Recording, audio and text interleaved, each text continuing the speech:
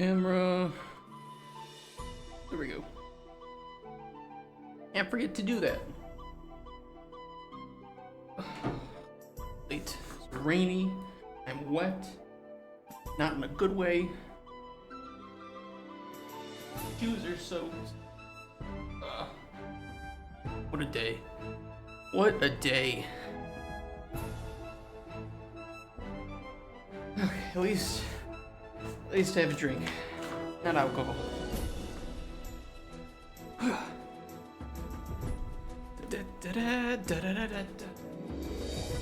Writing is fun. Do. I mean, it kind of is, kind of isn't. It won't be the same.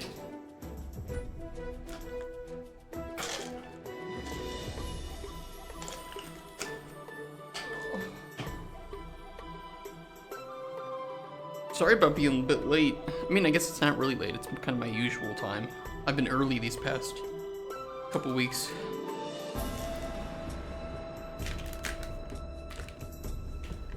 Had to get a little bit of extra sleep. Went to bed at like 2. You guys can hear the music when we're in this camera, right?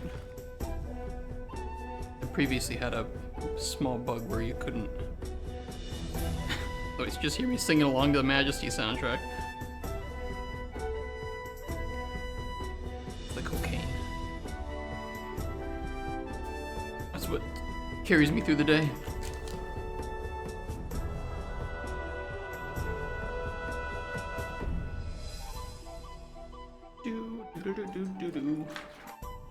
Gotta make sure we tweet about this.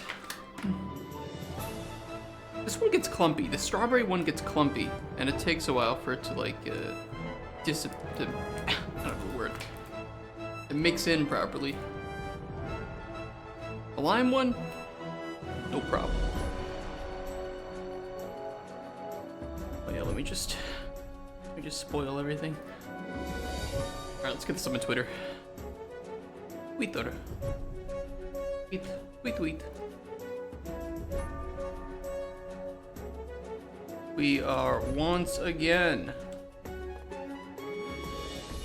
doing a day of EDD and malding about the game, about AAA practices in gaming. There, that'll work. That's kind of clickbaity, right? Game dev, indie dev.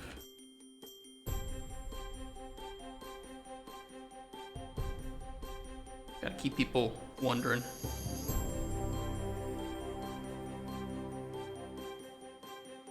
Okay. That's good.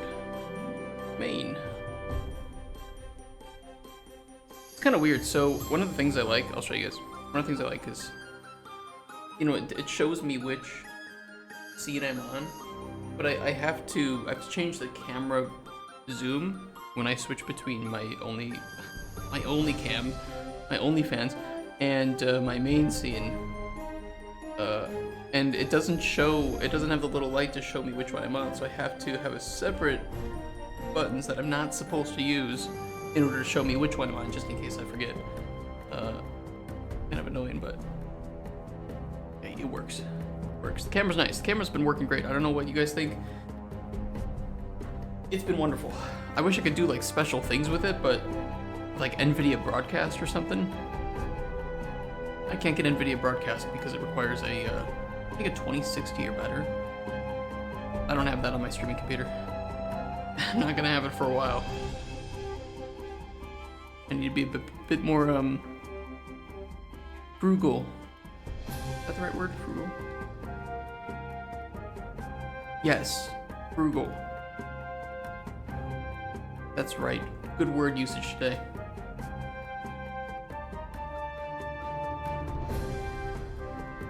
No bugs in this, right? Okay. So I don't know what was happening yesterday, but there were some weird ass bugs going on with Word. Jesus Christ. This might end up being the longest GDD I'll ever write, but we'll see. It's a very, very systems heavy game.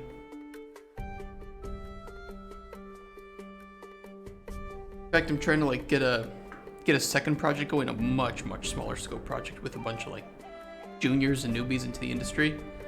And that game's GDD is gonna be far shorter. Thank God.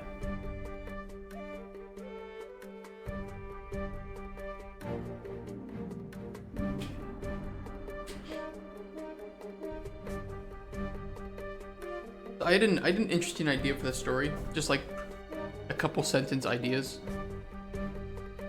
of what we could do for Cauldron Chronicles for the story. So I like the idea of like this corruption that's slowly taking over plants and stuff, maybe different biomes, and it's like creeping in towards your hut.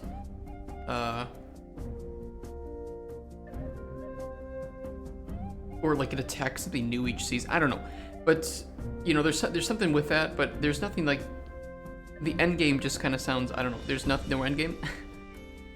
So I was thinking maybe there's some way we can tie in old alchemical symbols and symbolism to it. So things maybe regarding like the sun and the moon and the stars. So maybe there's like a solar or lunar eclipse or something that's going to occur within like maybe 2.5 years or something, and that's what leads to like your family member, let's say you're like your parent or your guardian, leaving you in the hut alone and tasking you with trying to control it in this area while they try to find a way to stop it, you know, in the neighboring kingdom or something. And so that kind of leads you into what your main task is, or what the antagonist is, right? It's you versus the environment almost, which I think is very fitting for this type of game, as opposed to you versus some big bad boss or enemy, right? I like that, you know, the plants are your friends, they're your food, shark bait, but also they are your enemy, right? They're the thing you're trying to work against, in a sense. And maybe it's tied to some like eclipse or something where you have to prevent that, prevent it from getting out of control by the time that happens, because then there will be no, like, I don't know, which is, I think it's a solar eclipse, right, where the sun is blocked. And maybe there's like something where this is going to be some long-lasting eclipse, and so that if the plants don't have the sun, exactly, the plants don't have the sun, then, you know, that's like their fuel, of course, because photosynthesis, and therefore the corruption will spread faster than you can imagine, and we're doomed, right? So that could be a way to give you kind of an in-game timeline, and of course for us to control the scope of the game by saying by this point in the game it's going to happen. Could I go to upset at DD2 endgame? I don't know what endgame is like for it. Is it possible to tell me what it is without spoiling the story points of the endgame? Because, you know, of course, it's like for the first game, you had this like endless pit of loop that you fell down and killed things. It was pretty cool. I don't know what the end game in DD2 is like. I don't know if you can say it without spoiling.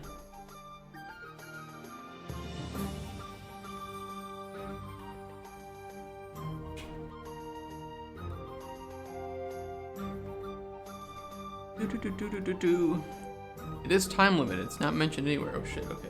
Well, it's good to know. But do you mean like the end quests? Or the post? You probably mean like the end quests, right? And not the post game? Because I did spoil myself yesterday. And took a 2-day nap in an inn and got put in New Game Plus. Okay, so I haven't started that yet. I did see that there was a point of no return.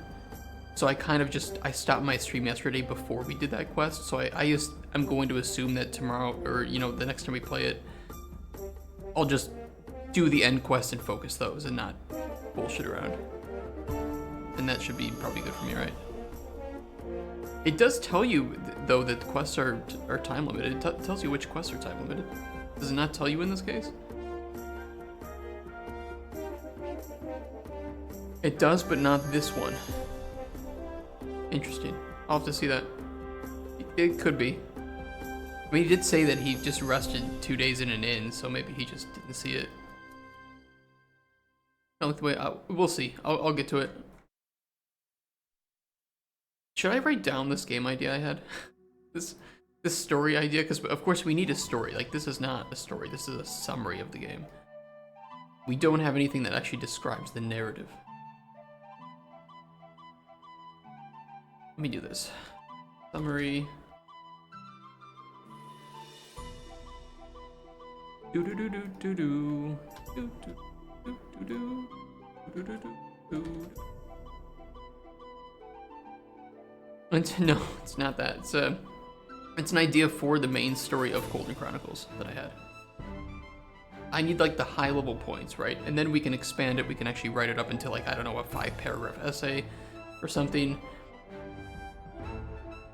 I can have, I don't know, ChatGPT expanded. Golden Chronicles main story.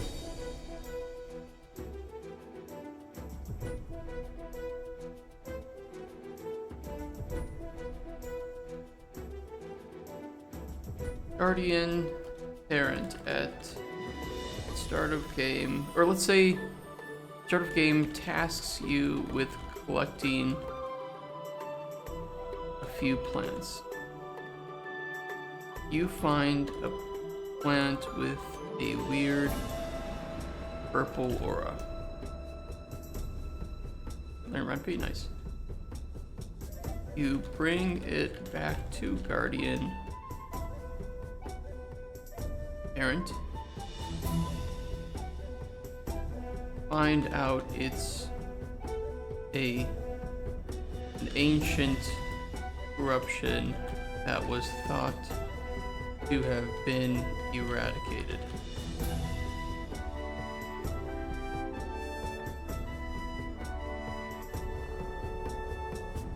Guardian parent urgently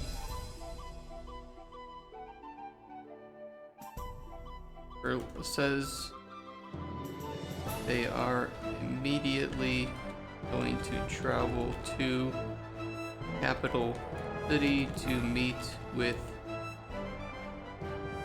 Alchemist League, try and stop it.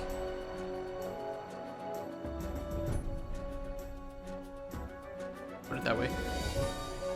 Guardian parent asks you with protecting the hut and nearby land from the spreading corruption.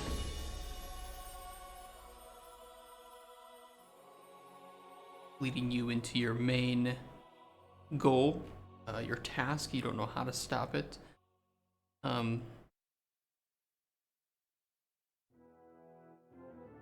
Nobody knows cure. Kind of leads you into your task. You are going to find that cure, or not. And I don't know if we could have like two main endings, right? Two like global state endings, and then small endings for different factions or villages or people, right? So you kind of maybe just lead into one of these two or three. Maybe it's like kind of cured, but not totally. Who knows, you know?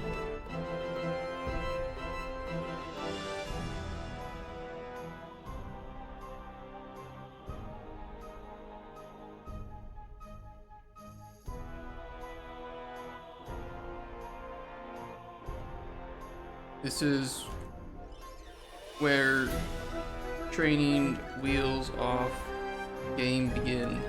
Like, let's put real game begin.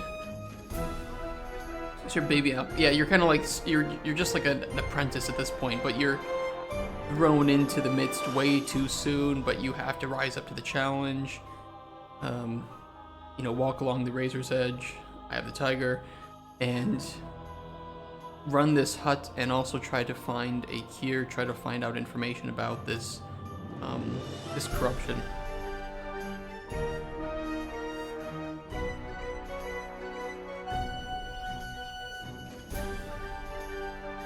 Guardian parent returns after fucking epic music for this lore. Parent returns after one season to inform you that the Alchemist League has found a worrying discovery.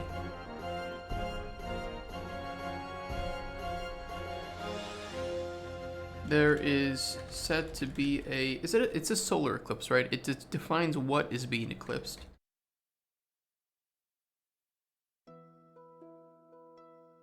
Yeah. Said to be a rare phenomenon, a long-lasting solar eclipse.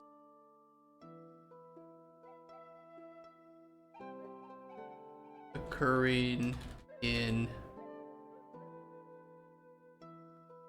2.5 years. Change this to determine game scope. Full GG. I mean, really, that's what we could do, is like we could just determine game scope in that way.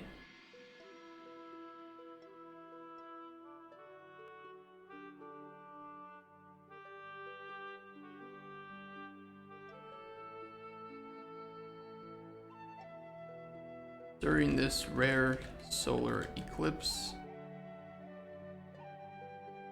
This is all first iteration, by the way. This is just like some bullshit idea I had, so maybe we can refine it and work it. Especially if we get like a narrative designer. During this rare solar eclipse,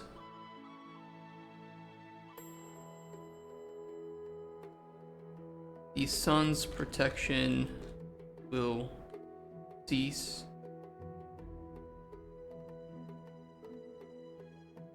You could also say during like the nighttime is when the corruption seems to spread the most, and during the daytime it doesn't because of the sun. It'd be kind of cool. Would give some sort of like both incentive to explore during the nighttime to find corrupted plants or whatever, but also maybe it corrupts like some of the monsters and the creatures around it, making them a bit more challenging or resistant in some way. This protection will cease for a long period of time, and the corruption will spread unfettered. Is that how you spell unfettered? Unfettered. Yes. AKA world gone, GG Nori.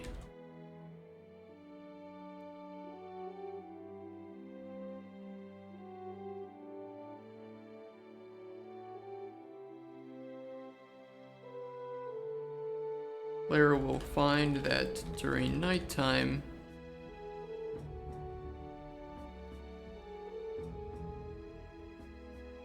corruption seems to spread.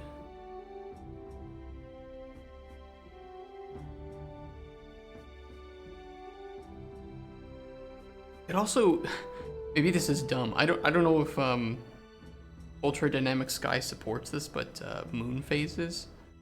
How cool would that be if like during a full moon you don't really find much corruption because it's kind of held at bay by the amount of sunlight being bounced off the moon. But during a new moon, you know, it's like totally dark. Does Ultra Dynamic Sky support moon phases? Now I have to know. Also, I now have to start paying for plastic because I use too much space. Like, don't starve. That's a good, hey, I mean, if there's any game that I would want to take some inspiration from, Don't Starve is a pretty good game to take inspiration from. I completely forgot that they had moon phase mechanics too. Such a good game.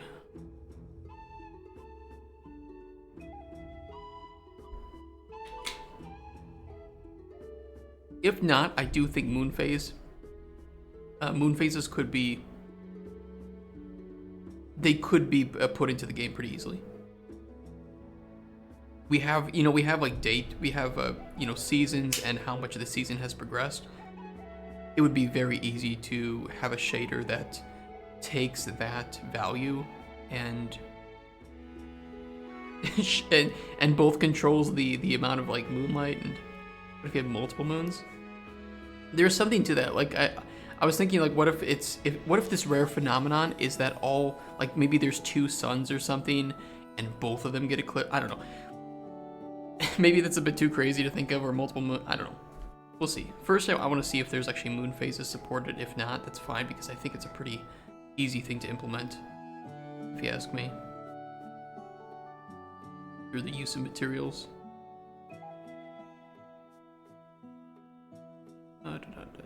Let's. Can I just type maybe just phase?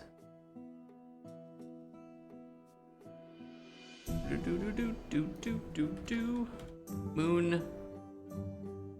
Add planet moon preset. Okay. Moon. Moon phase. It does. It supports phases. And does that then change the amount of light? Nice. Let me change it to nighttime real quick.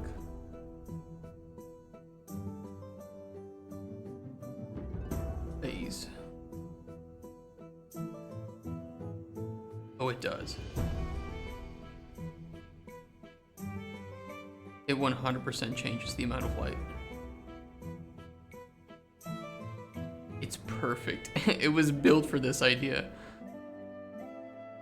How cool would that be?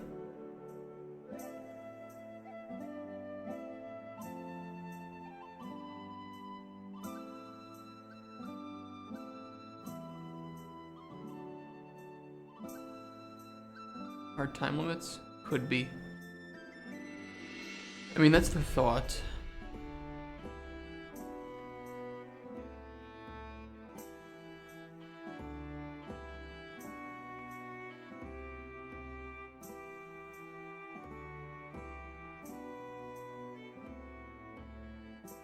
I'd have to see. I think it would be something that we would play around with, right? And maybe that's just like a. Again, if we have this occurring in a certain amount of time, we could adjust this time to extend the length of the game or to shorten it.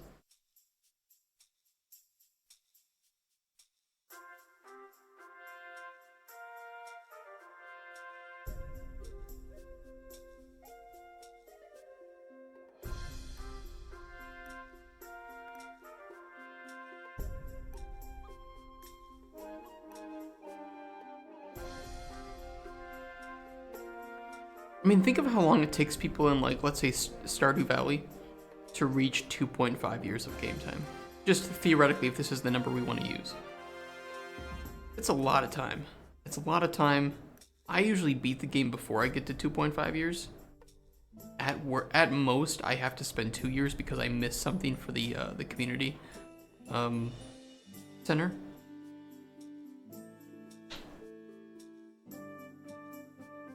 Like, I think the game could still go on in our case. Time limit in casual mid-core game, though, is concerning.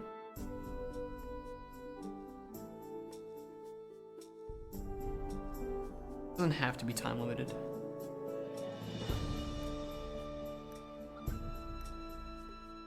But if you don't have a sense of urgency, you know, it depends on how it's communicated to the player, right? I mean, if we just had a pop-up that says, yo, you gotta do it.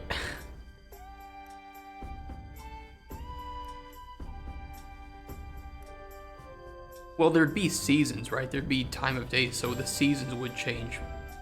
I mean, that's a forced time mechanic. The moon phases would just be an additional layer on top of that. It wouldn't increase the speed at which the game is changing. It would just change the amount of light that you have at during the day, or during the night in this case.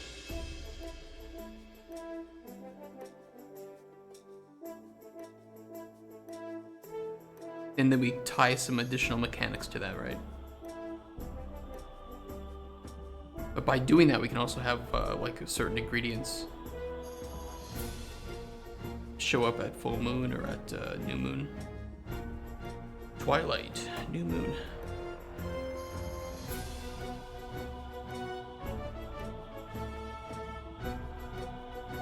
The main question to me is whether or not any sort of forced time mechanic in a casual to mid-core game is desirable. Doesn't Stardew have some forced time mechanics though? Or am I crazy about that?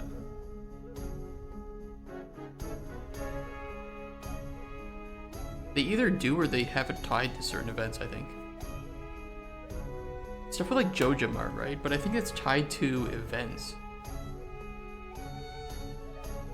Let me just fucking chat GPT. Right. Does Stardew Valley have any forced time mechanics outside of the time of day and season system? It says no, but we don't know.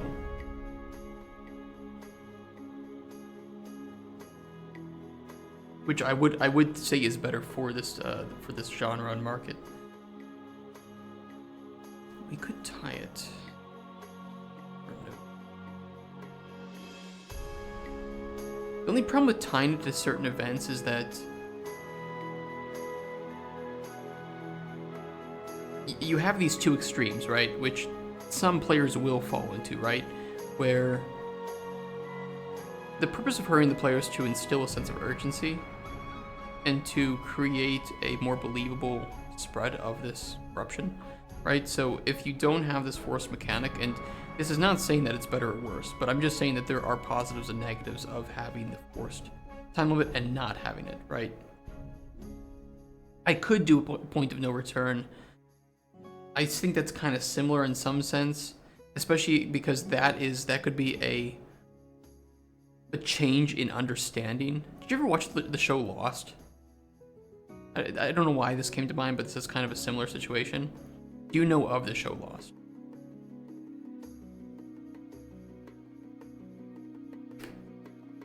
Do you know like any of the details of like first season and later seasons?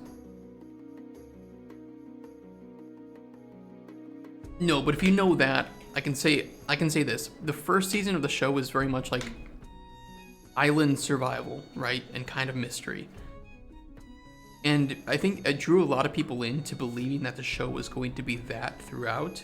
And then it transferred into this science fiction show. And for, a lot of people, that was just a complete dive off of what they were expecting and wanting the show to remain. So for me, point of no returns can often feel like that, where you're playing at one pace and one understanding, and the game kind of throws this curveball, and sometimes it works, sometimes it doesn't.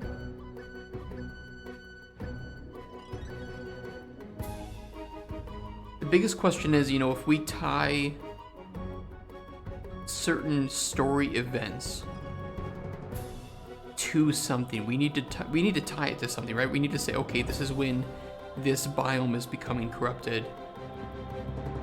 How do we handle that? Do we do it based on like a new season, a phase, phases of the moon or something? When if the player knows that there's a new moon, there's no light. We could do.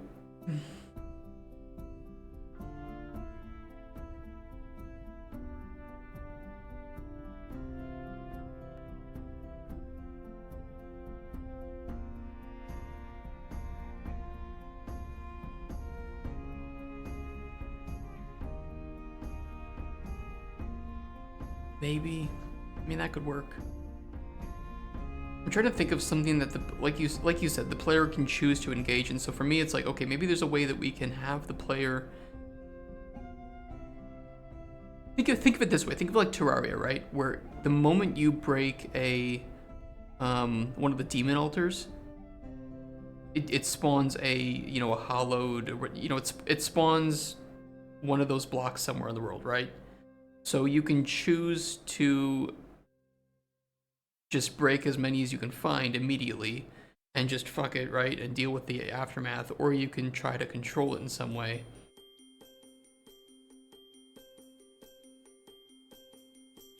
What do you mean with the distances?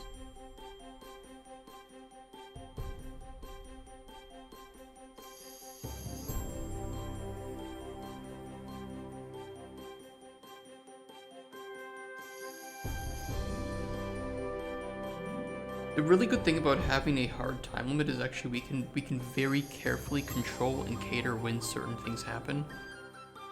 Well, we don't know how big the world's gonna be. We don't know.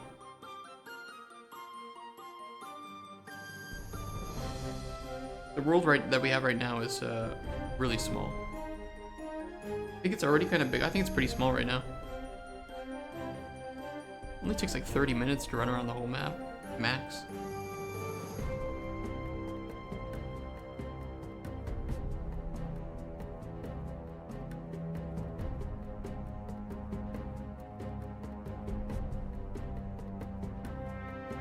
Well, this is one of the things we do to determine scope, right? Is we have to scale things up or down.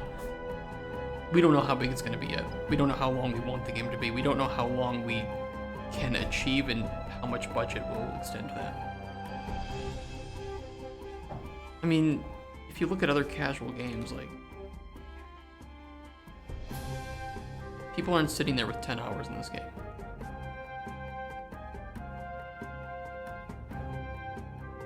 So, I don't think so. I mean, it can take you quite a while to run around all of it.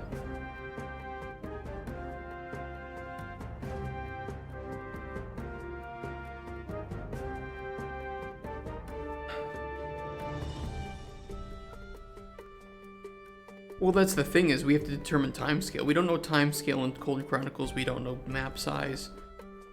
We don't know desired playtime. For me, I would say a game that's maybe offers probably an average of, like, I don't know, 30 to 40 hours of content is pretty ideal to me.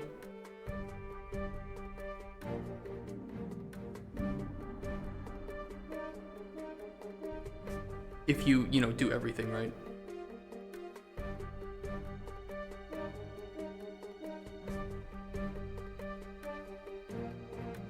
It's all just balance. Like, this isn't crazy, but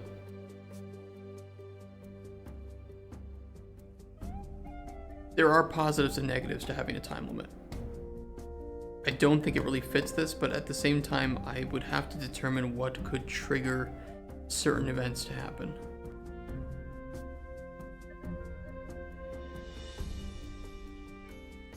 Maybe they could be some, ancient altars that you have to pour some... you have to work out a riddle and pour the right mixture onto it.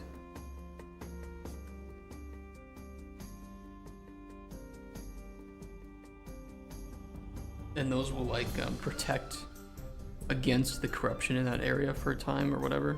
I don't know.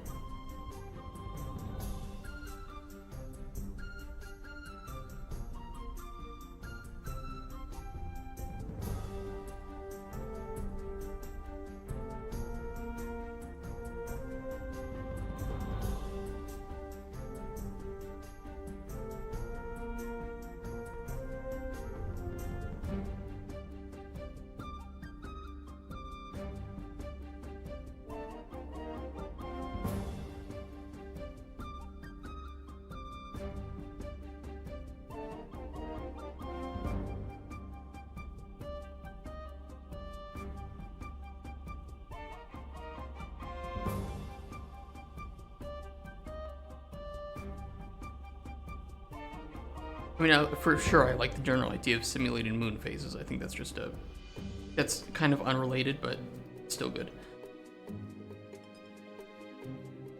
Especially with just how much symbolism the sun and the moon have with alchemy.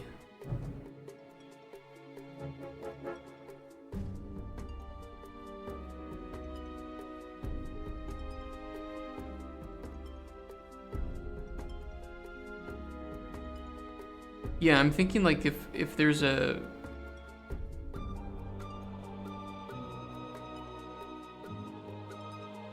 I mean, here's the thing, like, we can have a hard time limit. Let's say this. Let's say the average player needs 1 hour to counteract something in game, the average casual player. So let's say we give the player 10 hours of in-game time to deal with it. that means that there's only going to be this tiny, tiny, minor, little fraction of individuals who don't do it.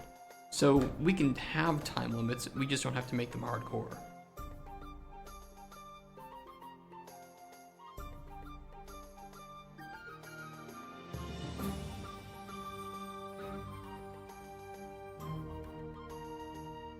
Because for me, I think that tying some type of corruption spreading event to every new moon is pretty damn interesting, especially if we have really dark nights during new moons.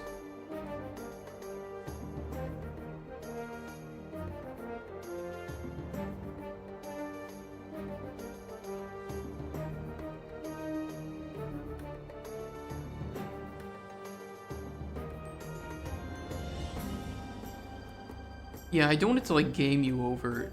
It would be more of a case where it would just change the ending depending on how much of the corruption you've altered. The thing I was thinking of where we go, like I just use Mass Effect as an example, right? Yeah, Mass Effect's a good example. So you have like one of 3 endings for the main story, but then every faction and character, gets their own kind of ending, right? So in our case, we could have a few endings based on the amount of corruption that you've dealt with and handled, and then just different endings for different characters, and show them, what happened to them, and where they are in life now, or if they're dead in some dungeon somewhere. And that way you can feel like maybe you didn't handle the corruption well enough, but it may not have a major effect on the characters, or maybe only some characters.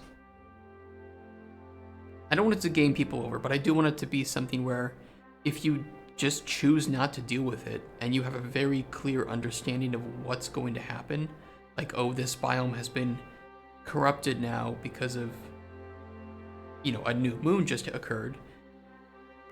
If you don't deal with it, so maybe so maybe let's put it this way. I'll do a quick drawing.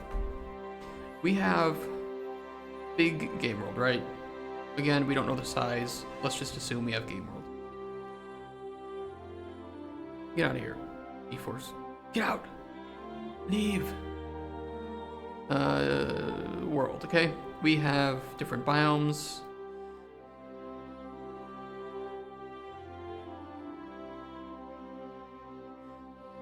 Makes sense, right?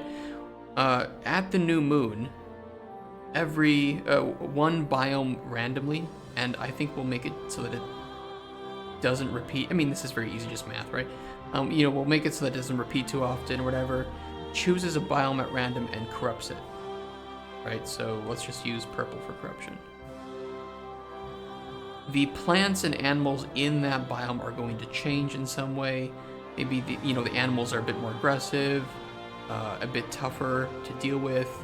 The plants have new properties or new flavors, but of course then you have to be careful about venturing in there because the animals are aggressive and maybe the monsters are a bit more tough. You then have to look for a random, I won't say random, you have to look for a placed corruption to become the evil. Maybe there's something cool we can do with that. Maybe there is, I don't know.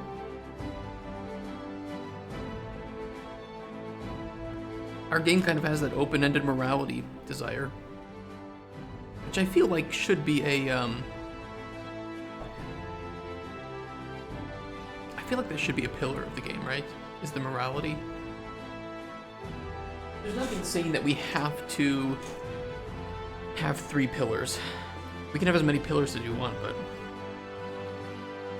yeah, and it's like, I would play a good character, of course, but that doesn't mean that we can't cater to the people who wouldn't, or speedrunners who want to do like a, I don't know, any percentage evil run. But let's say that there are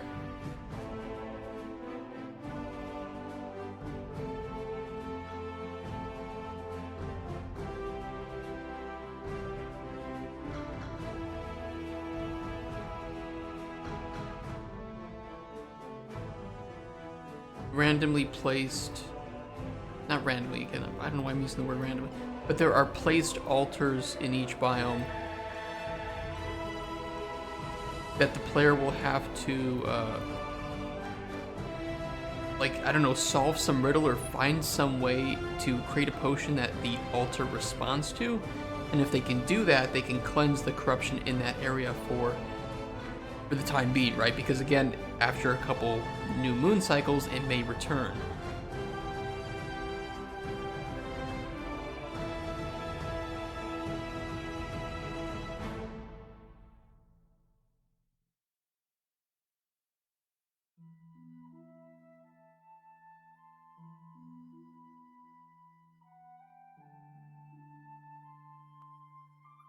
And if left unchecked, that is true. I mean, but it would be like the puzzle itself would be finding the potion. Trolls that make you do funky stuff. That's true. I mean, doing something unique in each would be pretty interesting.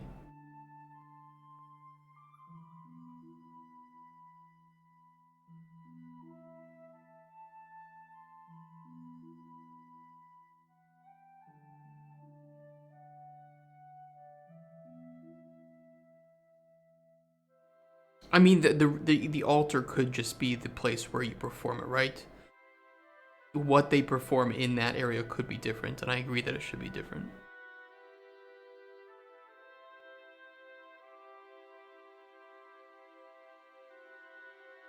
It would be pretty cool if we had a couple of different possible spots for these to spawn. No, I mean, part of the point is we want to make the game learnable. Yeah, maybe there's something like that.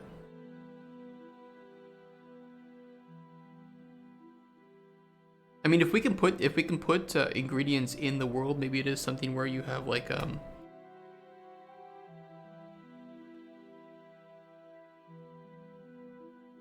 where you have like some, you know, alchemical like just, you know, Full Metal Alchemist or something, right? Where you have the, you know, you have to place different things at different points, and you can choose to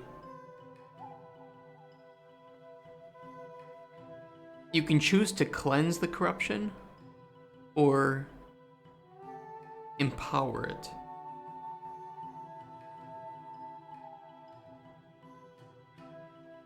There's your evil arc, and if you empower it, you know, the ingredients become much better, like much better corrupted ingredients with, you know, some crazier stats or something. But enemies become even harder, and I don't know, some weird shit starts happening in the biome would be pretty cool.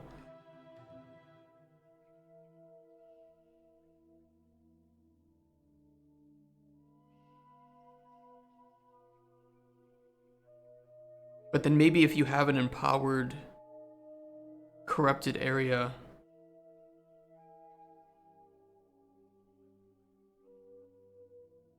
there's a chance each night for maybe to spread into a neighboring biome. Yeah, I was thinking of like corruption stages too, like stage 1 corruption and stage 2, stage 3. So when you empower it, it forces it to go up a stage, but it will also go up a stage if not dealt with before the next new moon. So kind of a penalty for leaving it be. You could just end up with a fully corrupted area or something, I don't know.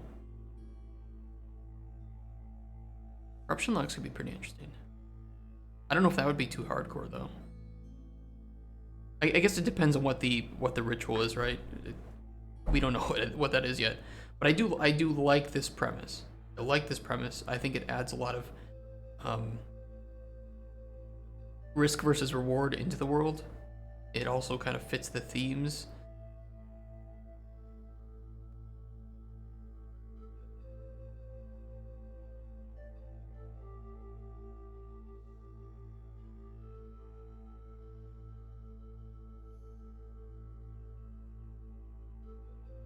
Well, so my thought is that, you know, every new moon, so roughly once every month, in game, an area becomes corrupted. You have to perform some ritual, we don't know what yet, to cleanse it. If you don't deal with it by the next full moon, or the next new moon, I'm sorry, then it becomes a higher corruption stage and a new biome gets picked, preferring ones that are neighboring to that. So it could quickly like get out of control.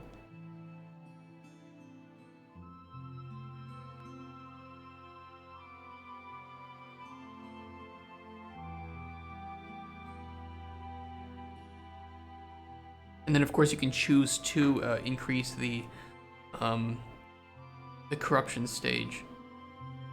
You could force it to be higher for some time, right? And you may want to do that in order to farm like high level materials, but of course it could be very difficult.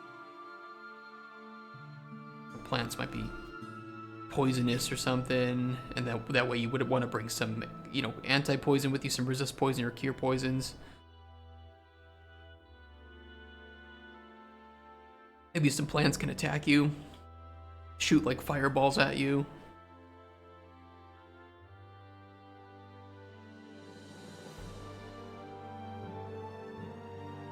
But you know, for me, I think it's perfect for this game to have the main antagonist be the environment itself. I think that just fits with the themes of this game.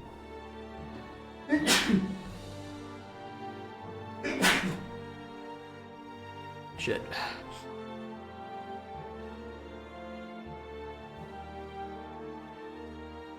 And the good thing is this doesn't change the premise of the game really at all. It just adds a lot more depth to the open world, which, in my opinion, really needed more depth to it.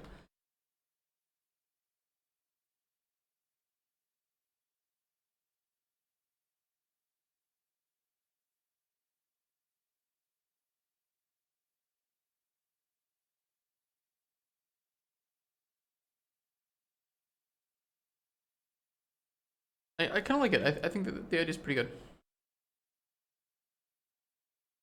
Yeah, I think it's, you know, it's simple. It's not really, maybe isn't super unique, but I can appreciate the simplicity.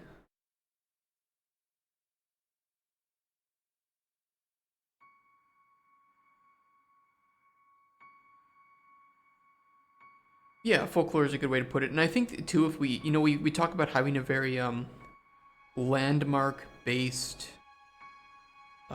you know, level design, right? So, you know, something akin to Elden Ring. So it'd be cool if different landmarks that were well known changed in some unique and interesting way with the spread of that corruption. So let's take that, you know, that giant red tree that we have.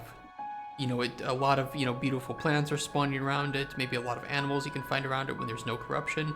But when there's corruption, it, you know, spreads out some like bloody looking tendrils and roots. You know, it gets crazy. Many magic games are just like high magic or standard magic. Friedan cast magic in a way made by people over time. Yeah, and I think Friedan's magic system was just, it was very folklore based. I mean, the strongest spells were, according to her, like folklore based spells. So yeah, I think we just lean into that with the Ghibli vibes, and I mean, Ghibli's kind of done some horror stuff, right?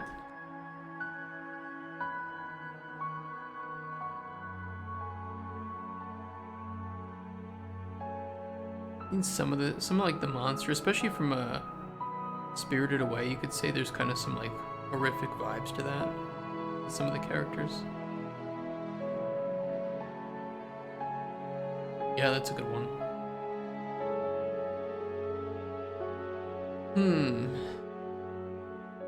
Add some more work to my GDD.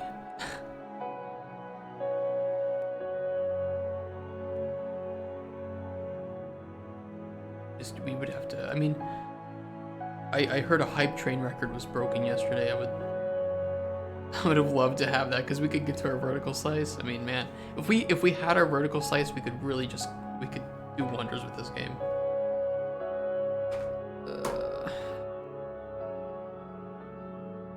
If we just fuck over my credit, take a massive loan.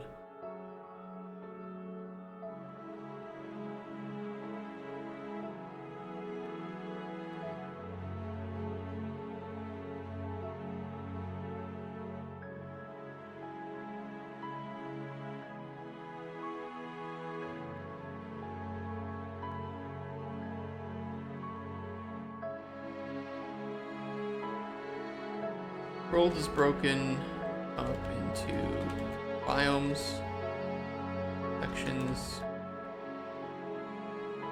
Each biome has an altar.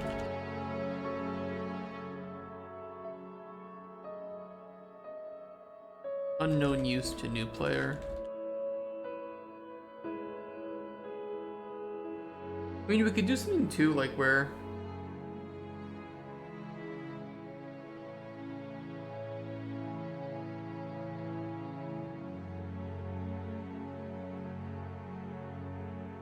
maybe there's like a little bit of life, you know, when an area changes to corruption, right? We could change, I don't know, like grass and landscape color to like some purple, whatever color we use. Let's just use purple as an example because people know Terraria corruption purple. Maybe around these altars there's like a little bit of life trying to cling on, so it's a little bit easier to see from a distance. So there's like just a small radius of it, like health and life, maybe a couple like butterflies or some shit or whatever, who knows. That way the player can kind of get a sense naturally, thinking, oh, this might have something to do with restoring this area, because around this altar seems to be radiating some life still.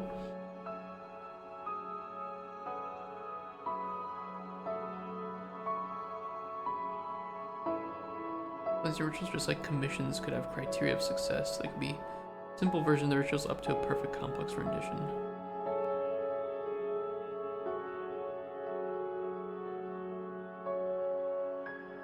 I like the idea of the community pitching in there.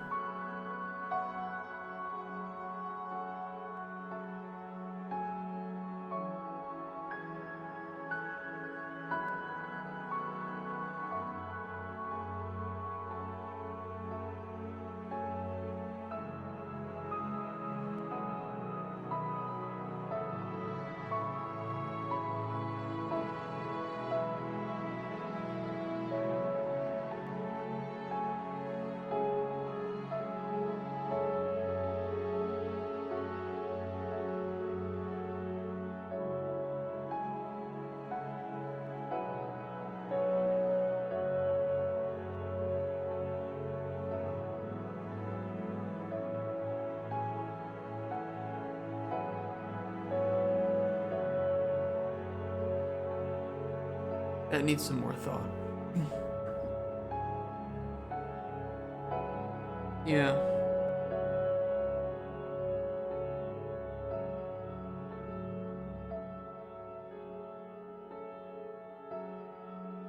But it, you know, and you know, like we've said, it could tie into that biome specifically. Sequence of potions, maybe.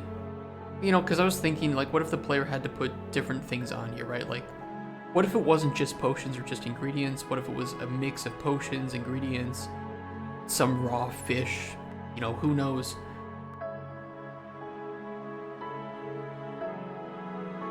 And it could be like there's, let's say you collect some raw fish, right? And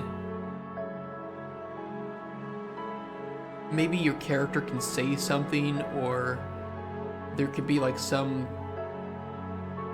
I don't know, pulsating lights, just some way to like give the player a hint that this is somehow special. Little Inferno did that pretty well, where you had to collect you had to burn certain things, certain objects in the fireplace at the same time to trigger, you know, the end game, and they were special in some way like that. Some way to determine what's special to that area, kind of as the community center requests from Stardew, right? But each area has its own like requests. Maybe instead, I like the idea of there being critical successes, right? What if it's what if it determines the time that biome is protected? So you're trying things out, you protect the area for like one new moon cycle. But the more right stuff you put in there, the more it becomes protected for a longer period of time. Like adds 2 layers of protection, 3 layers of protection.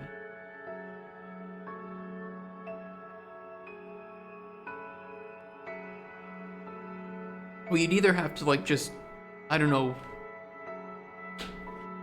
trial and error, which of course isn't fun, and I'm not saying that we should do that, but the player could do that if they wanted. But more having some way to show the player that that item is special to that biome in some way. Yeah. Maybe your slime could say it too. Maybe when you like feed your slime, let's say that raw fish, it like glows gold or something and indicates that that is an item for one of the biomes. That's, you know, one of the special items.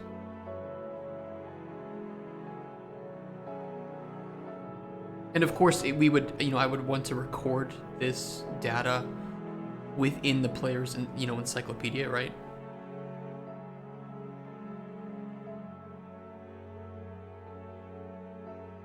I think it could be explained through like maybe just a small cutscene, like the first time you feed the slime, and this could be we could have a tutorial to feed the slime something where this happens, right? So we could force the player to have to discover it or to figure it out.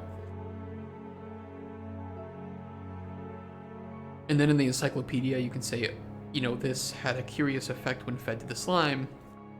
I wonder what it means, kind of thing.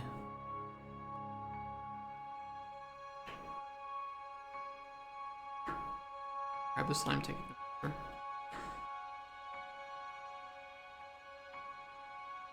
I kind of want the slime just to hang out in the hut. I want him to be your little hut buddy. And then if he's out in like the wilderness, then he has to have nav mesh and shit. It's like, I don't know. But we're on the right path. We're on the right path with all this. What, like the trash slime eating trash anime? What is it?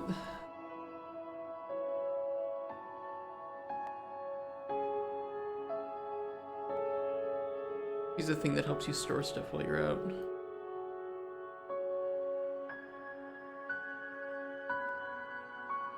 Could be done. It could be done. I mean, whenever you go into your hut, there's like just a small 1 to 2 second cinematic that plays where you pop your backpack off and the slime jumps into the house. A lot of work though. Well, that's a lot of work.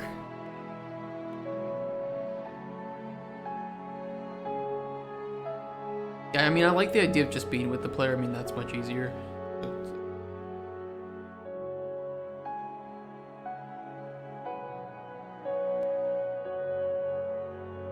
Because it could be like Sora from the weakest tamer anime, where he hangs out in her backpack. Can't really get a good shot of it.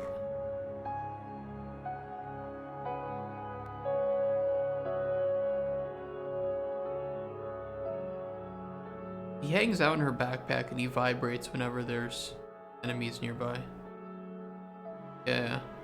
Make it like this.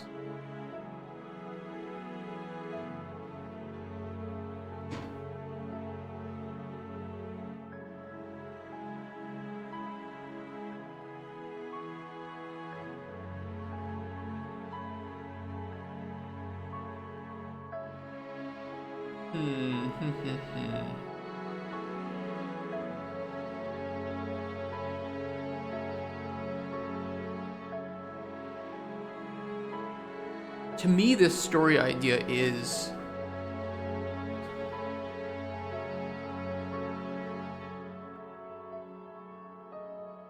it is to some extent attention grabbing and interesting, and I think that that's a good thing for publishers to like latch onto.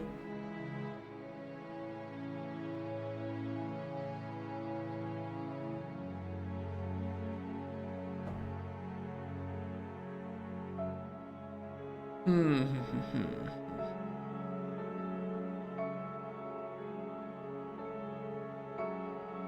How do we inform the folklore-based stories have a sense of warmth that people tend to latch onto?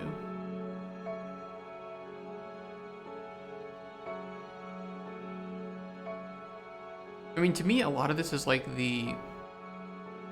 I guess we could say Fallout 76 is an inspiration here, where you know, you can choose to nuke an area in Fallout 76. You can launch a nuke, and it dramatically changes the wildlife and the plants in that area. It's very like it's an end game strategy because you can harvest a lot of the irradiated plants to make the best gear.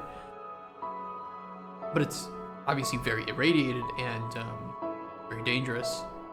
So I kind of like the idea of being able to choose your risk in this case. When the player's easy, people coming by share gossip. That's true. I mean, we would just make more use of NPCs, which is not a bad thing in any way at all.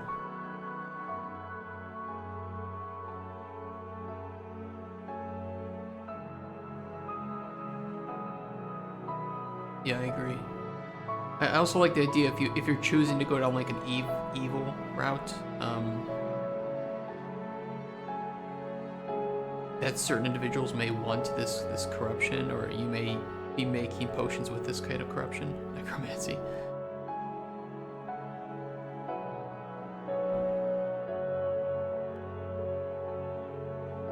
Yeah, I mean, I think for me, it's not about how, or it's not about trying to find a way to inform the player. Honestly, we have so many ways. We have so many ways, we just don't know which one is good yet. And we don't know if we want more than one or only one.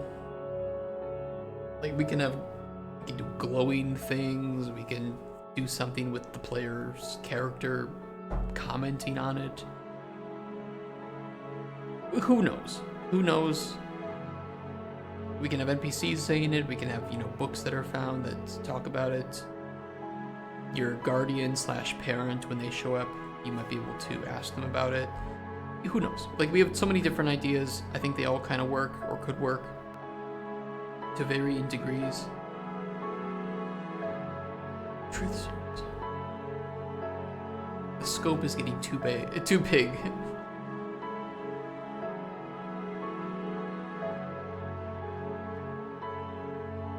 I already have people in my DMs shitting on me saying there's no way in hell that I'm gonna get $1 million to fund this game. To fund this vertical slice. I think individuals are willing to fund any game out there as long as the idea is good and the gameplay is good. $1 million is not as crazy as it might sound. You'd be surprised.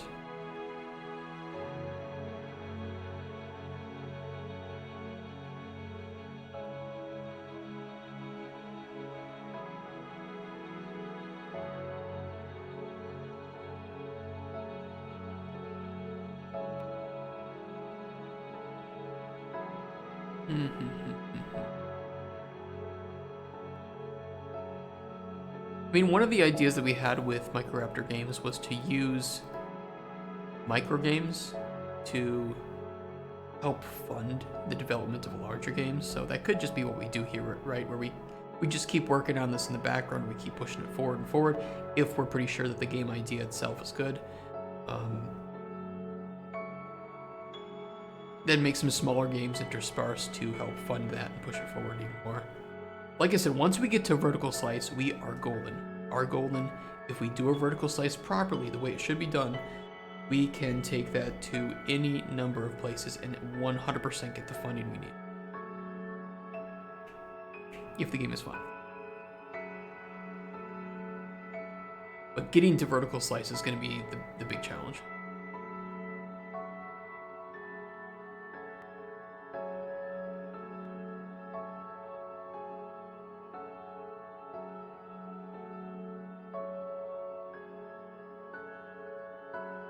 Well, let's write some of this down.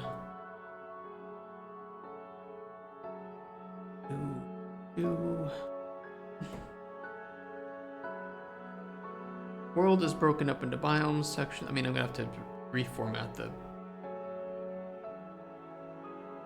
you know, quite a few sections of this to, and probably rewrite some of the pillars,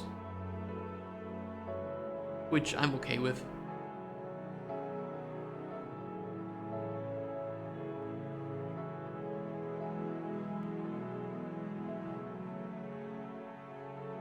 It is very okay to have to rewrite certain things at this stage. This is a good time to do it. Any time before production. Found as an altar. Altars are used to cleanse corruption in an area or I'll just use strength in it.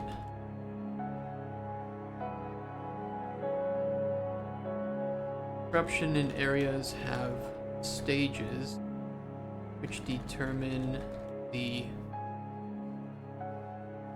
effect they have on the biome.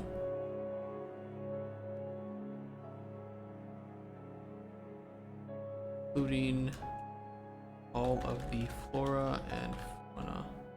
I mean, this also kind of reminds me of... Oh god, what was the fishing game? What was it? It was...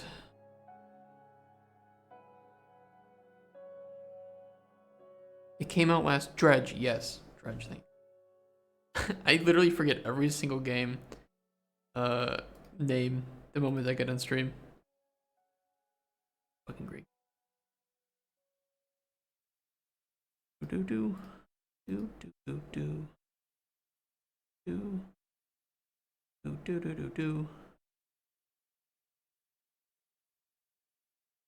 I don't mind the 10 hours Witcher music. The only problem is that it uses the fucking Netflix show music, which honestly I'm not a big fan of.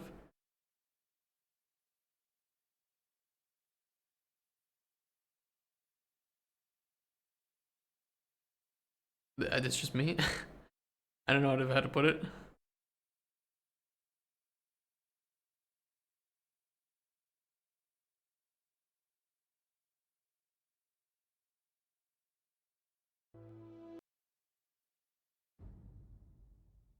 I don't know. I don't know what the question was. I don't fucking know anymore. Corruption areas have stages to determine the effects they have on the biome, including all the flora and fauna. Okay.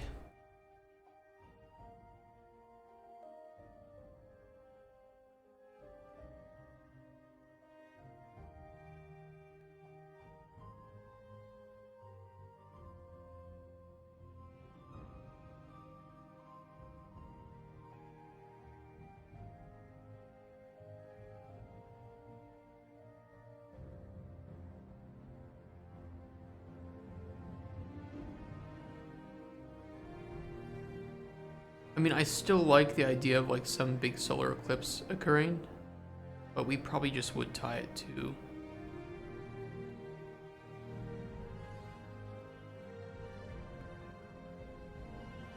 I don't know, I gotta think about that.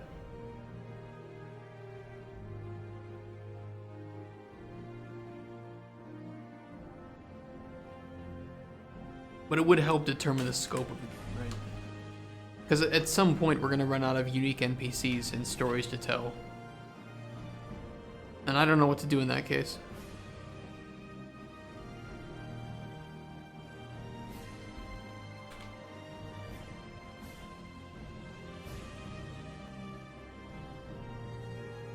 DLC, I mean... Okay, so here's the thing. I don't think modding support is necessarily going to be the solution just because we have...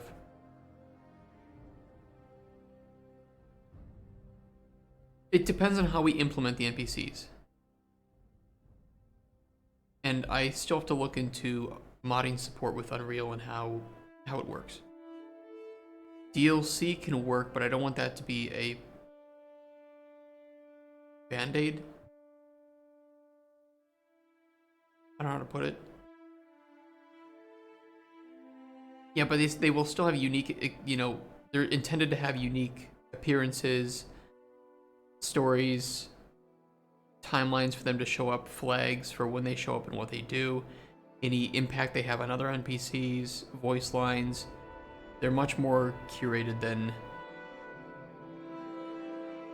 modding would necessarily allow. I mean, we could always explain away 3D model and voice lines, right? But we would have to create a system where we'd have to make it very modular, which I'm open to doing, but I can't say yes or no at this point.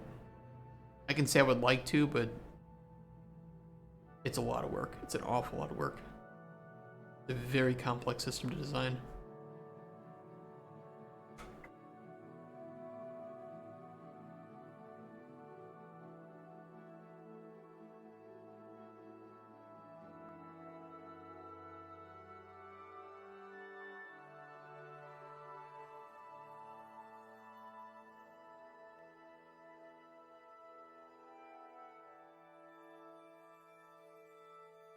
And it doesn't change the fact that at some point the game we will run out of vanilla game characters to do, which is why that time limit to me was quite useful, because I could carefully control the scope of the game.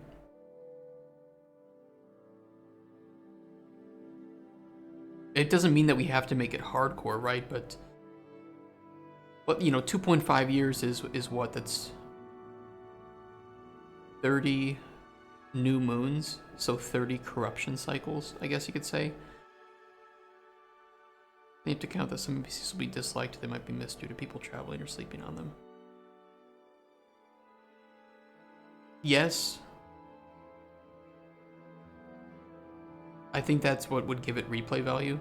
I mean, that for me, what I would do in that case is just lower the expected time frame that the player spends completing one game to encourage replay value, but still keep the game feeling like it's completable, like it doesn't take a year to complete one version of the game.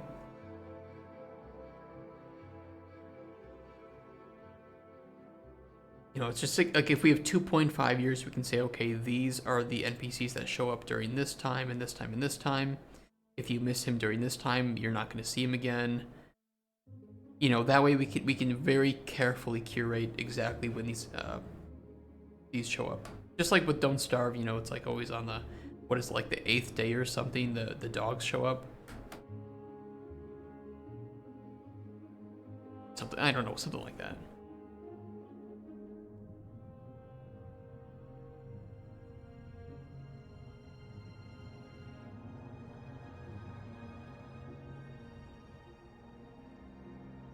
I mean, we can do something too where we shift to generic NPCs after all the unique ones are gone, and then that can be more of the modding supported types of NPCs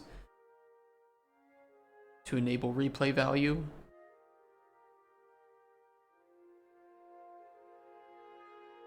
Or, post-game, playability.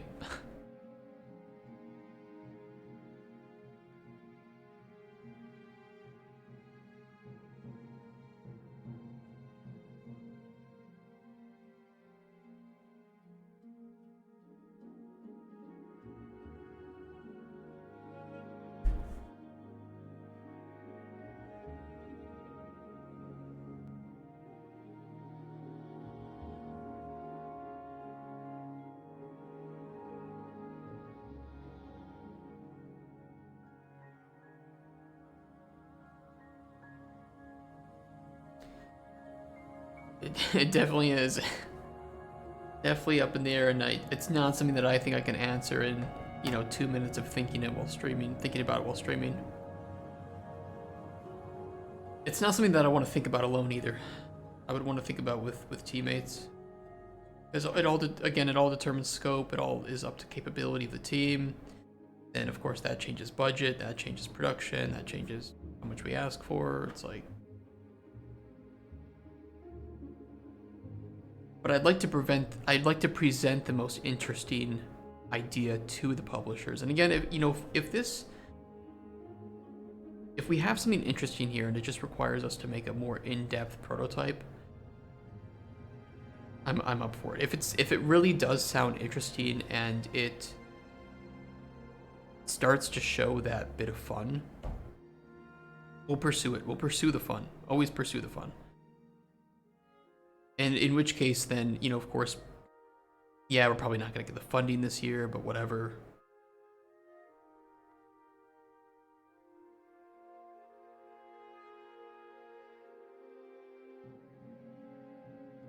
Can't rush greatness, right?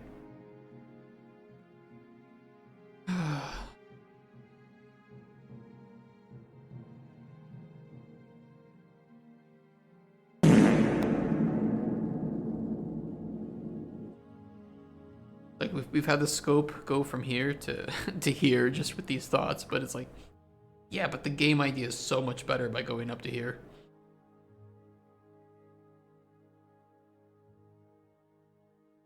I was about to click it. Damn you.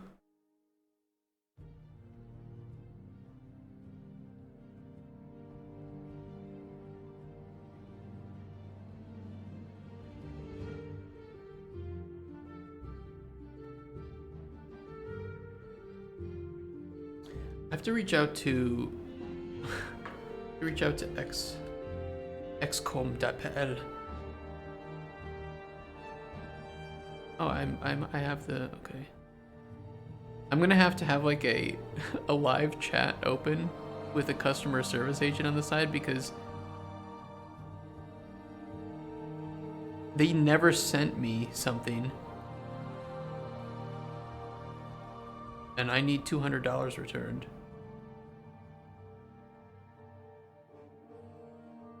How do I, what's the right, is this the right thing? Reclamatia? Complaint to the manufacturer. No, I want to complain to you. Complaint on our website. I'm gonna open up a chat window. Tricks to go big and cut away the fat. Yeah, I mean, it really is. You know, and the thing is, I just need to go to publishers and say, look, this is the idea. This is what we're looking for. We can trim where necessary. If you like this core idea, let's keep talking. You know, let's send emails right after the show here. Let's figure it out. You can clearly see that as meager as I am with certain of my abilities, especially with relating to like art, I can prototype, and I want to get this started. What can we facilitate? What kind of relationship can we start where I can start to bring some people on board to make this a possibility? You know, it's not like publishers are, we only do this and nothing else. They can give you money per milestone, right? Then you're suckling the teat per milestone. It is what it is. But you can start to move it forward. And if they sense that there's something being built here, they can keep adding on to it over time, right? You know, we kind of need that spark, that engine to be started, and you know, for the alternator to kick in, and it'll be going good. There a support agent who speaks. I apologize that I have to kind of do this on stream, but they're only available during like work hours, so I kind of have to.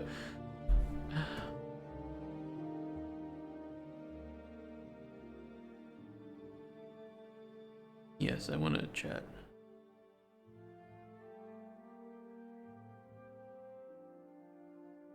I just want my 200 Zwoti back, okay? It's a lot of money for me.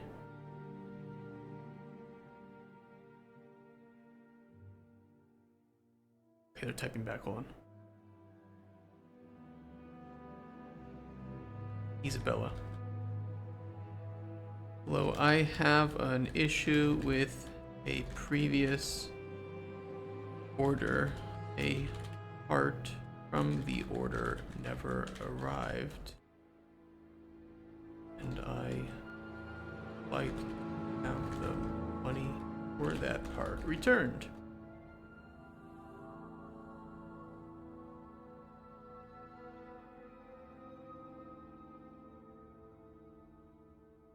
Okay, what are we typing? You guys gotta help me. You have to help me remember some things because this is a pretty big shift in our world design and story. I mean, we had no story before, right? So now we have some sort of like story that we're working on. And I'm thinking about this thing that I have to get the 200 Zwoti back on. And it's like, oh, all crazy. Okay, biomass altar corruption is areas. Let's see. Altars used to cleanse. Altar rituals are TBD, but first thought is to require certain items and either strengthen or weaken the corruption based on the items you.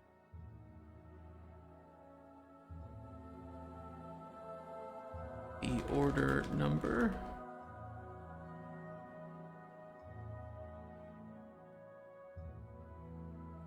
Never arrived.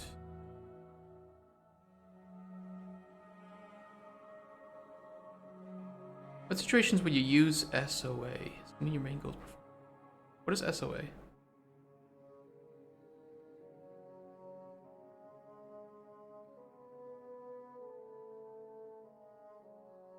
Drugs are.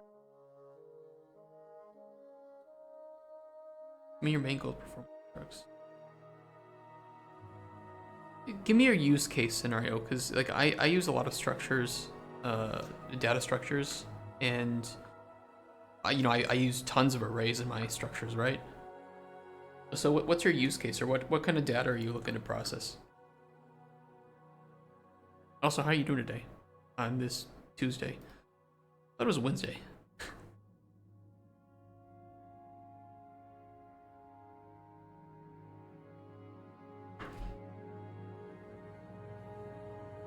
Things we used, stages,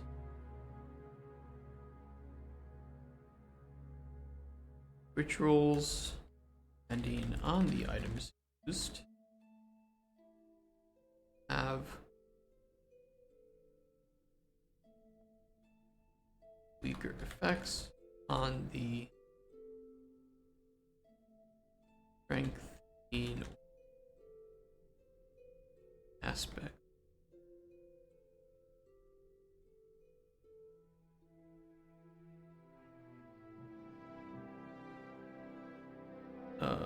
Telephone name, surname, telephone number.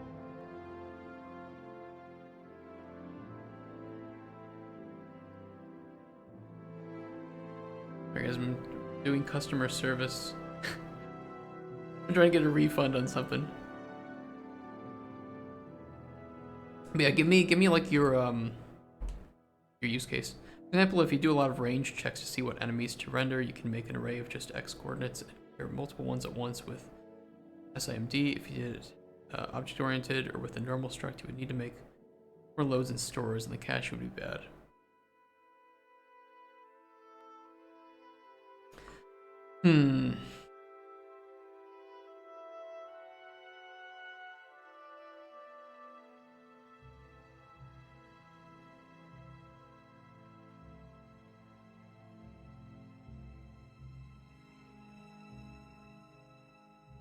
I mean, doing a few loops through like vectors is pretty cheap.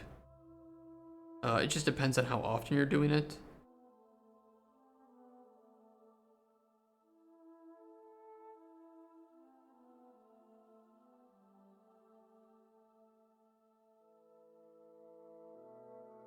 Yeah, I guess like which engine are you using? Are you doing this with, and what are you trying to do this with? How many enemies? Because I mean, there are so many.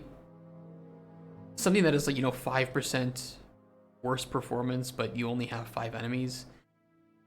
I mean,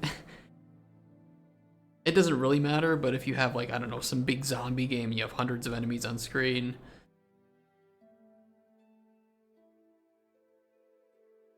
Game like Age of Empires, okay, so you want it to be performant.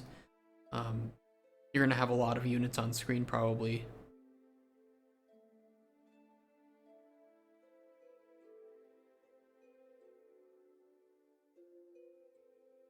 What engine are you working in?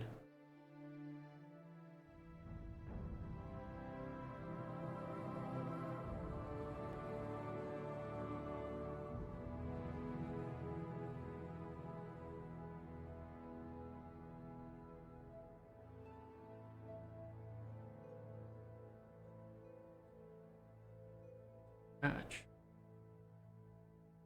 I don't have any experience with Scratch.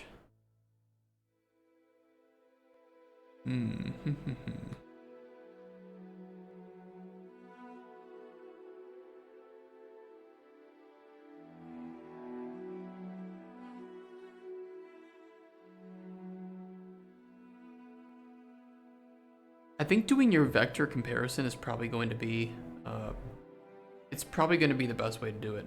I mean, that's just my thoughts. But if anyone else in chat has different ideas or thoughts on that, feel free to contradict me.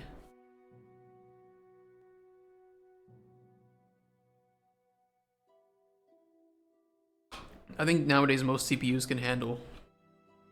Well, you're doing like, well, I guess if it's 2D, you aren't really doing vectors, are you? You're just doing float comparisons, right? I forgot you said the game like Age of Empires. I was thinking like 3D game. So we would have vectors of locations.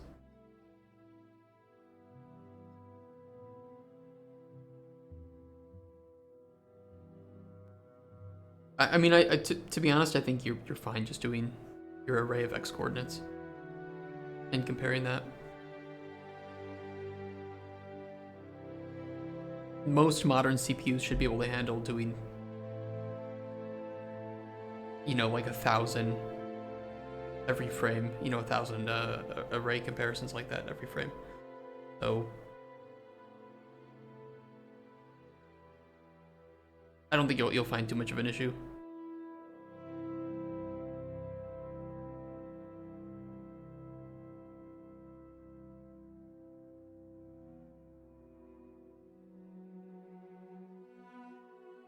The strengthening or weakening aspects.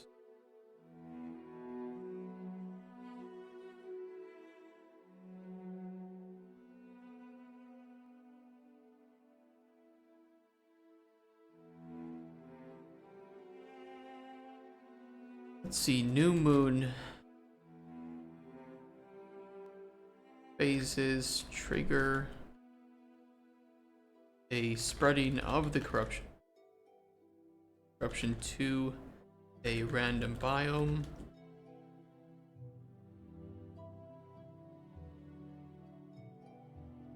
No repeated, no back-to-back repeats.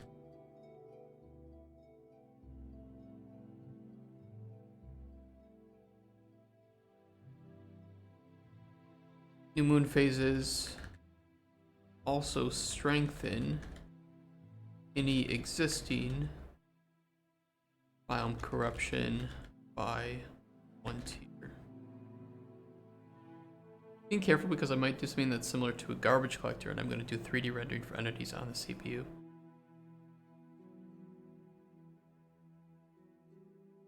That sounds pretty dangerous. Or you're starting to jump into things that I don't think are my exact purview. I mean, I have so many great programmer friends, and they're never on the stream when I need them. They're weird. They're up at like random times at the night, developing at 3 in the morning. And God forbid you need them at like noon. They're not awake. I don't know if that's typical among programmers, but it's typical among my friends.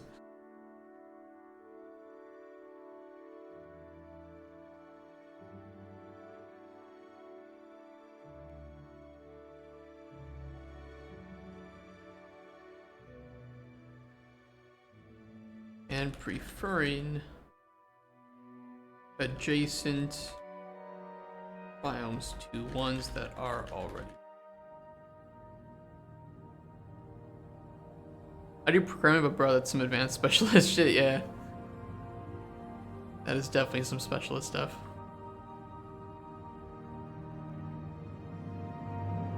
Do you have any game design questions? Help me out here, make it easy on me.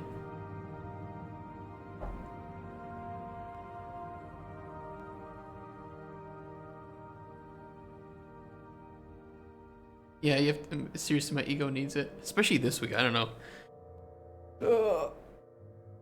I couldn't get to sleep last. I don't know, something was up. I had a lot on my mind. Tried so hard to sound smart. I tried so hard just to like help in any way that I was thinking.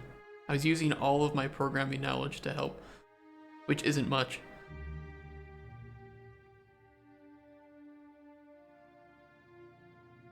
Do do do do do do.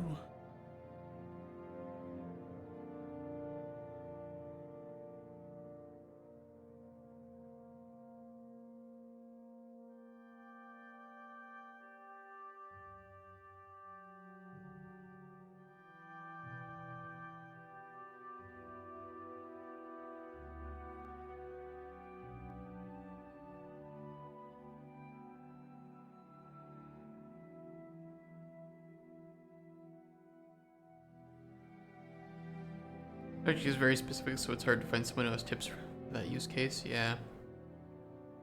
You need that, like, programmer generalist who has, for some reason, touched 10 different engines, and... I do know people like that, but again, they're only awake at, like, 3 a.m.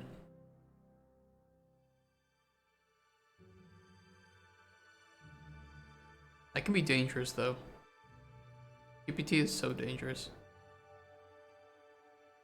Especially if you're trying to get, like, the truth from it, because if you don't know what the truth is, then you don't know if it's telling you the truth.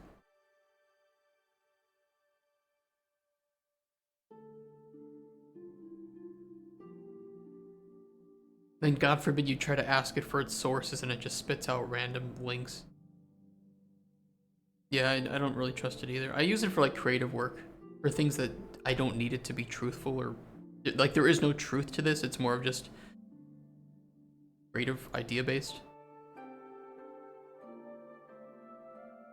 Or if I wanted it to condense this into like a set of 5 paragraphs.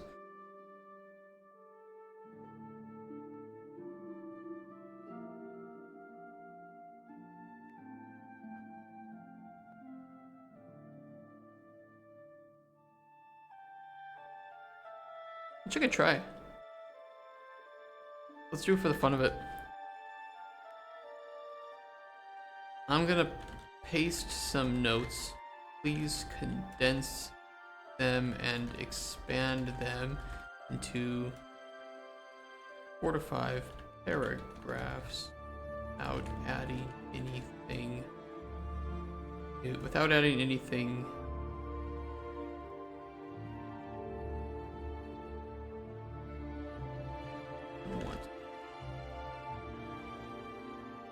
condense them and yeah,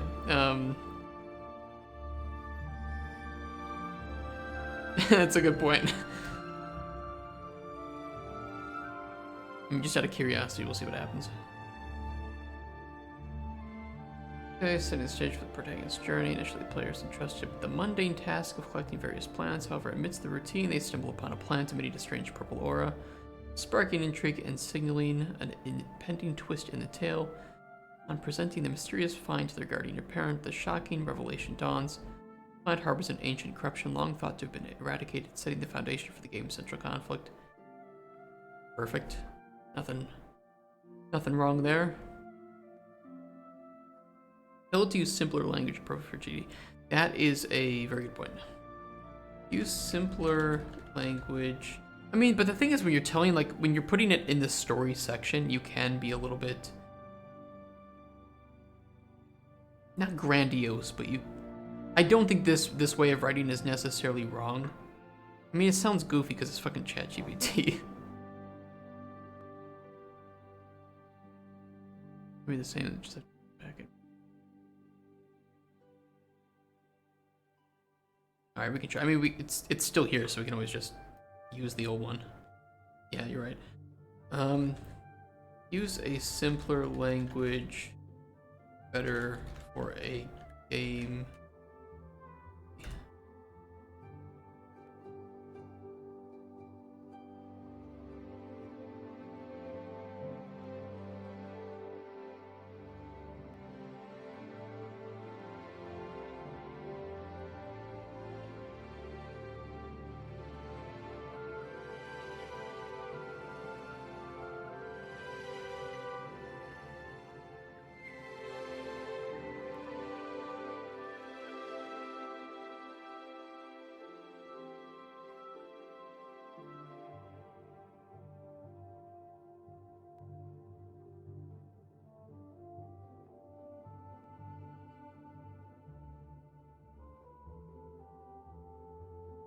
Let me read this more carefully. Let me see here, because I think that I might have missed some things, but I'll see.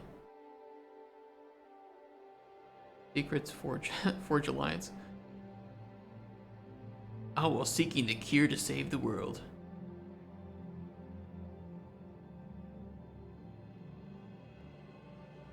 I kind of added some things here that I might want to remove.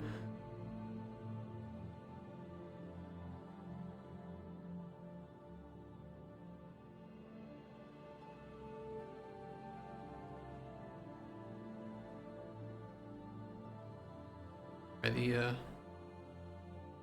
customer service agent is back to me on things.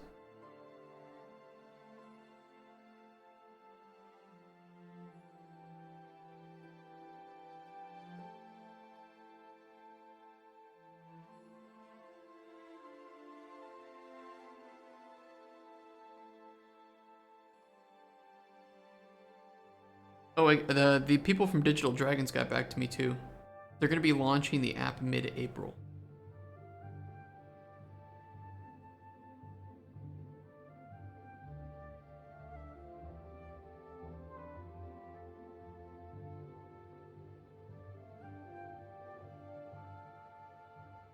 That's about when they did it last time.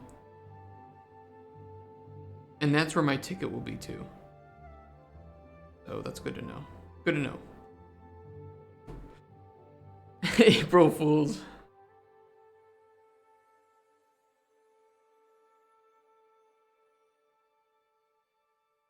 Was it yesterday? No, it was today.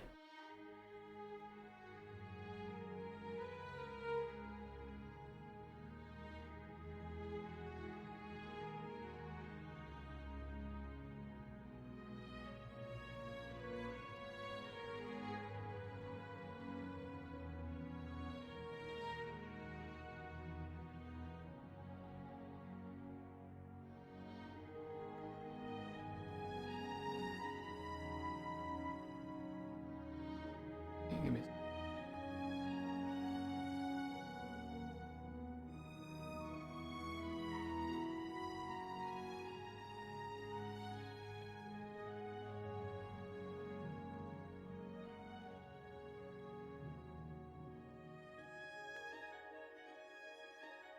I'm like, I'm like 3 things are something with customer service, and then something with this, and God.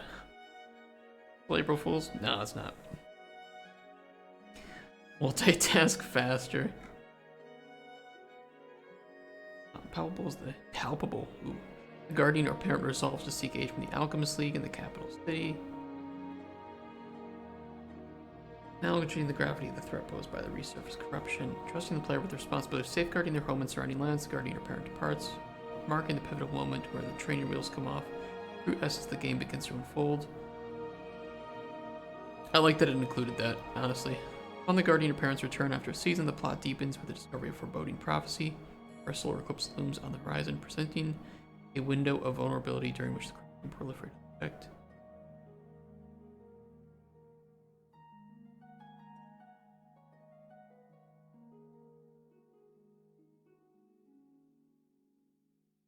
Helping me.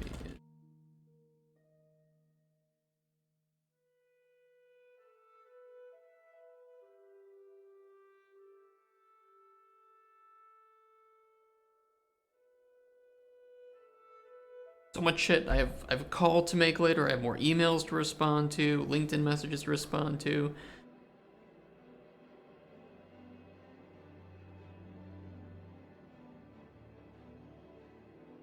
I don't want to be this busy. The thing is, when I posted on LinkedIn about us looking for a producer for a couple days, I was expecting 5 responses maximum. I got like 50.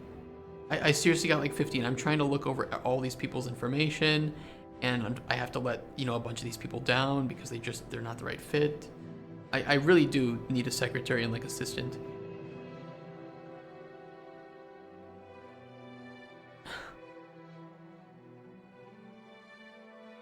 Okay. I only charge 1 key per hour.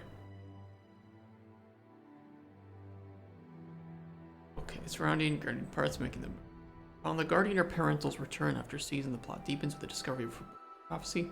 Her solar eclipse looms on the horizon, presenting a window of vulnerability during which the corruption will proliferate unchecked. This revelation amplifies the stakes as the player grapples with the impending cataclysm and the daunting task of thwarting it.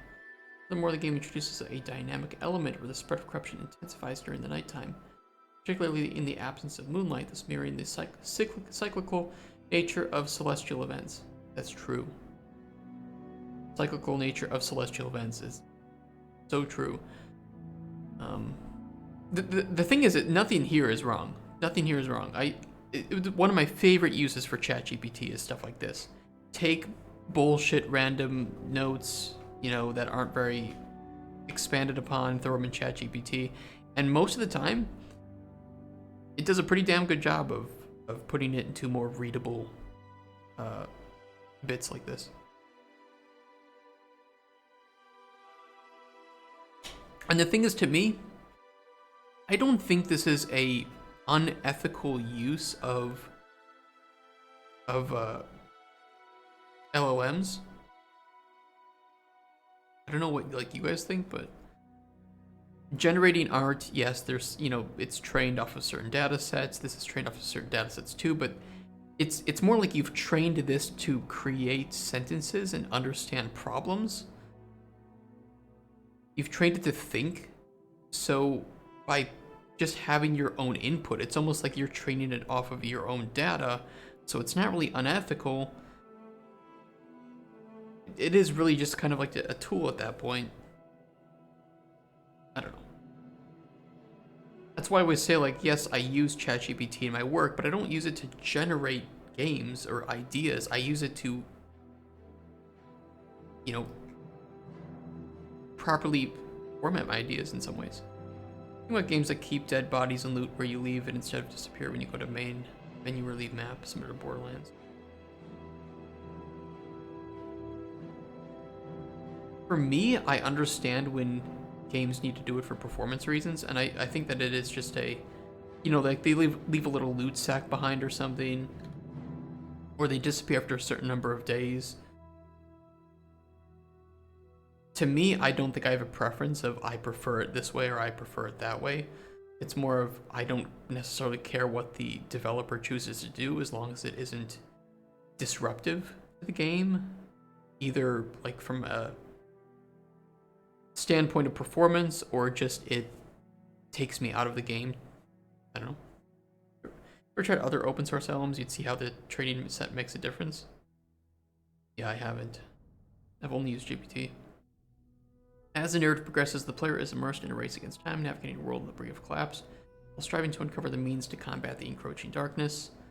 The looming solar eclipse serves as a formidable countdown, underscoring the urgency of the player's quest to unravel the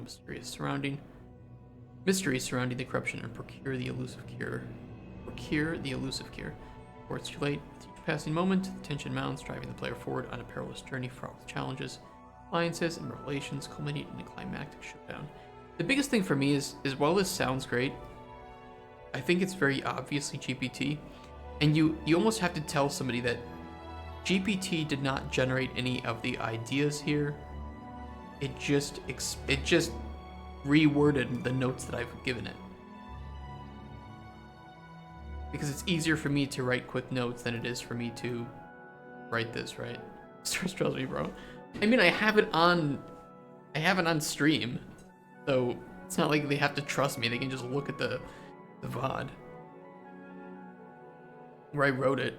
Fake stream. In terms of Borderlands, the objective item falls outside of the map. Yeah, that's true. They need to leave and come back, or when a unique item. God damn it. And it gets assigned a default location.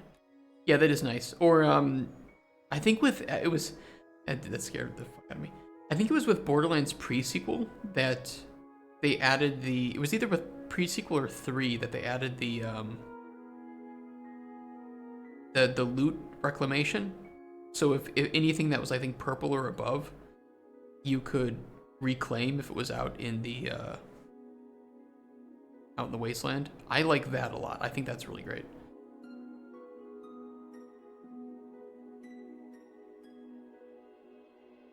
Which I think is just an easy flag of when an item drops. it drops with a boolean of, it hasn't been picked up. And if it hasn't been picked up, then it just returns it. I don't know what it uses, but I think it's a pretty easy thing to set up and do.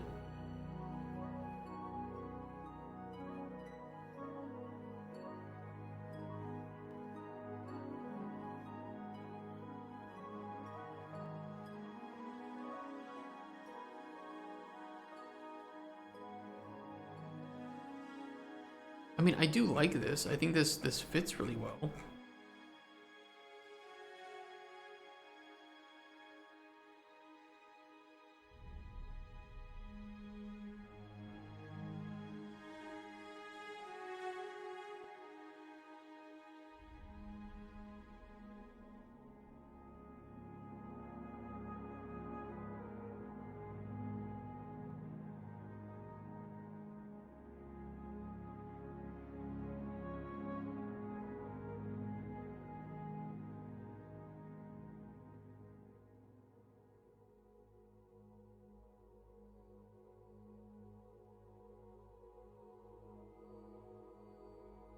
Gameplay outline. Personally, I had horrible experience with human copywriters, and GPT is just godsend. It's very good at certain things. I've seen a lot of, I think, really stupid uses of it. Like, I know somebody that uses it for marketing. Like, they ask it if a game idea is good or not.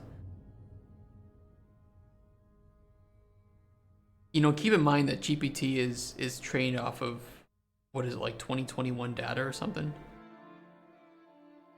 Wasn't it updated to like 2023? Well, either way,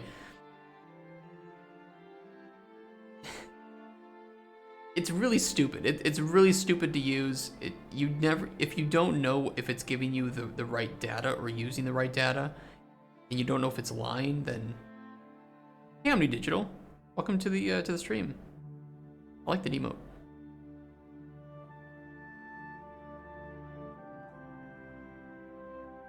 World story 4, an attempt to uncover the corruption. How you doing? How's your Tuesday?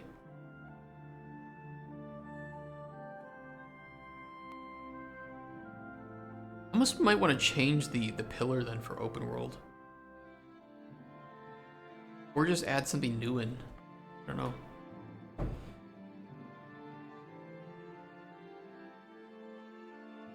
I use my keyboard as a weapon. There's a wrist rest on my keyboard, and I can take it off with magnets.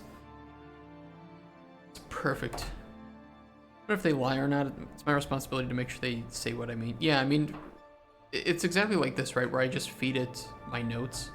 I don't tell it to add anything new, and I just check it. It's like if there's anything that I didn't intend to put in here, then I remove it, and I just make sure it's accurate. Like, this is accurate. This is exactly what I was meaning. Humans do make a lot of mistakes. Yeah, and I'm trying to like. So I write notes for my game, right, for like the story. And all I do is I tell like ChatGPT to just expand that into like 4 to 5 paragraphs without adding anything unwanted. And to me, this doesn't add anything new to it. It isn't making shit up. It is just taking my notes and making them more readable, right? And I'm trying to like think, would that be considered an unethical use of AI in development, or is that just more of a tool at that point?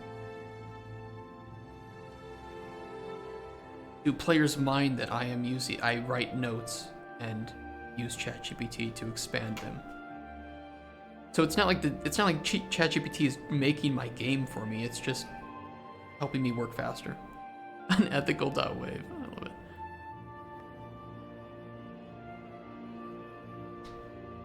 Like, also, how do I communicate that that's what I'm using it for?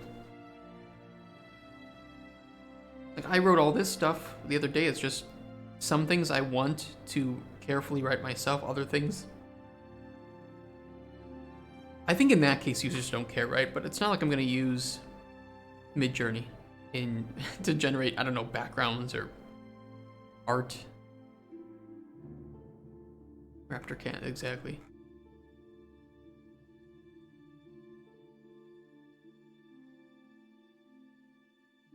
I mean, most of this I'm going to write by hand, right? I'm not going to have it write my GDD. But sometimes it's much easier to just feed it notes and have that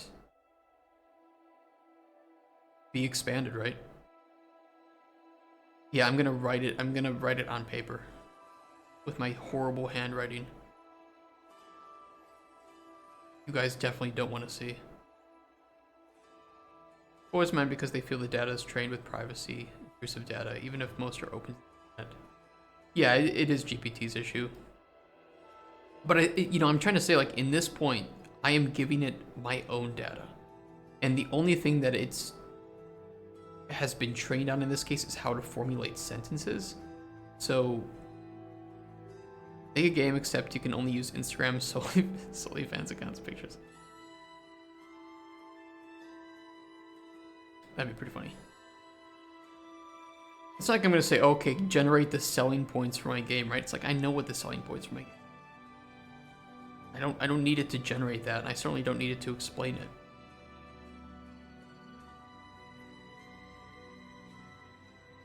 Ask it to generate that just for the hell of it.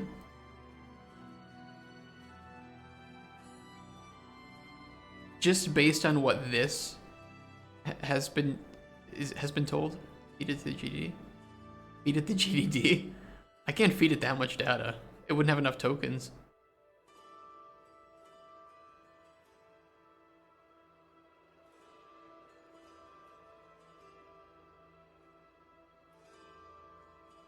I mean, I could feed it the core pillars. We're not gonna use this, guys, but just for the lulz of it, we can.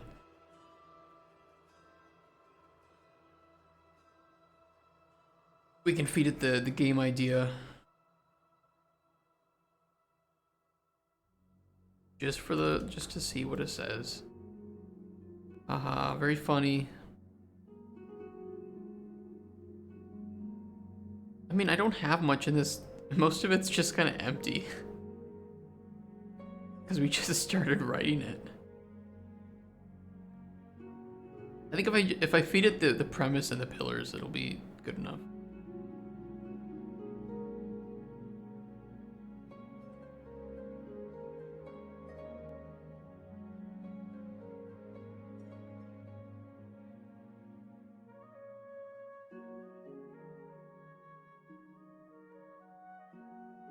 Do do do do do do.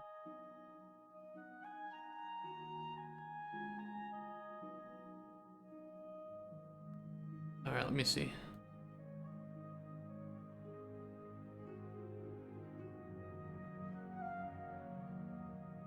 I'm gonna paste you some information about my game. Please tell me what the selling points are.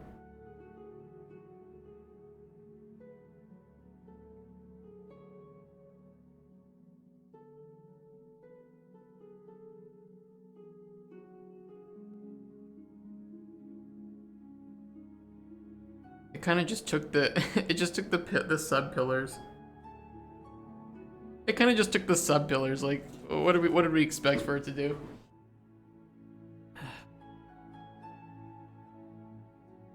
I mean, which I already wrote.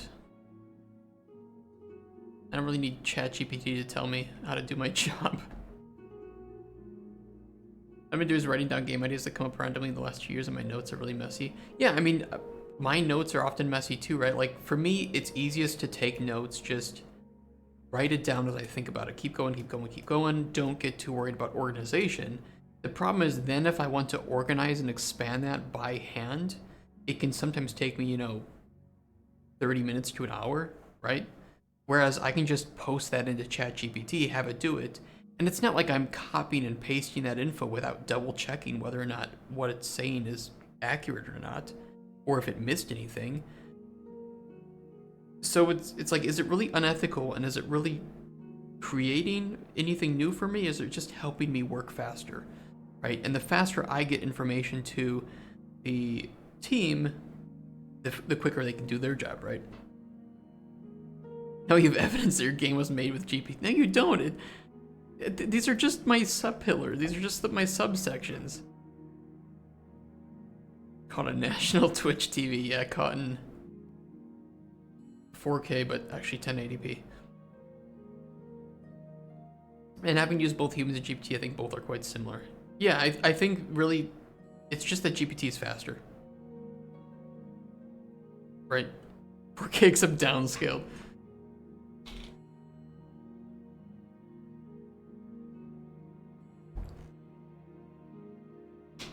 It only becomes, for me, an issue where if you don't know your selling points, let's say you really don't know your selling points, and you're like, please tell me the selling points of this game, and you just copy and paste what it says because you don't know any better. That's where you have a problem. It's like, I know what my selling points are. I know what is important to this game. I can't have some AI say that, or if I'm, telling it to generate an idea for, I don't know, in any of these things, like ingredient degradation, right?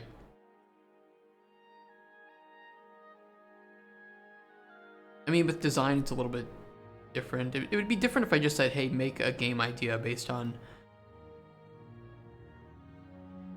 this core thing. But again, it's like, it's creative work, so is it really wrong where I'm using it to generate and fuel my own ideas, and then I take that and rework it? It's more like a brainstorming companion, which is really useful when doing creative work. I don't know. Okay, I need to rework some of these sections here then. We need to add a section for the corruption. Let me copy and paste.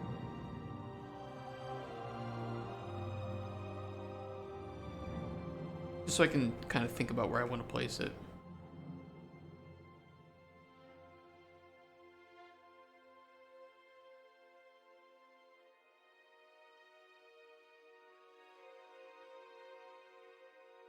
I would say none. I mean, I do use a little bit of Linux, but it's just for Raspbian, because I have a couple Raspberry Pis. One running my Discord bot, and another running the a Pi-hole. Speaking of that, it kind of reminded me that I need to set up my SVN. Let me see. New folder. God, how do I do this?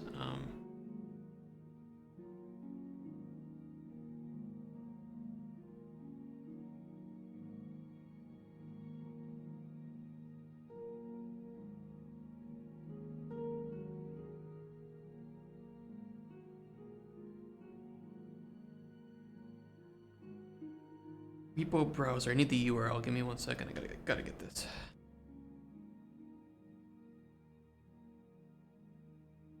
What is my IP? The MD. IP config.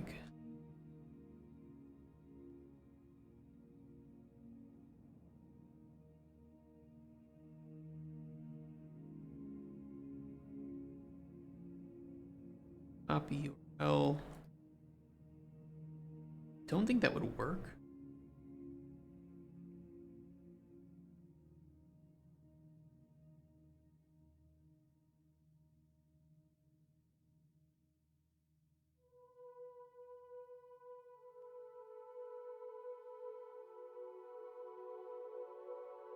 That work?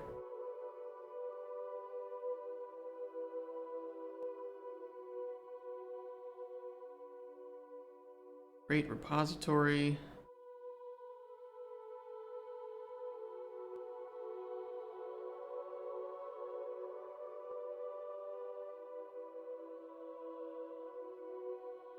Oh shit, I made a random repo. I don't want a random repo. I want...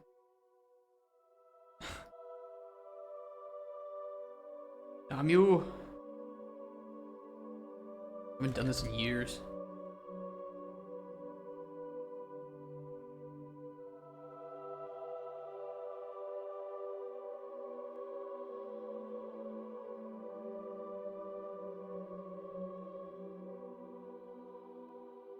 Not the right one. You leaked the desktop wallpaper. You guys can have my desktop wallpaper. Do you trust GitHub? Yeah, I trust GitHub personally. Why can I not? Hold on.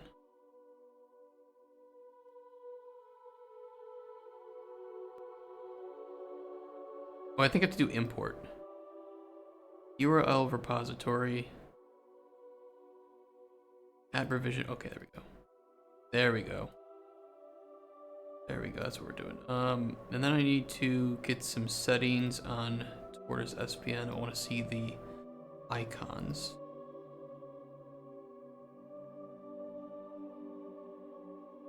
How can I? I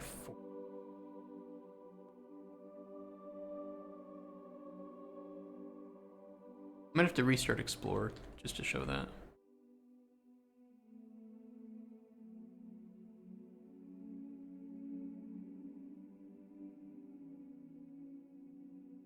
I swear they weren't on by default, but I guess they are on by default.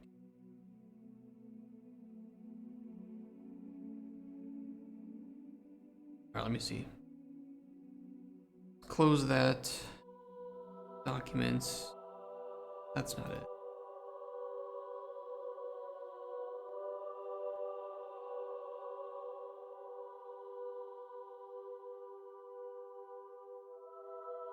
Where's the...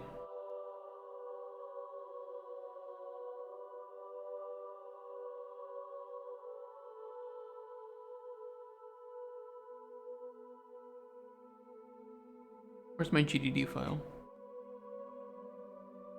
Oh, here it is.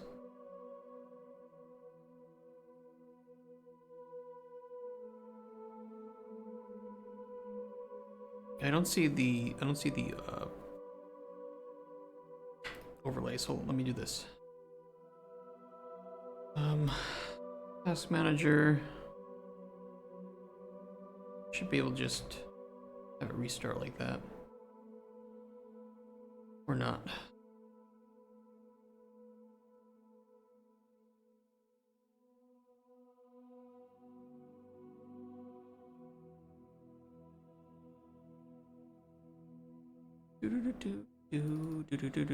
Thought we can keep them private without paying as compared. You have to pay for GitHub? At what point do you have to pay for GitHub?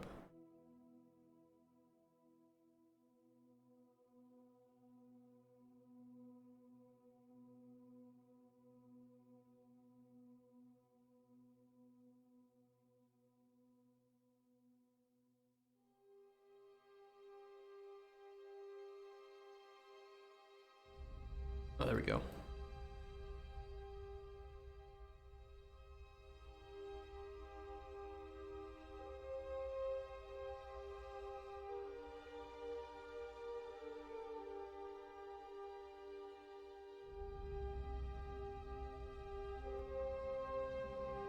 GitHub you're gonna have private, you don't need to pay for GitHub, okay.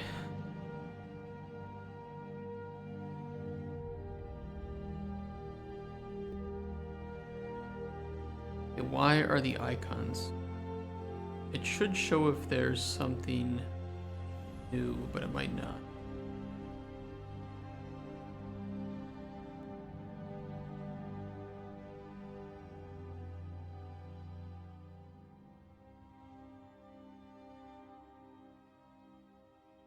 Yeah, it should show the non-versioned.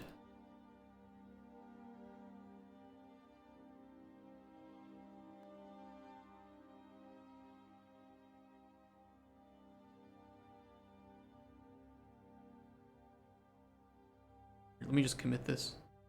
Commit. First commit of docs.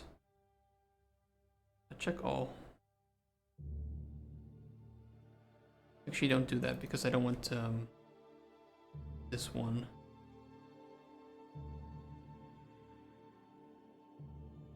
I don't know why this isn't.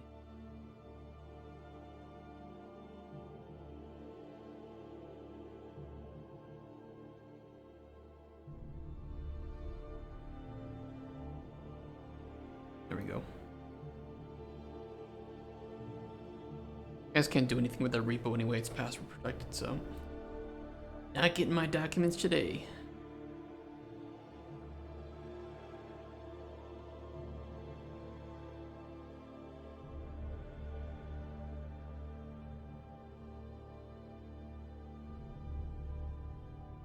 You had a dark mode phase, but you left it. I will never leave my dark mode phase.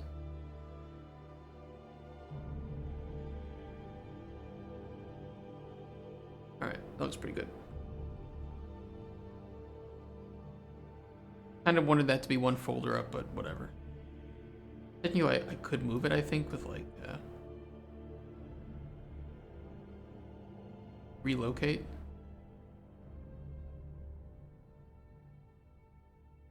I don't remember what it was. There's some way to move it. I think,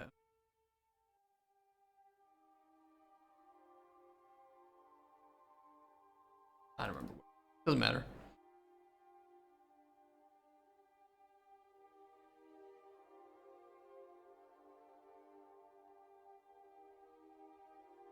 Alright, good. Problem solved. Sorry, I forgot I set that up today. That way it's backed up. Always working bright, even sleep with the light on, except once a week roughly? What the hell?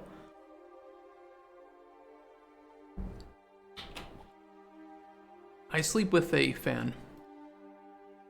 I have to have a fan running.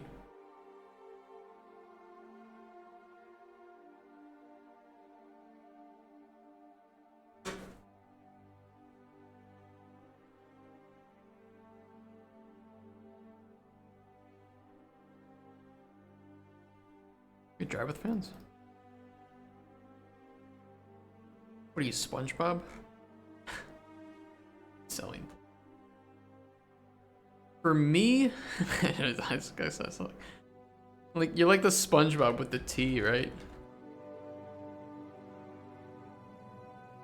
He's drying out.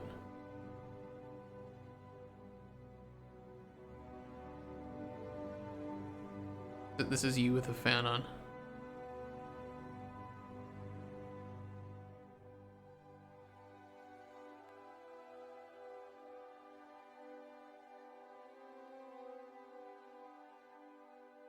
I think that guy noped out when he heard that we were using ChatGPT in game dev.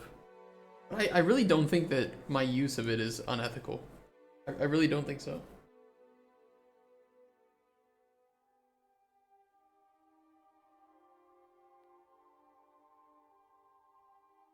I mean, I listed some selling points in our one sheet.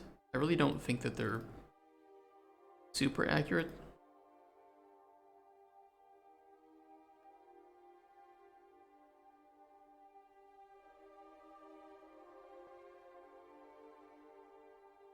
I mean, they're pretty decent, right? Like open-ended alchemy system, unique NPC stories.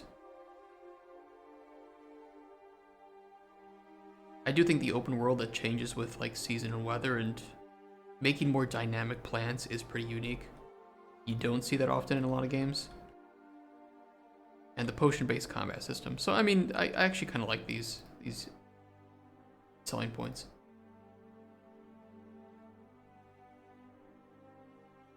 Cauldron, following main points, of which are quite unique to the genre. Certainly unique in conjunction. I really don't like the use of the term unique selling points, mainly because most games aren't unique. Even the greatest games, a lot of them aren't unique. They just have unique combinations of things that existed in other games.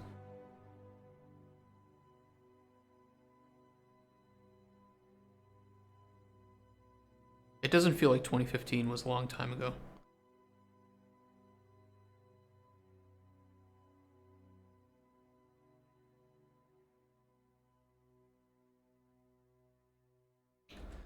Open-ended alchemy system. Allows players to craft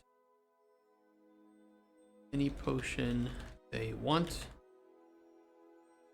Started programming in 2021, but it feels like forever. Man.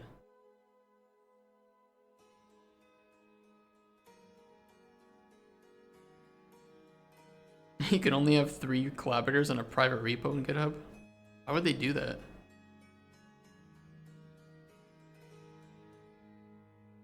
That's really dumb.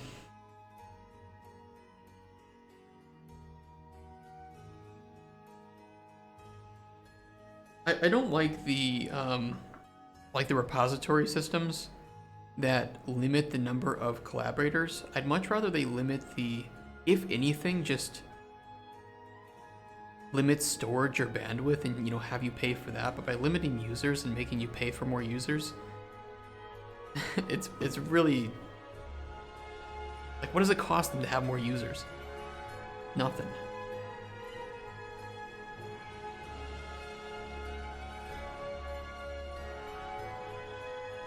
Stories that the player can aid or sabotage.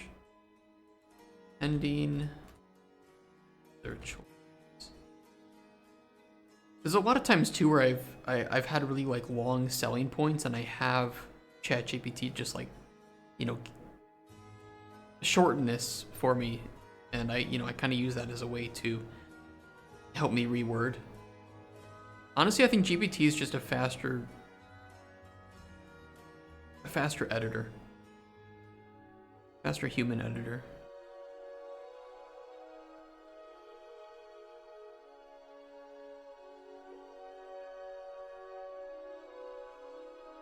Changes with season and weather. You mean with all manner of flora, fauna, puzzle, and secrets. Potion-based combat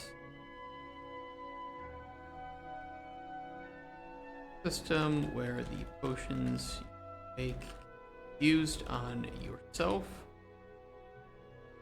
on the environment, were used as weapons against creatures and monsters. Use this feature if you're using GitHub free. You can add unlimited collaborators on public private repositories. They just opened up this census limitation relatively recently, like after COVID. I mean, I know that you have to self-host. Like GitHub has a lot of tools, right? And it's widely available. I think that there's a lot of great use cases for self-hosted repositories. And something, you know, the reason why I'm like really big into visual SVN is just because you can have as many repositories and users as you want, and it's really easy to set up.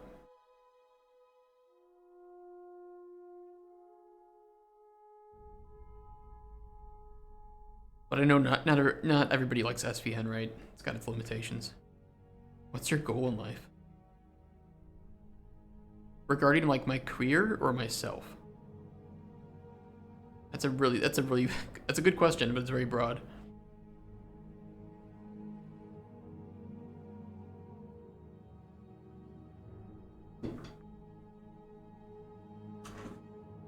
With my gaming, with my game dev, I mean, what work you want to make? My goal in life with my work is to create amazing games that make people have fun and give them memorable experiences and don't take advantage of them in any way. I mean, I guess you could say I'm kind of an activist in that regard, but I don't like that word. More just, I want to change the industry to be something healthier for the developers and the players. And I do that, I hopefully will do that by making games. Even if they use glitches, no, I'm not gonna care about that. It's more like, I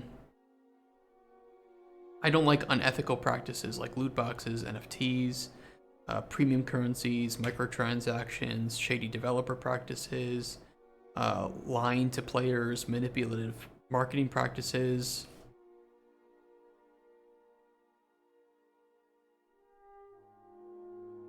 In fact, our game will have cheat codes. Because I like cheat codes. I think they're pretty fun. I want to bring them back. People want to cheat my game? Go for it. Go for it.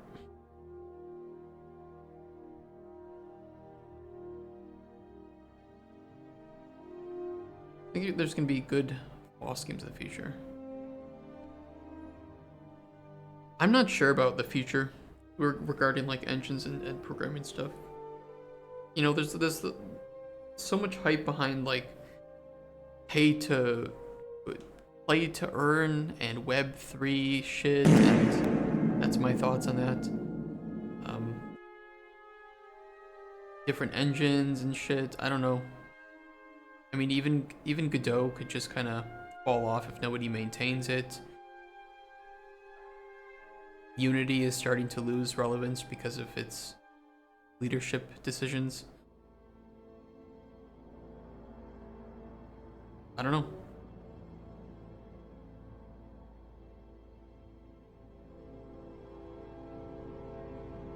Moods and emotions. This is a good one. Moods and emotions. Should we bring out the wheel? The wheel of emotions? Wheel of fish. Where's our wheel?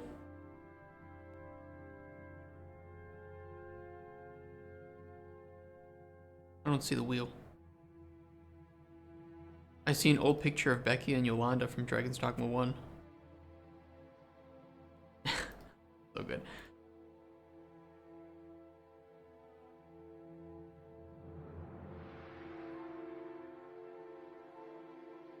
I guess I didn't save it.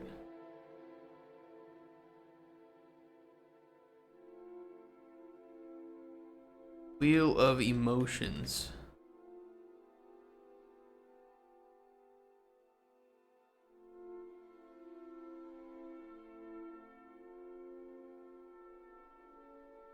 Earlier in the program, I thought I should make a program where items have like air resistance, and they change your mood based on the personalities of people in a room and their distance to the item, but it sounds crazy. I don't even know how to picture that idea. That sounds wild. This to me is like one of the greatest tools for any game designer. This is what you should use if you're trying to think of how to describe what you want to do with a system. You know, what you want the player to feel during a certain section of your game. Let people know what emotions you're trying to achieve, and there are so many different ways to achieve it. If you're trying to achieve farts, like, there's multiple ways to achieve farts. If you make an item, you should also describe everything you might want to use it for any kind of game. It depends on what stage of game development you're in, but generally, yes. When you're gunshot. You did achieve gun. True.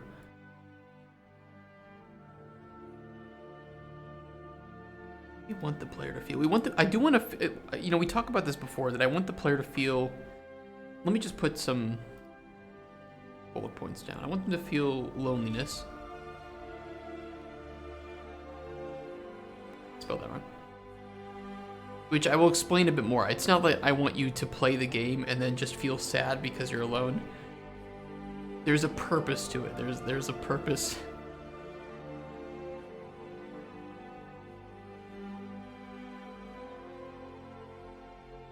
How do you use the wheel? I think for me it would depend on the... For me, I like to depend it on like a feature. So let's say with like the alchemy system, right? So the alchemy system is a pretty big feature, right? But for me, I want the player to feel some sort of... Let's see.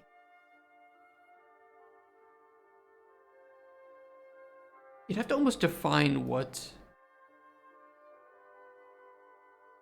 Like maybe some, you know, perplexed, like it is a puzzle, they're going to be a bit confused maybe about how to achieve things, but then they might start to feel some sort of, you know, happy feeling when they, you know, that euphoric feeling when they are achieving something, right? So that could be down here in elation and euphoria. So just like by pinpointing what this system is meant to achieve emotionally, you can start to feel, okay, here are our goal emotions. When somebody's playtesting it, tell me what you're feeling. What are you feeling? Do you feel... Point on here where you are kind of feeling during this part of the game, this part of the feature. How do you feel about the slime that we're adding? Or get exactly, I mean, that is certainly, some games have that. There's definitely games on Steam that do that. I mean, are they feeling anger when we want them down in this part of the wheel to some extent? Are they satisfied when they create a potion? You know, are they eager to hear back from an NPC? So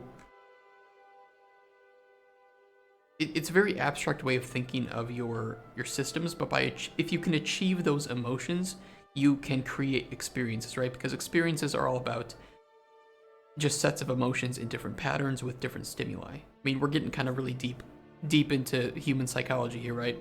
Or I guess just like very broad into human psychology, not deep. You know, you sit at a 9-to-5 job, you hate it. You hate your life. You feel utter contempt for your boss. Nothing's working. Nothing's happy when you're at work. This is just a set of stimuli that create this set of emotions. Of course, you don't want to have that when you play a game, right? You don't want a game to provide you with that feeling. So you want to say, okay, in this section of the game, in this level, this is a very action-oriented level. So we want the player's heart rate to be elevated. We want them to feel maybe almost some sense of panic with something like bad about to happen. But then there's, you know, that feeling of being triumphant at the end. So are we achieving these emotional highs and lows?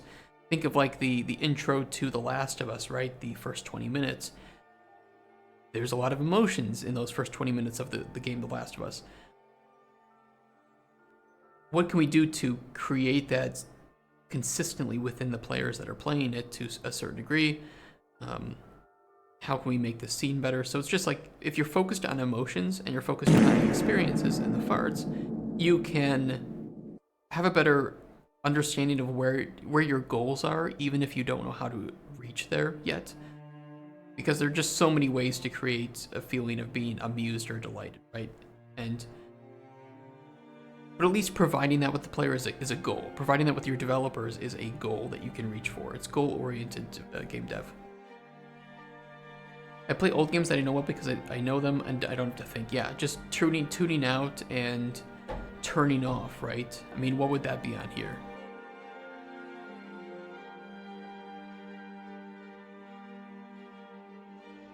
I guess it would be like content. You're just content.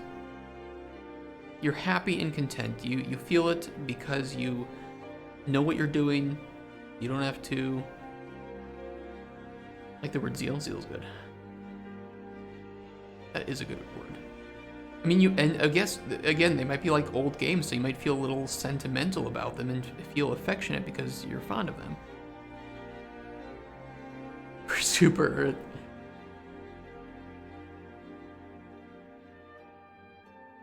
It's just, game design is about emotions and experiences. If your system is meant to be fun and challenging, you know, and make the player feel triumphant when they achieve something, but it's just frustrating for the player to engage with, you clearly have not hit your emotions correctly. Even if you like the design of it, you're not hitting the right emotions. Feeling would depend on your personality. Looking to deliver an emotion for sure. I would say it depends on, like, your market is a set of personality traits, or, you know, they're general statistics, right? When I say that our game is probably 70% female market oriented, it means that we're trying to predominantly satiate a female market, and the female market generally has certain personality traits and certain inclinations towards certain things. So yeah, and culture too. So it's just like levels of determining how many of your players are probably going to feel a certain way at a certain point. Of course, the first 20 minutes of The Last of Us may not make everybody cry. But if it can achieve that in a consistent point, that's why the game is about cooking. God damn it. God damn it. That's really funny. That's not it, but it is funny. So yeah, it's like, you know, you're not going to create that feeling of sadness in everybody in The Last of Us. But if you can create it consistently in like 80% of your playtesters, or even if they're not going to cry, they might feel sad. Or if they don't feel like depressed or sorrow, they might feel dismayed, right? They're still within that general branch. And so you've created that, you know, that general emotion in a pretty good. Some people may say they feel sad. Some people may use more specific words like I feel loss. You know, I feel despair at the grief that happened. I feel powerless because there's no way to cure this plague, right? But if you can create that feeling, you've hit your emotional goal, in my opinion. A cold witch stuff cooking with cute characters? Yeah, there will be cute characters. It's gonna be like Studio Ghibli inspired. That's the hope, at least. I think it's gonna be hard to find an artist that can achieve that significantly, but if you don't know Ghibli just by the name, you know it based on the characters. You've probably seen some of the movies, right? Kind of these larger than life, weird.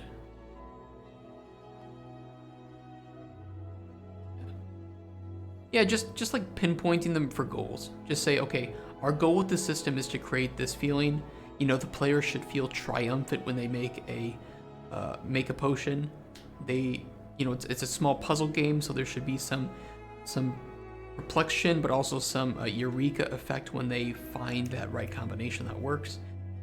And if you aren't hitting those notes, then, you know, you need to go back to the drawing board to kind of think it over. It's just kind of like a helping tool. But even if your game is a little bit messy, if it has the right emotions, you'll often find that players will resonate with it deeper and enjoy it to an extent that even a perfectly crafted system that doesn't hit those emotional notes as well as yours, players might not enjoy more. Like, there's so many clunky games. We all play clunky games, right? Like, we're listening to Elder Scrolls soundtrack. How clunky is fucking Skyrim or Oblivion or Morrowind? Extremely clunky. But it creates... it usually just creates, like, funny, like, happy and, you know, like, cheerful emotions because funny, stupid things happen that you don't expect. And so you feel joy when playing those games. Obviously not everybody, some people may not like the jank, but it is just, yeah. And yeah, you feel like that, some affection towards it because it's just like, it's your imperfect guilty pleasure.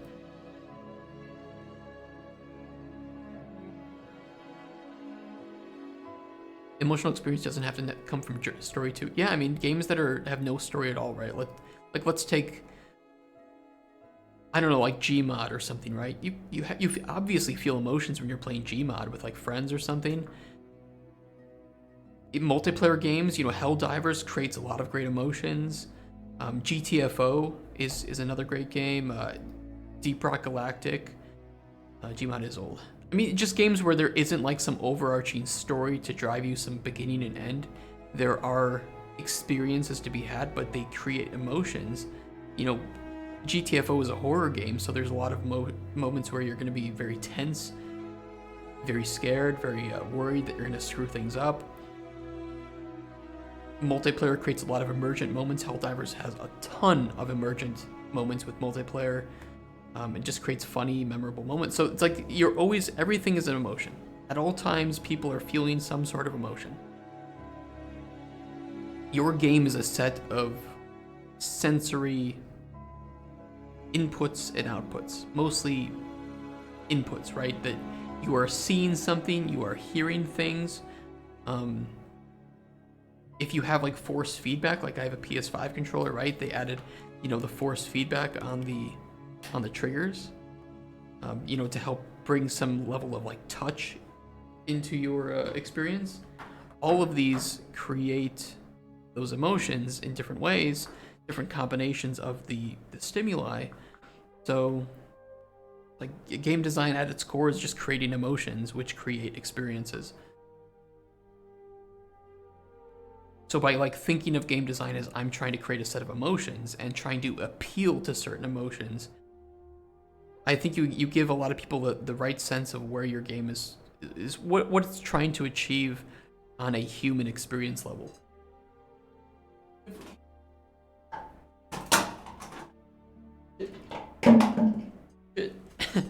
If we use an example here, I have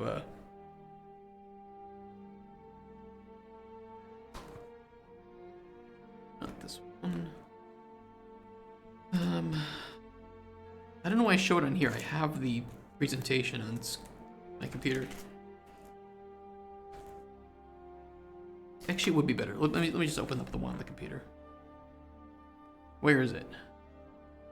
Downloads. Here it is. I got it here. Main. We have our emotions here in our pitch deck for the Nightmare Lake. Now this game, some of you might know it, it's inspired by a game called Majesty. A great little RTS game, very old. So like take Majesty, update it a bit, set it in Lovecraftian inspired universe, you get our game called the Nightmare Lake. And our emotions here were like, we wanted players to feel attachment towards the heroes that they have, you know, named heroes with meaningful traits. Successes and failures of your heroes reflects upon your ability to manage and protect them. The bonds they create and the way they interact with each other gives them a sense of life. So similar to like Sims, right? The uncertainty and anticipation of different things occurring in the scenarios, and you can never know what to expect perfectly. Again, this is what comes from like unique scenarios with completely different overarching objectives. And then manageable frustration, right? Frustration is a good emotion if you can manage it properly as a game designer, right? You want the player to feel frustrated to a point that they can't control it, right? Where, let's say a series of really bad rolls on an RNG-based game, like we can use Darkest Dungeon because I know that really well because I worked on it. But, you know, Darkest Dungeon, you can have a really bad series of rolls that even if you prepare and you have a really powerful character, it can feel like you don't have any control over that situation. Like you just got fucked for no reason. That's frustrating and not in a manageable way. But if you have some level of control over your characters and you can pinpoint that a loss or a mistake was attributed to something that you did, there is some frustration there, but it's manageable. You can learn from that and you can prevent it from happening in the future, right? Foolish bravery or overwhelming cowardice could be fortuitous or the turning point in battle. Check the random seed to know your orange. Yeah, if it's a seed-based game for sure, which I kind of like. So, you know, this pinpointing emotions is great. I know we also did this with one of our other games called Block of Sin. I don't think I have the pitch deck for that. I have the pitch deck here. I mean, there were some similar elements between these two games. They kind of both were very heavy on emergent pillars, emotions. Like for this was like introspective, ambition, anxiety. You know, it was kind of like it was another strategy game, so there was a lot of like focus on letting the player become ambitious and kind of build that empire, similar to, you see that with like a lot of 4X games or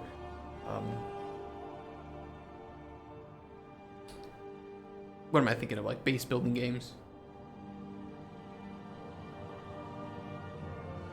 It's like emotions are really important. I think that they help define what the game is trying to achieve at all times. In my opinion, they are as important as your core pillars. Your core pillars can also sometimes be emotions. If your game is very, I think, story driven and narrative driven, you might have emotions be your core pillars. Like I think Ori is a really good example, right? I think Ori is definitely one where you might have emotions as your core pillars in a lot of cases. Or just the story itself. I mean, this is certainly a core pillar of the game is the story and the emotions that it's trying to achieve at different moments. This is a really pretty game. I mean, this studio is insane with their art. And they're making a new game coming out. Isn't Moon? Yeah, Moon Studios is making something, something coming out next month. No, this month. Hold on. No Rest for the Wicked.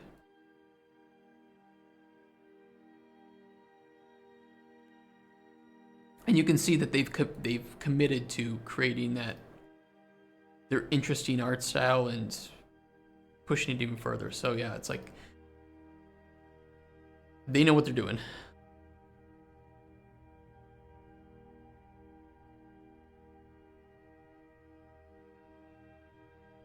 Indie's often 2D. I don't know about anymore. I think a lot of indie developers go to 2D just because there is. It used to be that it was easier to obtain art for it, but I think nowadays it's pretty easy to obtain 3D art as well. I think it's just sometimes more difficult to program in 3D. I mean, you're adding another dimension, right? So that's not really a hot take.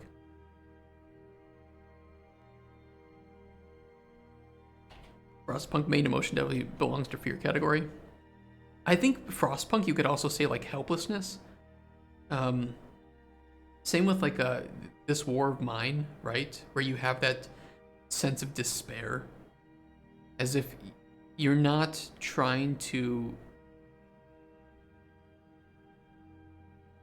as if you're not trying to progress up, you're just trying to prevent progressing downwards at too fast of a rate, right? You're trying not to lose fast. You're trying to lose very slowly, but you know that you're probably going to lose. I should go back to 2008 with our current knowledge, except if you're less than 8 years old, because that would be uncomfortable.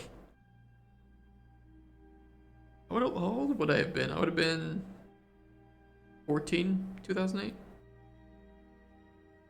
Helpless, dreadful, yeah. I think knowing those emotions just gives people a sense of what the game is trying to be. Okay, so loneliness.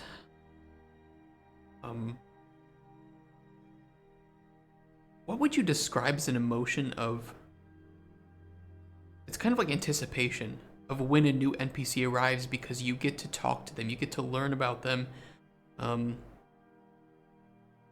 like an excitement for socializing, right? We want players to feel lonely so that they can be excited for socializing. And learning about the world, because this is the only way that they can learn about new, happenings in the world around them and new, global events, similar to back, when you had to obtain like a newspaper to hear what happened.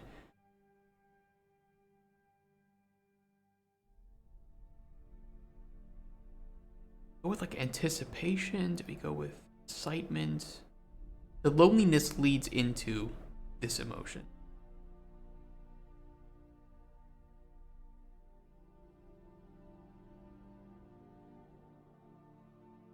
Let's thesaurus it.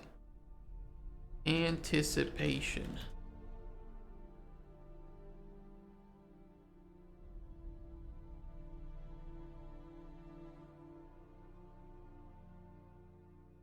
Honestly, I think anticipation is pretty damn close. I think that's the closest we're gonna get.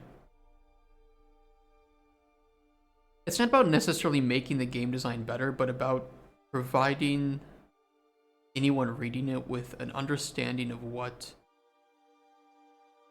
what the player feels during an average play session. And that's something that publishers will be really interested in knowing, is what does the average play session look like? How long is it? What does the player do in it? How many times does the player then perform the cycle before the game ends? Because that determines scope. And if the gameplay, it doesn't look like it has the variety in the core loop to sustain that length, then you'll find out that players will get tired of the gameplay loop after a certain point. So this is like another layer of helpfulness here. Hey, August. We're talking about emotions right now. What moods and emotions is Cauldron Chronicles trying to elicit in the player during the average play session? Let's say like anticipation. We'll expand this in a sec, but I'll put like anticipating, socialization.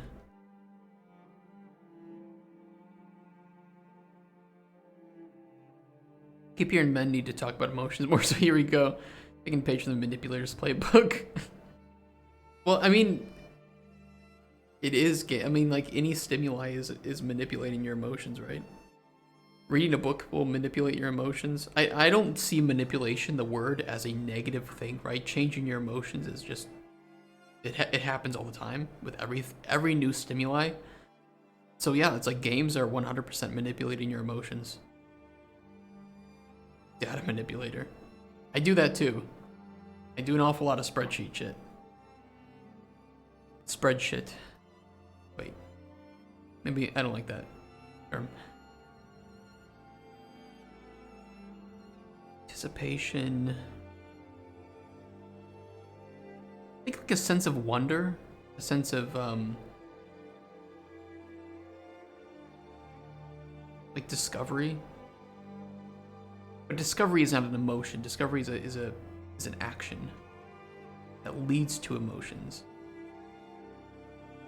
What emotion would best fit that feeling? I mean, would it be like euphoria? Not really euphoria.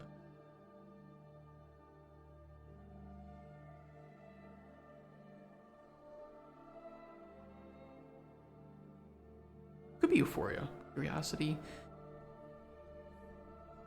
Curiosity is a good one. That's related.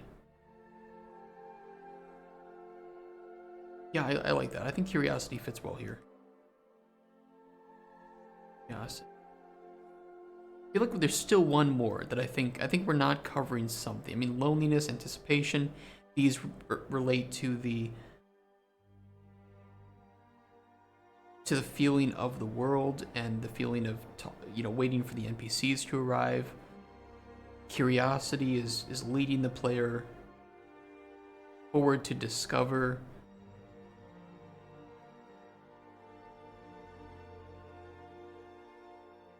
I think enchanted could be a good one. We want them to feel enchanted by the world and by the unique things they're seeing in there.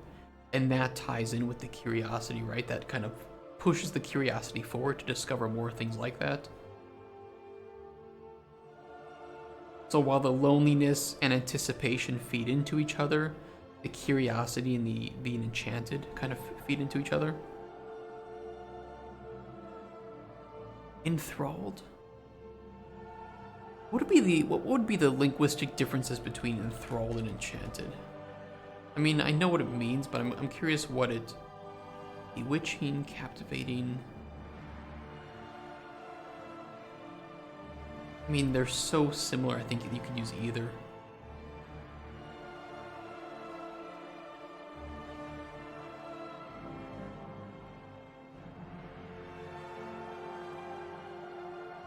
I might just go with enchanted only because I think it's a more common word to understand. And using more, using simpler language here is better just because a number of reasons. Like you may work with developers who their native language isn't English, so you want to use simpler words that they may know or may have translations for. And you never know what people's proficiency with like word usages. So when I try to write up design, I try to use simple words where possible to help with understanding. I think Enchanted is a little bit simpler in that regard. Okay, I like these. Loneliness. Let's see. What is the player feeling lonely about when they're playing? While the open world is teeming with life,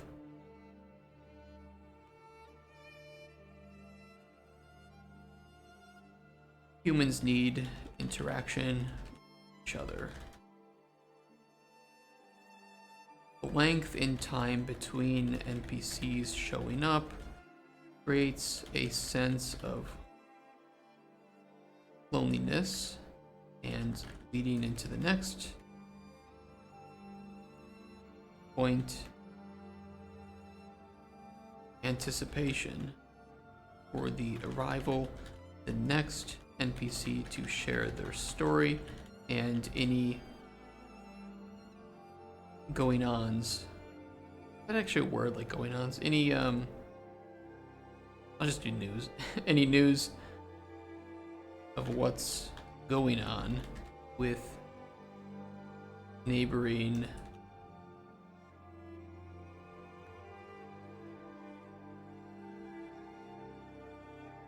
cities and villages. That's correct, it just doesn't like British English. Anticipation, okay. I think that's pretty good. Anticipating socialization.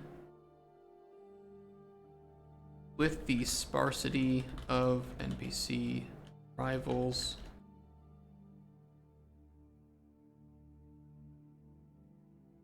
Sense of anticipation.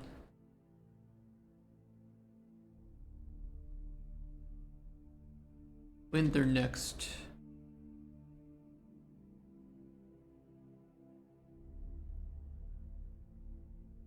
I mean,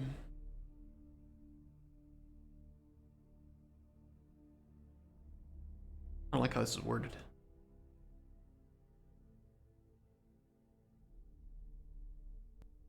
Anticipates next time they can see someone share some words. How many languages do you speak? 1.1. I think 0.1 is pretty generous for the amount of Polish that I can speak. But I'm primarily English. And I've kind of specialized into that. Even moving here, I've had more desire for people. There's more desire for people to use me for my English than there is for me to learn Polish. It's like all the companies I work for, they want to use me as an English native, and because I write English and edit it professionally, they want to use me for like marketing and interacting with international businesses. So there hasn't been much incentive for me to learn Polish.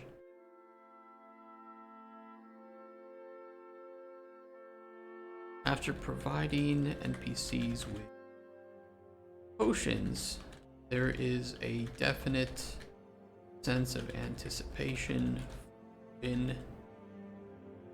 or if the NPC will show up again.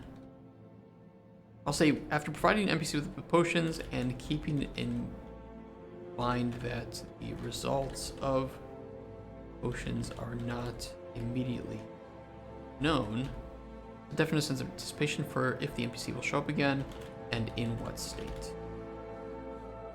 Have you tried reverse engineering a binary?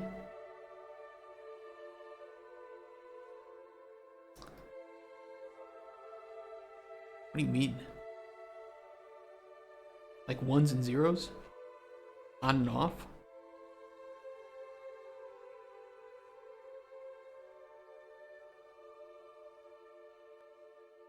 Oh, a compiled program in a debugger? That's a much better way to word it for me. I did try opening up one exe file in a hex editor at one point, and just to find some things that weren't encoded. But I mean, that's the extent. That's certainly nothing. World full of new creatures and plants.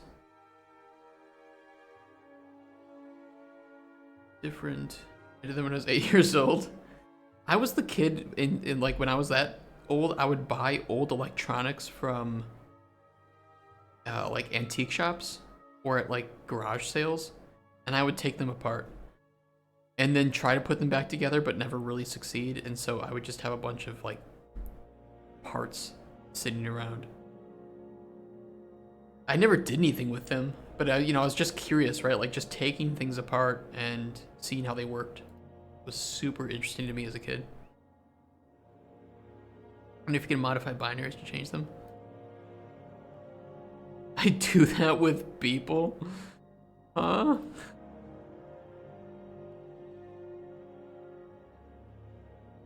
That's scary.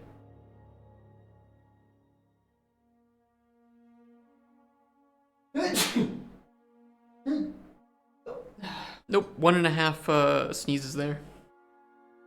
Thought I'd have to do 2. Only did 1.5.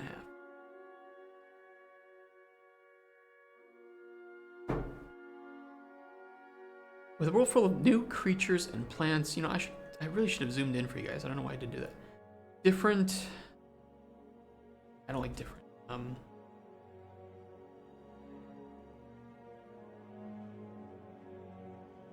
Interesting discoveries and unknown interactions exist throughout. By creating a dynamic world, dynamic. That's a word that is used too much by game developers and then they never explain what that means. I'm about to explain what it means here. By creating a dynamic world where the life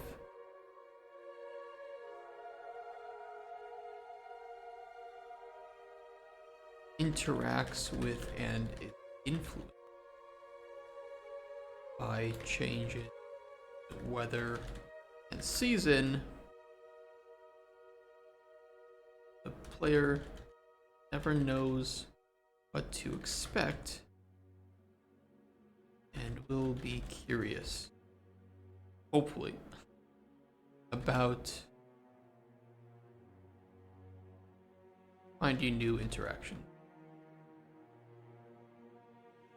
Ideally. Not always, but ideally.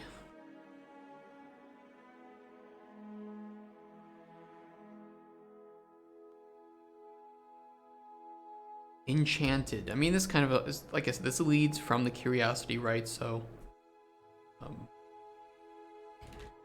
interactions between the world and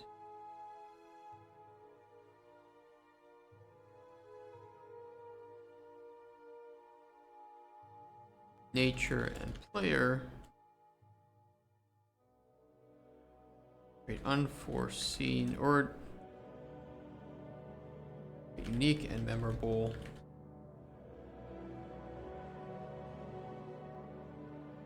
experiences.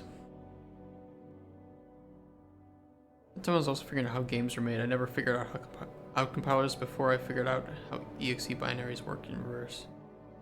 I was always approaching it from like the designer side, where I was like creating levels in games and designing like dungeons, as opposed to trying to work from like the programming side.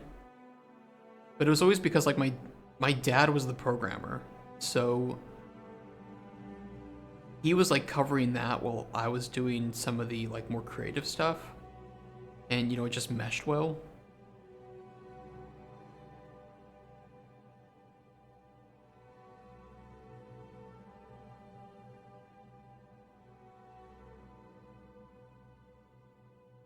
Unique.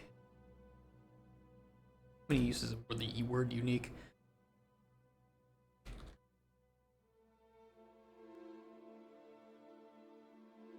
Different biomes and changes in the fauna with corruption. A worrying yet still enchanting landscape. Here's effect is like, yeah, they do. Yeah.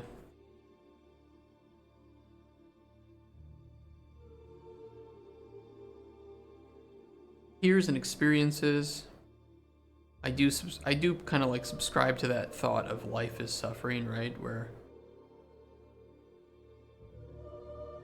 I think a lot of, you know, changes in people are triggered by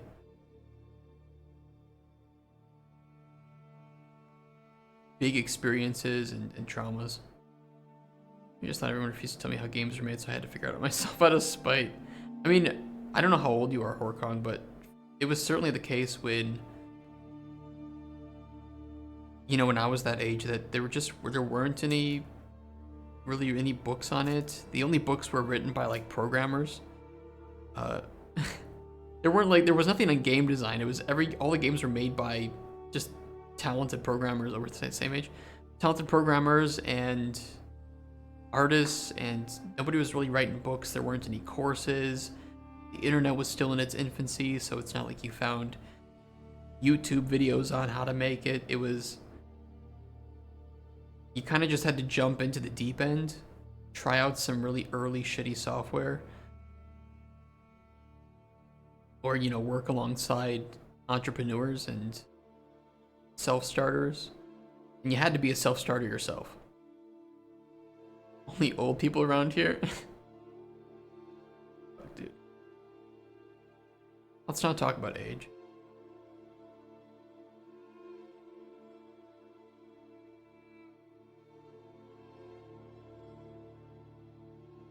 Eventually learned everything from forum discussions. Products of inspiration. Put different products of inspiration on here.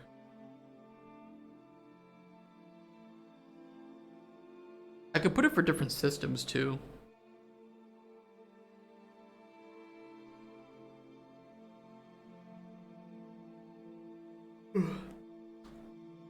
Like share different games, and then how many people will work on this game? I estimate about 15 people full-time, and a very great number of contracted individuals for various amounts of time. We probably need about 15 people full-time, and then you know, like I said, a number of people for like a month or 2 or 3 months doing different things.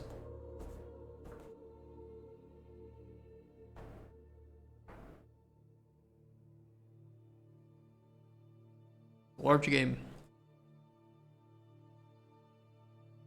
Large. Products of inspiration could be products.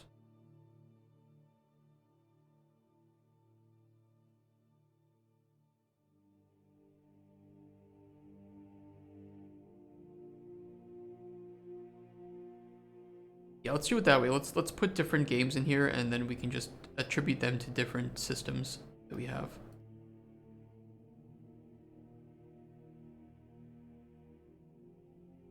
First, let me get new sections in based on our changes to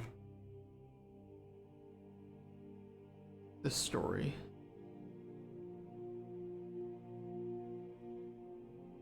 These commissions. I'll make false games because the financial aspect is brain.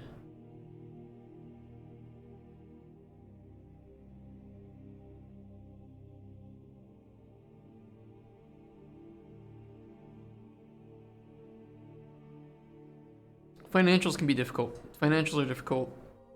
I know a lot of indie devs jump into it wanting to be that, you know, like solo, I did it myself, I published it myself kind of thing. The number of people that do that and have it, you know, have it be financially successful is very minimal, unfortunately. I think it's getting better, but it's still very rare to actually do that and be successful financially. I don't think there's anything wrong with saying like can't handle this aspect of game dev as well as somebody specialized. And working with, somebody like that. But then it requires you to actually, in most cases, pay them, right? So then you have to add in that business aspect to it, legal aspects. A lot of people want to, not have to deal with that, understandably. But at a certain point, if your game idea is too big, there's just no right way you can make it yourself in any reasonable amount of time, and because of that, you're not going to make it financially successful. Like, I love hearing the stories of people who worked for 10 years on their dream game. It's great. I'm happy that you made it and you succeeded, but at the same time, 10 years at, let's say you need, I don't know, 80,000 US dollars a year to survive where you're living. Let's just say that. You need then $800,000 to be recuperated from the sale of that game. $800,000 with an indie game selling at $20. Let's see. We can kind of get around it by saying you're going to have to earn 0.3 more than that. So times 1.3, because then it'll make sense when I do it this way. Times 1.3 and then times, let's say, another 1.3 for the... We'll do it this way. We'll do 800,000 times 1.6.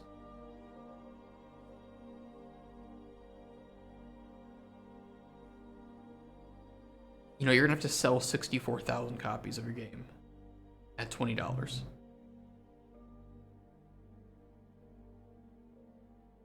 That's a lot. That's a lot of copies for a game to sell, especially an indie game, just to recuperate your own cost, to recuperate.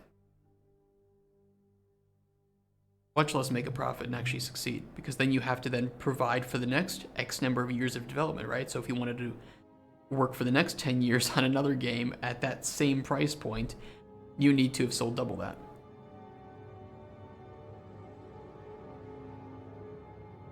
GDD is always an incognito. Everyone does it the right. That's so true. So true. It really is. I mean, the core goal is the same, right? You need to communicate the idea. How you do that, who knows, right? I think that, there's a lot of people who are egotistical, right? Rock and stone in the heart. So true. So true. All the rock and stones. If you don't rock and stone, you ain't coming home. Okay then, rock and stone, brothers and sisters. Rock and stone, everyone! Yeah. I think that a lot of egotistical designers will say this is the right way to design a game. Only this way. Your way is bad. Exactly, and that's how I feel about their statements. But really, it's like you're communicating. Everybody's got different communication styles. Your core goal is to communicate. That's it. Do it in any way that works and that is reasonably efficient. That's it. That's all I can say. I was going to think of something else to add to that, but that's really about it. Just communicate the game idea. Communicate the ideas. Talk about what the game is. I mean, yeah, if you're the only one doing the game, do it your way, but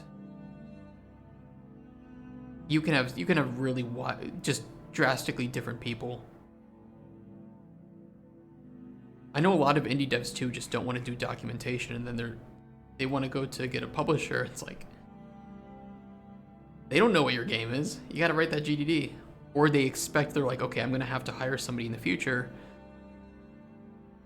I don't have a GDD. I don't know how to onboard them. Now I have to sit down with them for like 2 weeks and tell them all the little details and share a million different notes of what the game is. I think it's important to have a GDD in almost every case. I don't think there's anything bad with having a GDD. There's never a case where you shouldn't have one. How you write it, I mean, it is kind of up to you. Just make it legible, just make it clear, section it, get it organized. Yeah, I mean, you can write a GDD before having prototype. You can write it after. It's a living document, right? So it's going to change constantly all the time, be expanded, I have sections added, deleted, changed, removed, reorganized. I kind of like to do it after prototype just because I want to jump in, I want to test the game first. Otherwise, there's no point. But having like something written up, like a one sheet before you jump into prototype, can also be really useful. And one sheets are really easy to make. Where am I shoving in corruption information? Open world. It's kind of part of open world.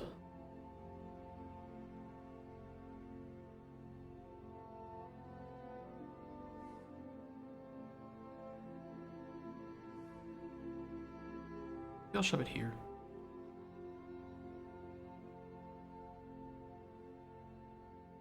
Corruption.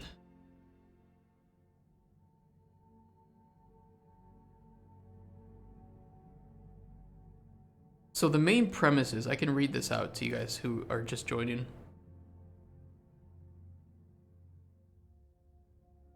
That sounds like ChatGPT. I used my notes to expand it. Okay, here's my original notes just before we get into it.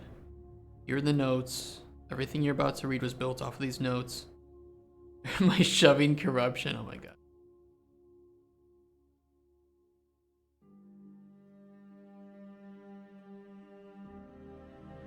In Cauldron Chronicles' main story, the narrative unfolds with a simple task assigned by the guardian or parent figure, setting the stage for the protagonist's journey.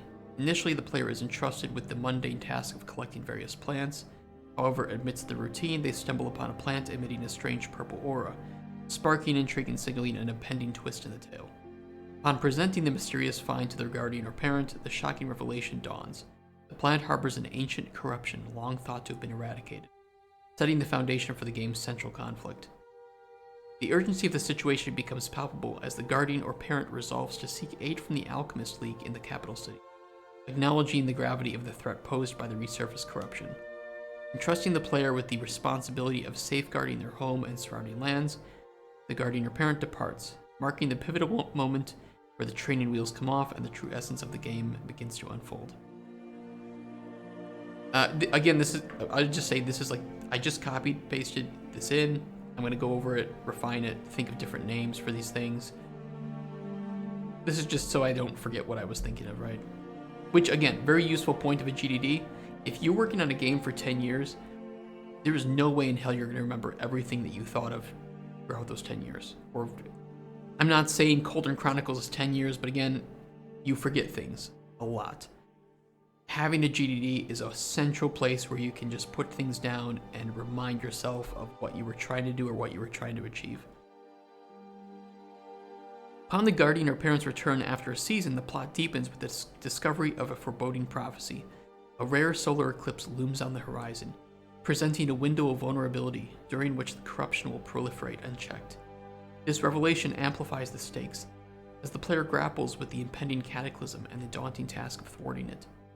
Furthermore, the game introduces a dynamic element where the spread of corruption intensifies during the nighttime, particularly in the absence of moonlight, thus mirroring the cyclical nature of celestial events. As the narrative progresses, the player is immersed in a race against time, navigating a world on the brink of collapse while striving to uncover the means to combat the encroaching darkness. The looming solar eclipse serves as a formidable countdown, underscoring the urgency of the player's quest to unravel the mysteries surrounding the corruption and procure the elusive cure before it's too late. I'm going to change that too. With each passing moment, the tension mounts, driving the player forward on a perilous journey fraught with challenges, alliances, and reputations, culminating in a climactic showdown against the forces of corruption as the fate of the world hangs in the balance. And I think that's a pretty good just starting point, how I can change it and move it in different directions. Romance 2. So I was thinking about romance. I think that, if I'm honest, as a game designer, purely game designer, romance is very good for marketing. Very good. Whether or not it's a good fit for this game, I don't think so. However, I did have an idea pretty early on in this thought, in thinking about Cauldron Chronicles, where you might become romantically interested, or you might like become, I don't know, flirtatious, but in a more like mature way with, or even just so close with some of the NPCs that you might feel that bond, that strong, the same strong kind of bond that you have with somebody that you're romantically entangled with, right? And to have them, you know, either die or succeed kind of provides you with similar feelings as if somebody you're really close to, like a really deep friendship, you know, a family figure to some extent. And I'm not trying to say that there's incest, but just that same kind of deep, strong bond where you care about what's happening with them. That might be, just say Baldur's Gate. Baldur's Gate's romance is shit. Baldur's Gate has shit romance. And I know that they fixed some of the issues that they had on launch, but I'll tell you what, it's still kind of bad. It's very shallow, it's very surface level. There's not really anything you can do with the characters, it's more just like kissing simulator at a certain point. I don't know, the bonds in Baldur's Gate 3, at least for me, felt really, really bad.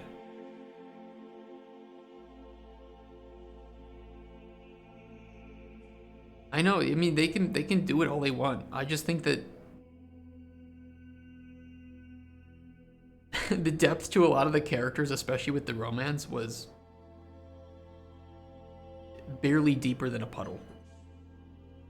And I didn't really care for the characters at the end because they didn't ever really provide me with enough to care about and enough backstory for me to care about.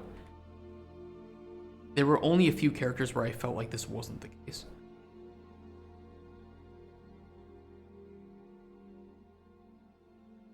They can get mad. I mean, I don't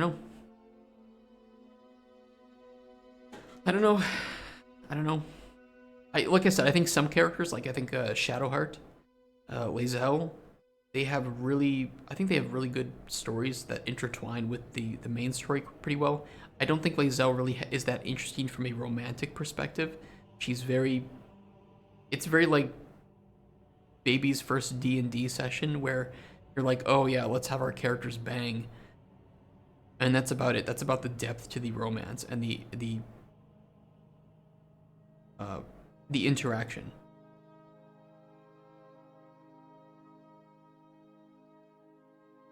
I don't know.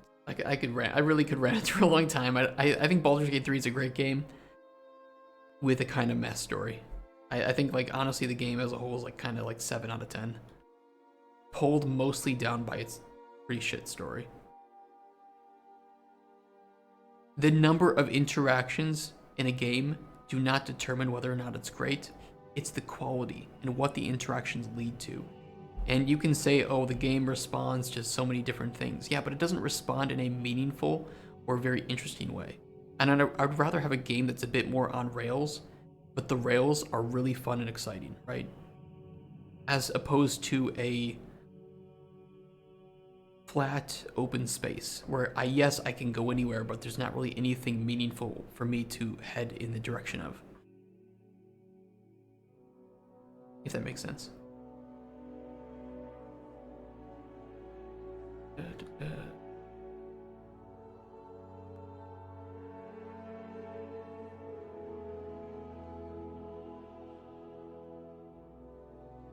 Rune Factory. I don't know about Rune Factory's romance. One of the I guess if we were looking at like CRPGs or RPG games, I really liked a lot of the romance in Pathfinder, Wrath of the Righteous. There was a lot of writing behind those characters, and I felt like they were very nuanced. There was a lot of depth written to them, and there were a lot of ways that you could, in natural and understandable ways, push characters away from you. That it didn't just seem like, oh, bad flirtatious option chosen, romance off. It was more like there was definitely an understanding of what this character's goals and drivers are. And even in the cases where it wasn't about flirting, because it's not like people end relationships or lose romantic interest when you're flirting or fail to flirt properly. It's often just, small moments like that, right? So Wrath of the Righteous had some really great romances in that regard for me. Anime trope Stardew Valley RPG game. I mean, it kind of is just right, like, oh, you gave me the right gift, so I love you more. Like, but, you know, Stardew Valley was not trying to be anything more than that. It understood what it was trying to be, and it had a clear inspiration. I think Baldur's Gate, I think what people expect, at least for me, when I play like a CRPG, I expect story first, gameplay mechanics kind of second. And I want a good story. I think story is key to those kinds of games, and characters. And I felt like Baldur's Gate 3, compared to other RPG games, it was just a really mess story with a lot of contradictions and plot holes and problems, and the characters were hit or miss. Some of them were pretty damn good, some of them were just really shallow and shit, and had really uninteresting endings. And then the lack of any epilogue for like the first month of gameplay, when a lot of people like me finished it. It was a punch in the gut. I finished the game and I have nothing. I don't know what happens. And then on top of that, they said, oh, we didn't know players would want that. You're telling me that in a company with 200 to 300 people, I think,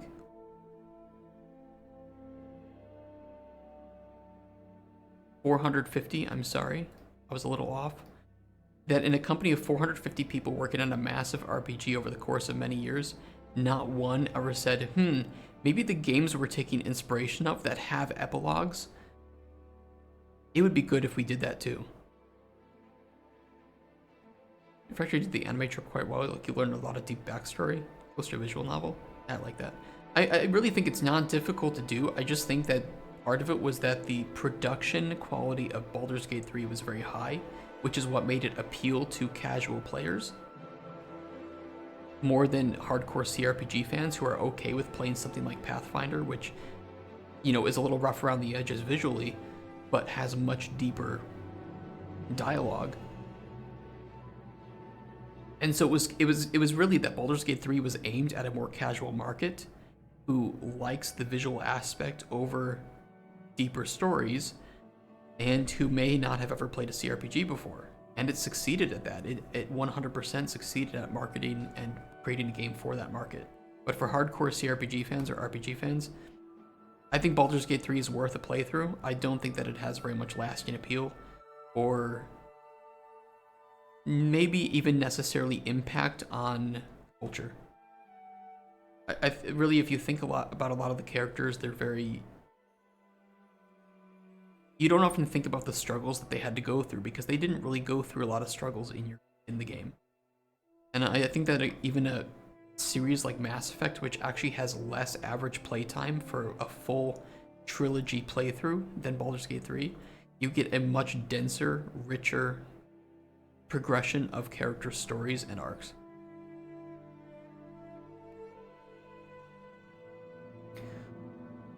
Thank you for coming to my TED Talk.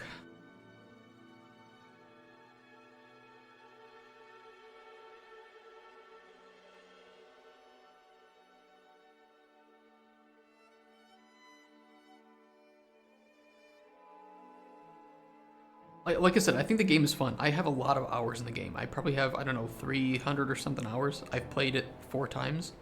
I'm still about halfway through a, what is it, Tactician? No, it's whatever the one where you have 1 life. You know, it's like, I like the game. I like the combat. I like some of the characters. I just don't think that it has that... I think it's a letdown, especially in its 3rd act. I think its 1st act has some pretty good setup. 2nd act, it doesn't really lead anywhere major. I think Ketheric Thorm is actually much more interesting as a boss than any other boss in the game. But they don't really do much with his character. And then the 3rd act is just an absolute mess of plot lines and shoddy character writing all over the place, even though it has some great moments like the House of Hope. you know, stuff with Shadowheart. I think those are great. Raphael, you know, there are a few key moments in Act 3 that are like 9.5 out of 10 moments, 100%. And then there are others that are just like 4 out of 10. It's a very inconsistent act of the game. But my opinion is in the minority, clearly. Most people think the game is perfect 10 out of 10, 9 out of 10 at worst. It is what it is.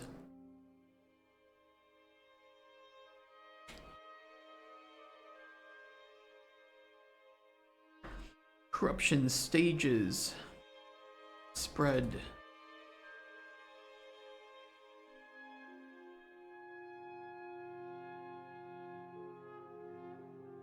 Impact on world.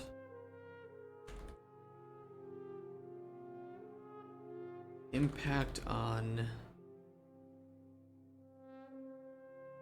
flora. Impact on fauna.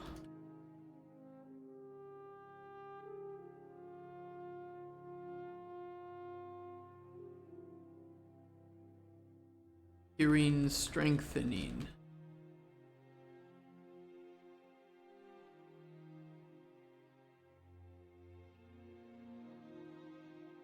You want to know a real hot take that'll absolutely get people upset? I think that to some extent, Starfield respected its main cast of characters better than Baldur's Gate 3 did. Now we can cook with some spice.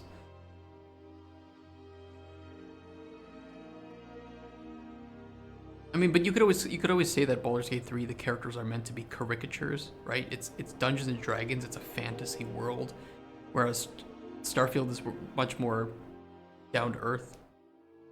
Ironically speaking, it's more grounded, which again, kind of ironic, but one of them is meant to be more of a simulator, and one of them is meant to be a clear fantasy action adventure game.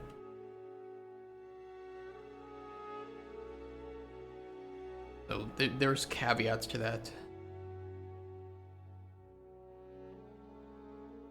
Moon phases.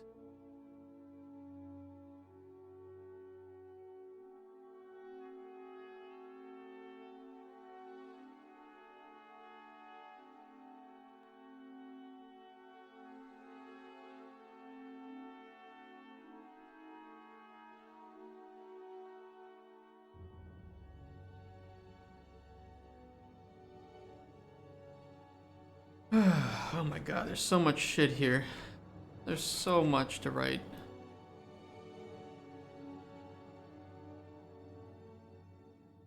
Just end me in my existence. 5 pages are just for the table of contents. I played Divinity Original Sin. I hesitate to try Baldur's Gate. I want a more simple game. Than Divinity? Or do you mean that you liked? Because I think Divinity is pretty simple, right?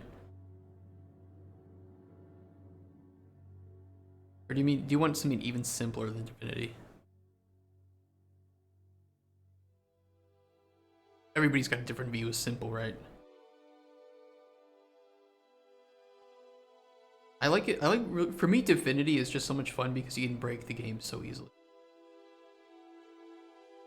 Especially with arrows. Long and difficult to play with a turn-based. Okay, so you want something simpler than that even. Mass Effect. I mean, if you want something where you have like characters and some decisions, but you want it to be simple, Mass Effect.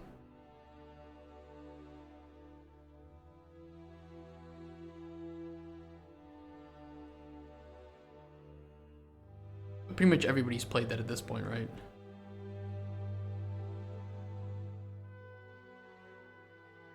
Okay, that looks good. Fine. Selling points, moods. I mean, I'm going to go back and, you know, fix all the writing of this and put emphasis on things. Add in some diagrams. We just need to get the text in here.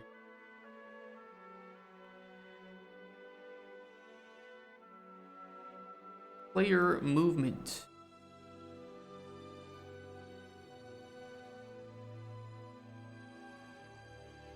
What a great one to start with, player inventory, movement, and energy.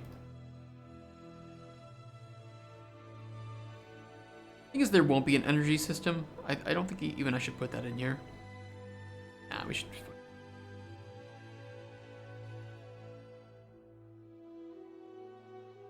Movement and inventory. I mean, the best part would be just to show a video of the movement.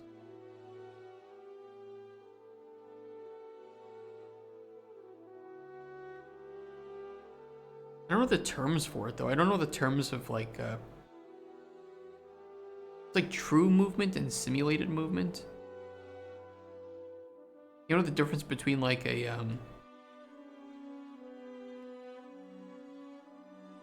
like Rockstar Games has simulated movement, right? So you move your character, it walks forward, but it kind of there's that fall off and your character will still move a little bit. Or if you move to the left or move backwards, your character kind of, it isn't true movement, your character doesn't immediately face that direction.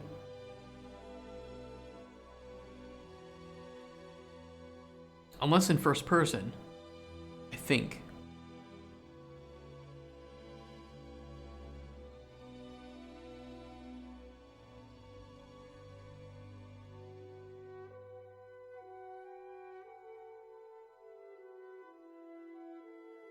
Oh, we need a section in here too about like the encyclopedia, right? Do we have a name for that?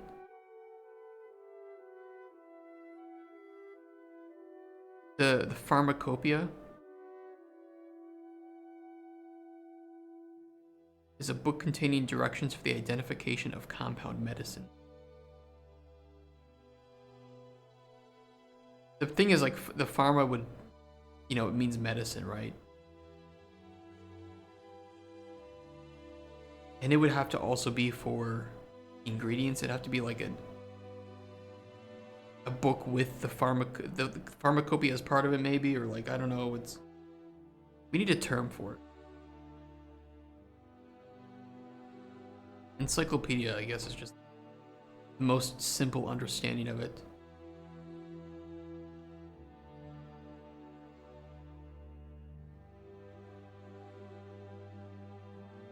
Encyclopedia, the diary, the guidebook.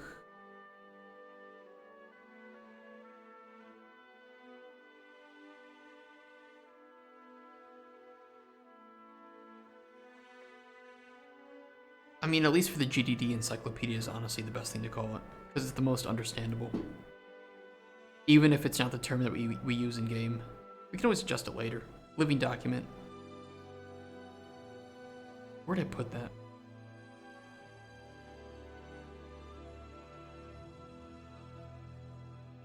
Probably nearer to the end. I'll put it after the hut. I mean, it's a really important part, but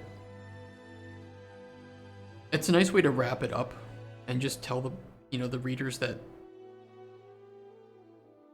all this shit that you just read, most of it, don't worry.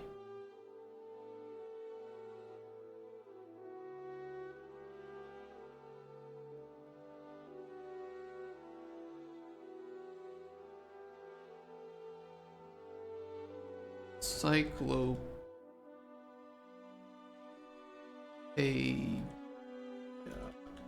How do you spell it? Ah, damn, I got it wrong. What is it? Oh, maybe it's like a different version. I don't know.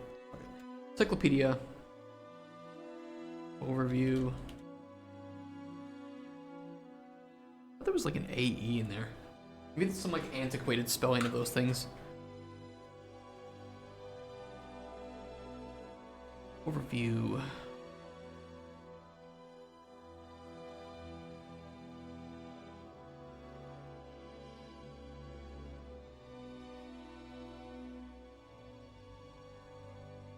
Things it will remember.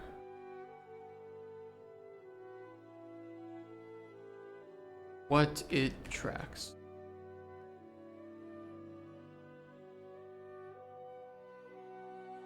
what it won't track. A good start. Slime assistant. We need to talk too about like the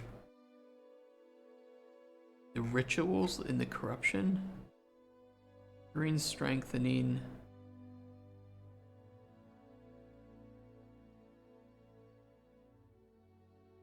During ritual.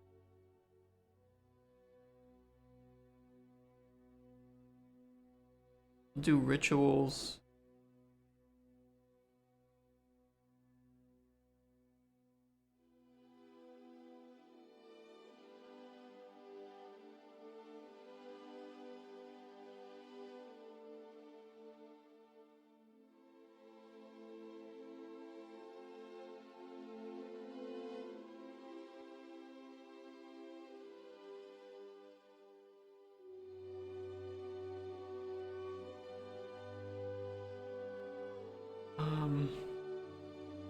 There's something else I want to say regarding the curing and strengthening, but I'm not sure.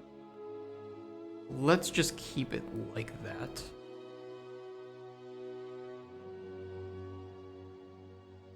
Encyclopedia is the UK spelling indeed. Okay.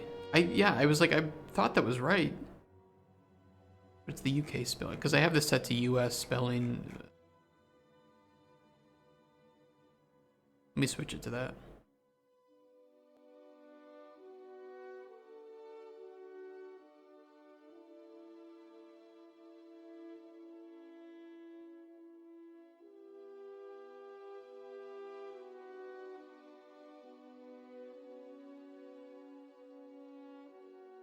There's gonna have to be... I feel like there's gonna have to be a mood board for the encyclopedia. Ironically, this is actually one of the biggest budget things that our game will have.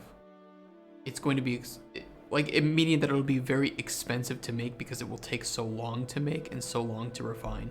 It's a lot of art, of good UI design, making sure that the player has the information that they need and information that they want. This will change constantly. Be very, very difficult to make. But the better it's made, I think the smoother the gameplay will go. Especially once it can auto-track discoveries and the player can... You know, it should be the player's companion as much as that slime is, right? This is your storehouse for everything that you've learned and come across.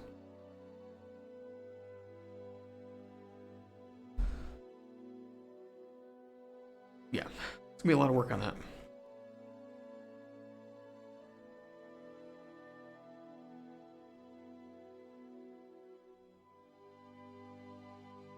In fact, UI is one of the things that undergoes, in my opinion, the most iteration for most games.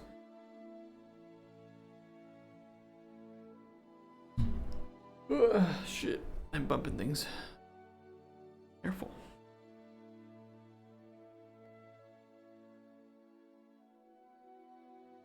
Let's put here, at least for now,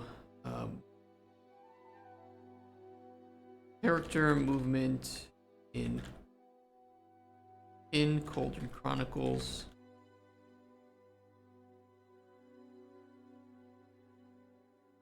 I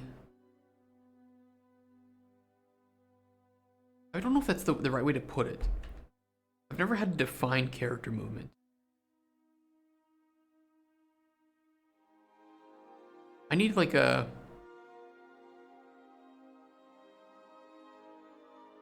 I need to throw like a GIF in here or something, or like a video. Movement call across with true movement based on the player's exact input.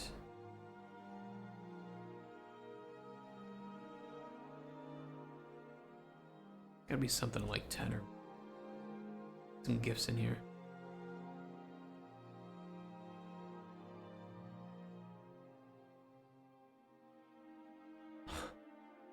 GTA 5 character movement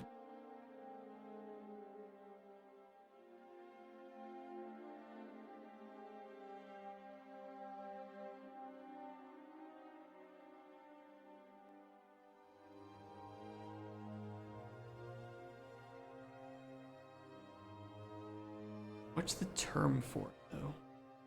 Because this is what we won't have. I know that Witcher 3 added a setting for it too, because it had that same style of input, and I don't know what they just call it like alternate movement mode.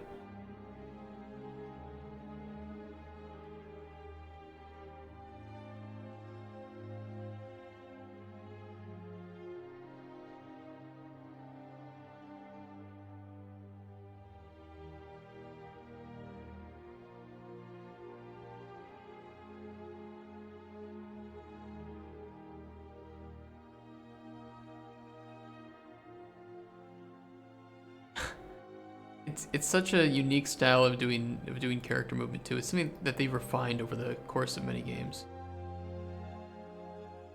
Nice.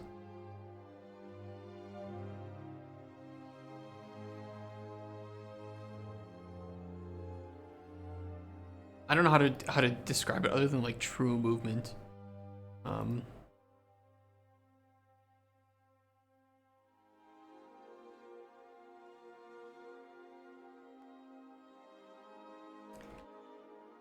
I'm sure that somebody out there who like works in animation could probably provide me with a better term to use here.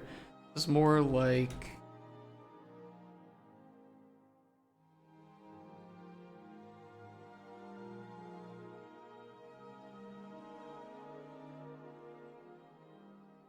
a, let's just say, competitive FPS game where whichever direction, I mean, this is something that has to be shown in like a video or a clip or something, so we'll have to add that here. Add video or GIF showing desired movement. Simple as that. Moves in for the amount of time the button down is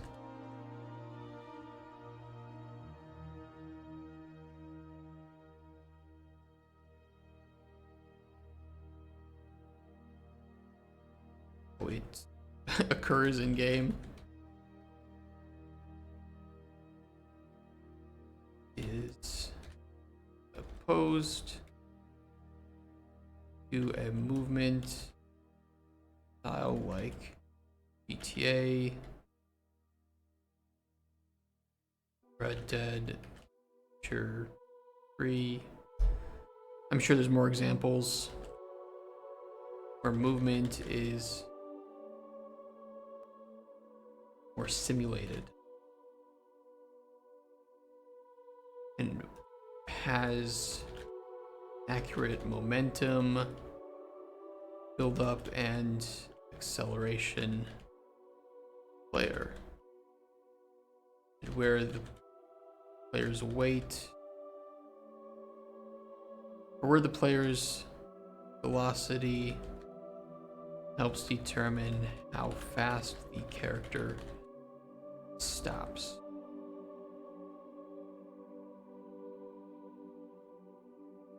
That's a good start.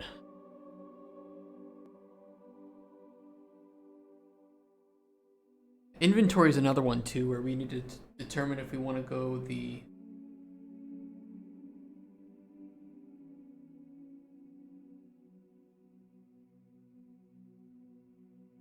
do something like UI based or do something like the forest. I think was a pretty cool example.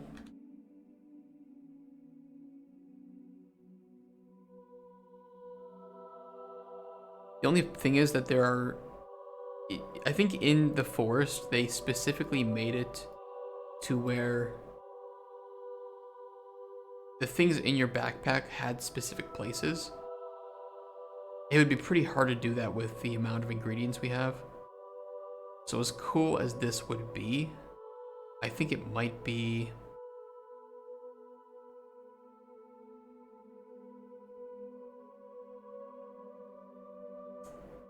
a challenge.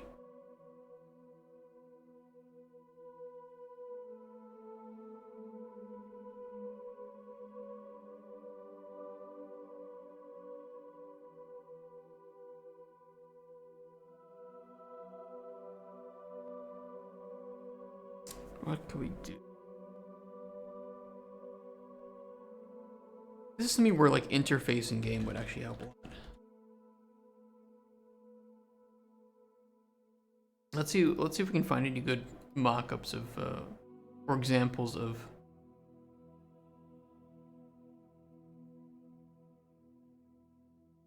inventories.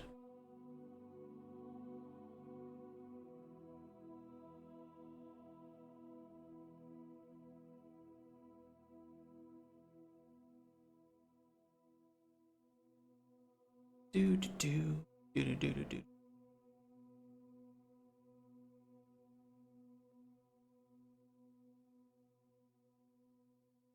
How we doing? We're doing good.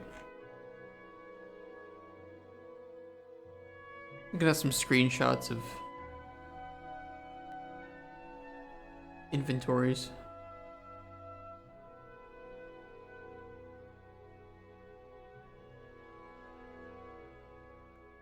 See if there's anything that really jumps out as being. That's a good, starting point.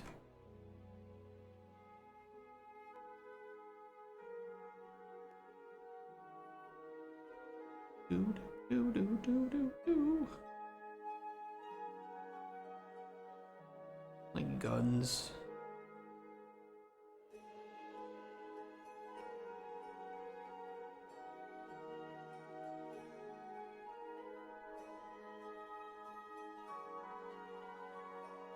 I don't actually mind that to some extent.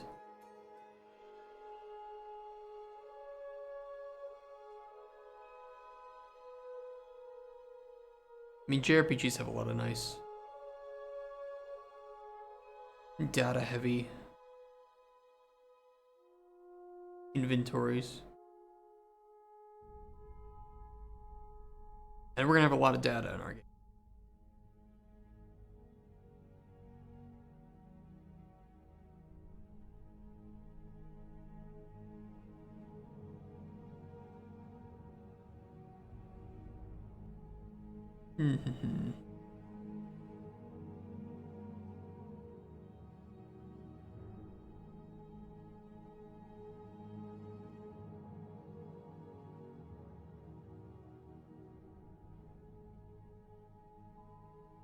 Yeah, I mean, I like the idea of just having the list, the small version.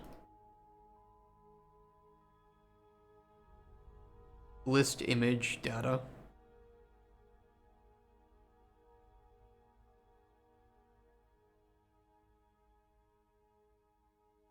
I could just leave that blank now too. Like, there's no way that we can have a completed GDD by the time that we see these publishers, right? And it's okay to say like, yeah, I don't know how it's gonna look yet.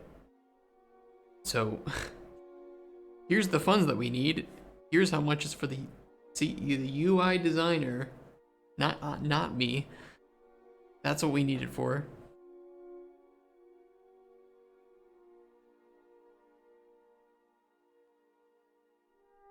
So if I can't think of anything off the top of my head right now, that's just something I'll work on with other people.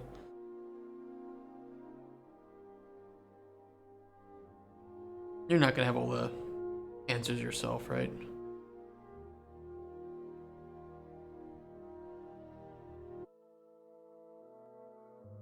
I wish I did. Alright, we'll just leave that one blank for now then. NPCs, I can talk about this one.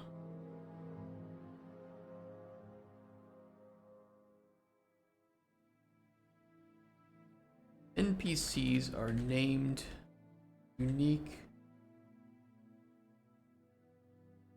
individuals that live in the world habit. In Cauldron Chronicles, these NPCs have stories. The thing is, I think I should call them characters. There's a lot to be said about using the right terminology because it elicits different thoughts. Arguably in the year 2024, the term NPC doesn't necessarily create the idea of any uniqueness or individuality, right? So human adjacent entities. Go through. I'll make like a note. Maybe like, bro, don't call them NPCs like the idiots that moderate Twitter, Reddit.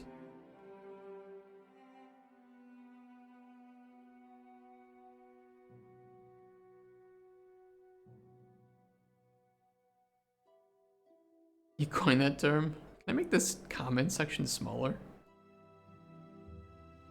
You can just do show comments.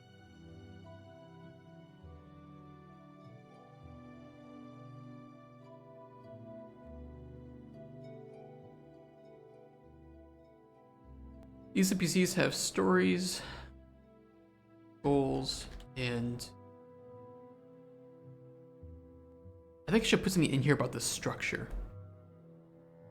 Because, you know, it's one thing to talk about like the NPCs and what they are with players. Oh, they have stories and goals and journeys of their own, right? That's something for players to understand. It's more simple. But the structure of how these are set up, I think, is important for developers.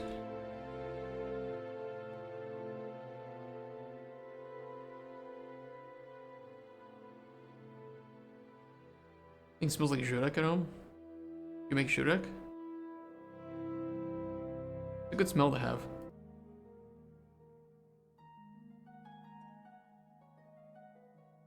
What the fuck is this?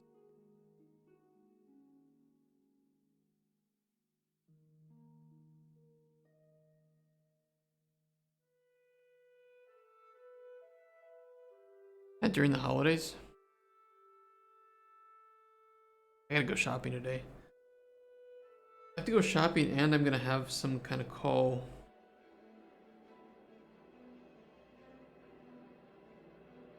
Let me add him on Discord. Friends, add friend. I'm gonna make new friends chat.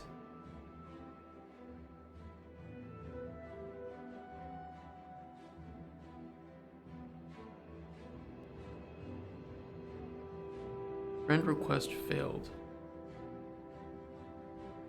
I know why. Friend request sent.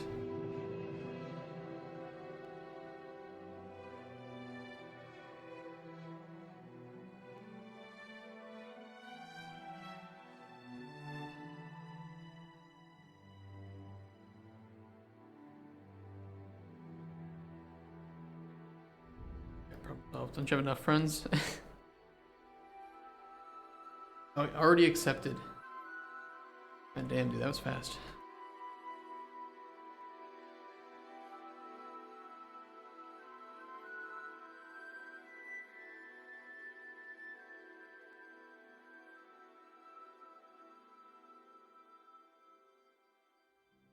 These are named unique individuals that live in the world you inhabit. Chronicles, stories, goals, and journeys.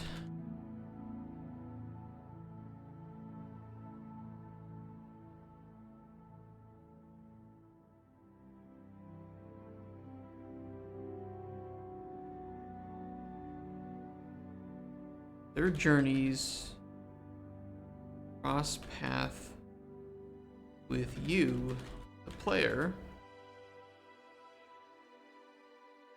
as they attempt to complete their goals.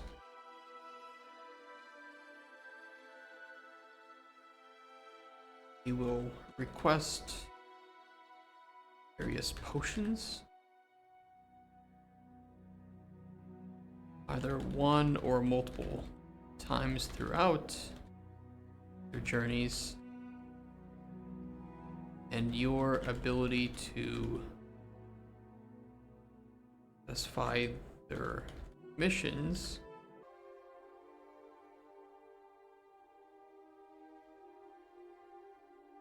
quest commissions will determine outcome of their stories.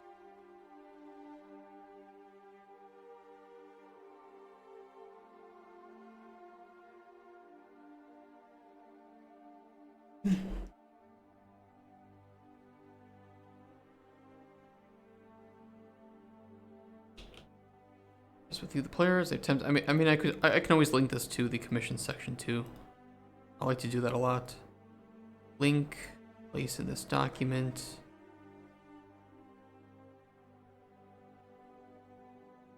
So much in here. Mission.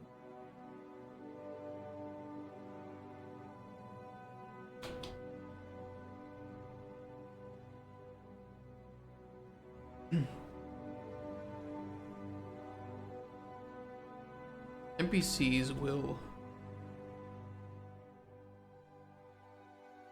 I don't know what the right word to use here. It's not like occasionally. It's not. I use the word occasionally, but it's hard to describe what that means in time, which I think is important for understanding the scope and how the gameplay loop, looks. I'll use the word occasionally, but I'll describe what that means. NPCs will occasionally stop by your.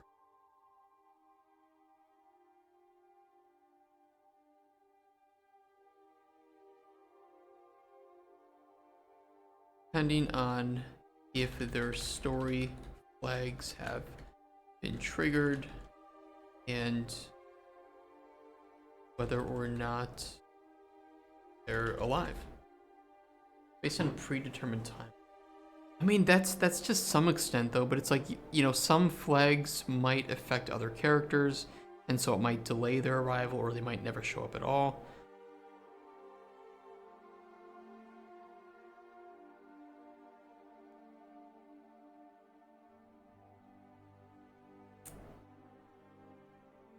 It's one of those systems that's complex to describe.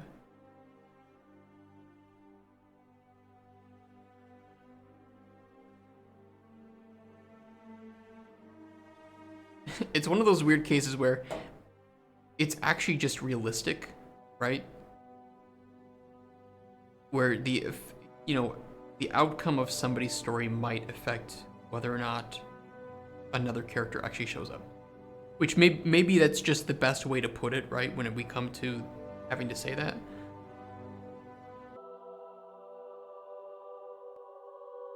This playlist is all over the place. It just like switches songs mid-song. It's wild. I'm going to this one.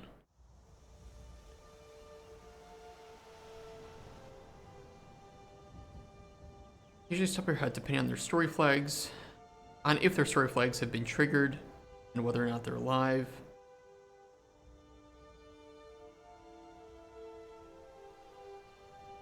This like commingling of storylines, commingling and crossing, meshing.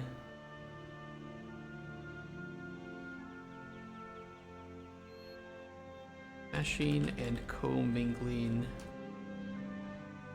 storylines lead to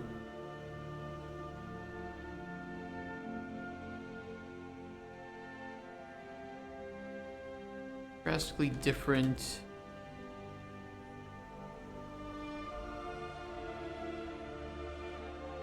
experiences for players, even if the initial set of NPCs remains the same. As stories get altered and NPC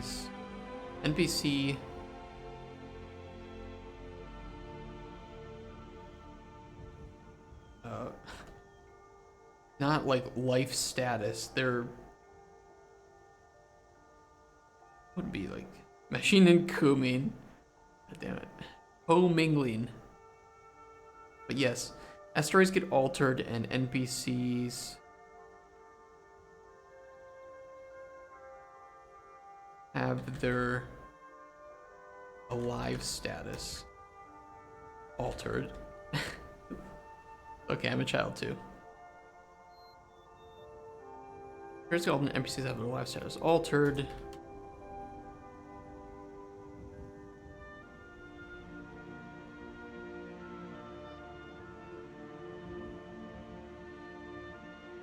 And stories may emerge.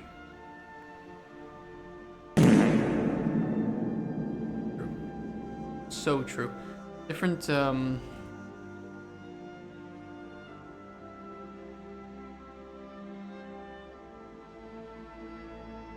the order in which NPCs show up and the stories that the player experiences. Stories.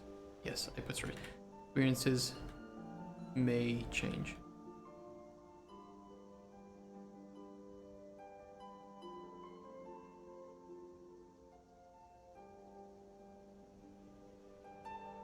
This is for sure a section where flowcharts.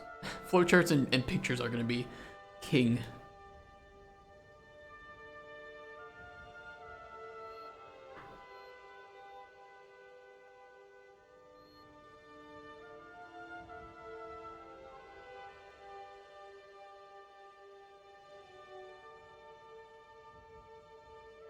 What do we do for story structure? How would I draw this out? Create a new diagram, blank. Go for it. Yes, root folder, fuck it.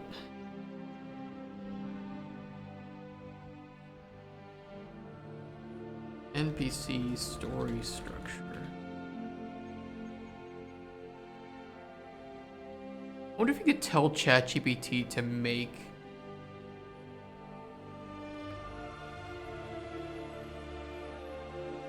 I mean, if it just saves it as XML, I'm kind of curious. If it knows like draw.io's structure, right?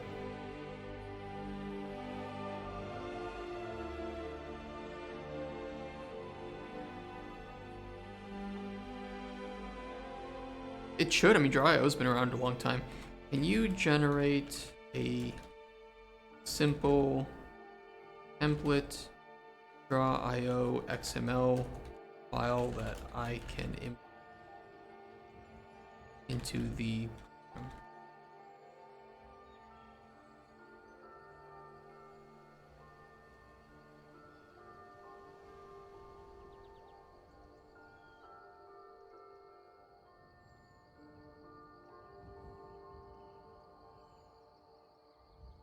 I'm just curious if then I could just feed it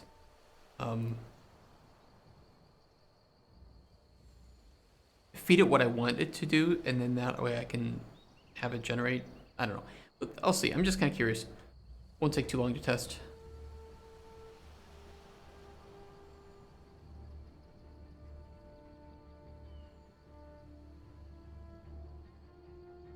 Oh, I saved it as text. Hold on. Wrong. So wrong. Okay, excellent.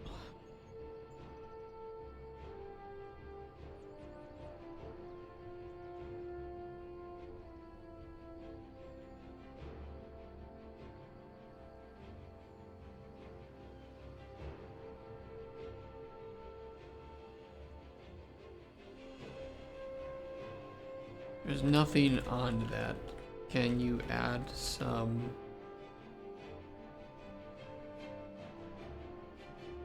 nodes in a circle that demonstrate the cycle of precipitation? I don't know. Let's go for it.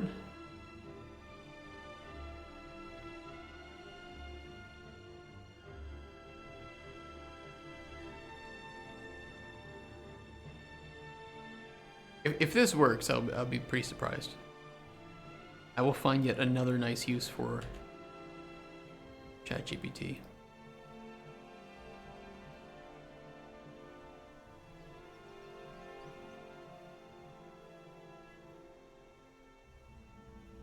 Why is it all the way down there?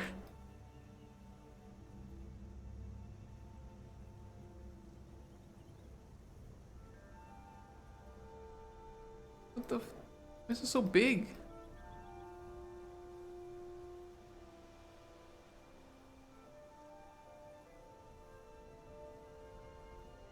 What the hell?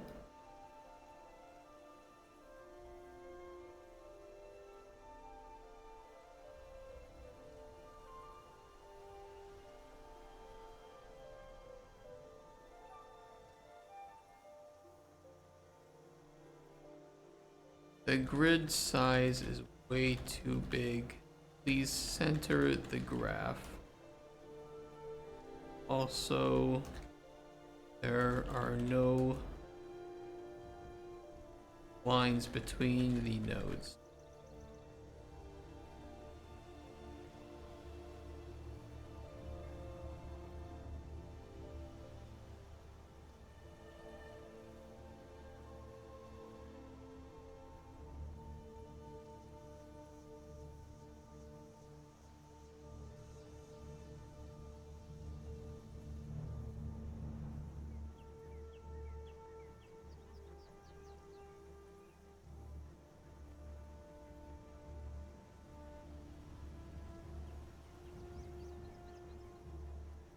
I think it's trying to, it's importing multiple ones each time. Hold on.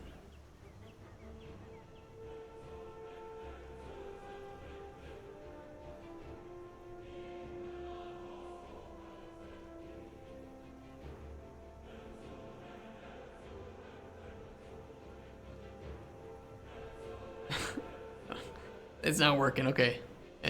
Don't use it for this. It will not work.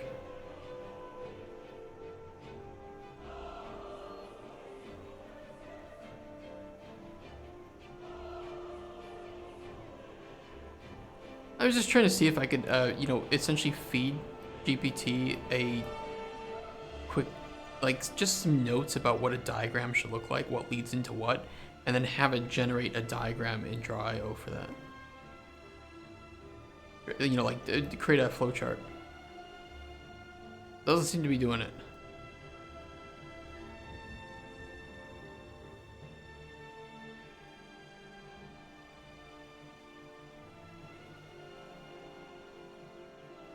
What was I trying to do before I went down this rabbit hole? NPC story structure.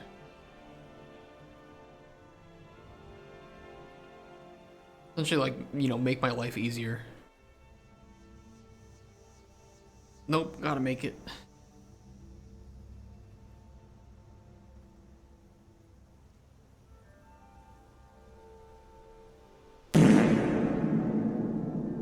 That's true. That's a good point. I didn't think about it that way.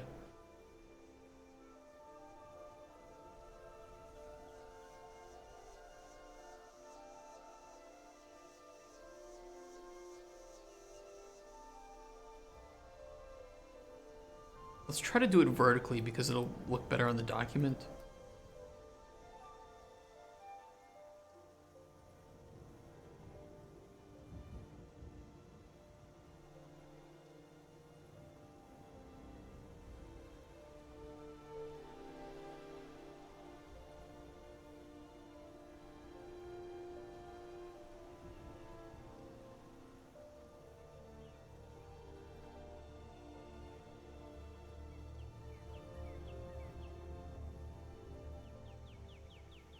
Player fulfills.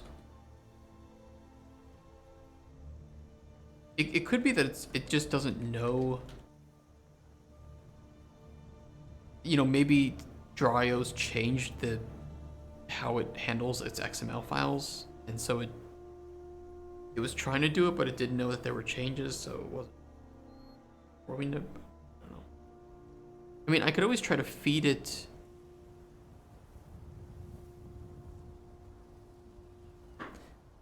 I could try to feed it the output, like I could export this to XML so it knows what to structure things as and how to draw lines.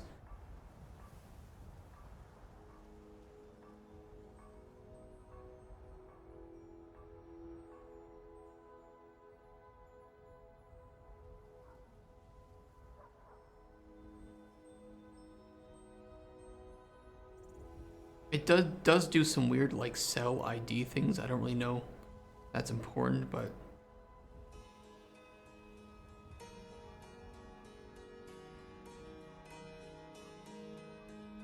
I'm sure there's a way to do it. You probably just have to teach it better than just ask it.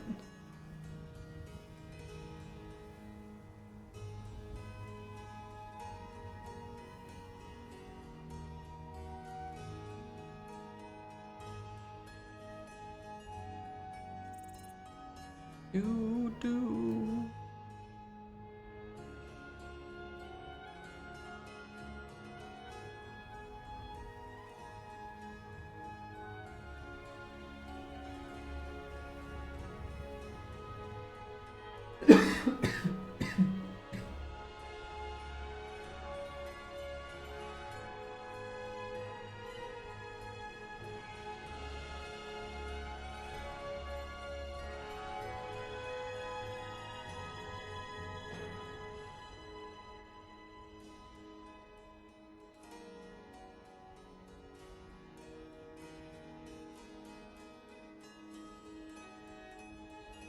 Figure diagram?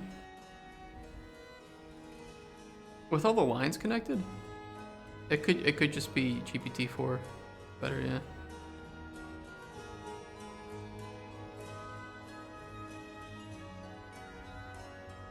I'd get access to it, but it's just more more money being gone every month.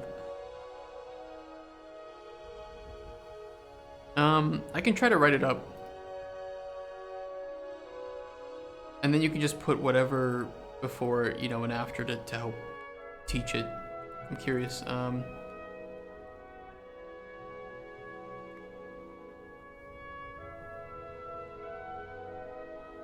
have to make some notes. Is there anything that we have that we could feed it already? Not really.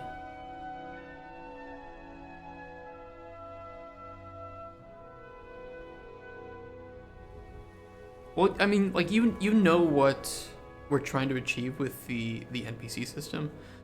Oh, you're not okay. I'll fuck around with it later. Maybe I'll. Do they have like a trial for GPT-4? Probably not, right? They're greedy ass. They're fucking greedy assholes, aren't they? I'll have to play around with it. I'll figure something out. We can always test it later. I'm okay with doing this by hand for now.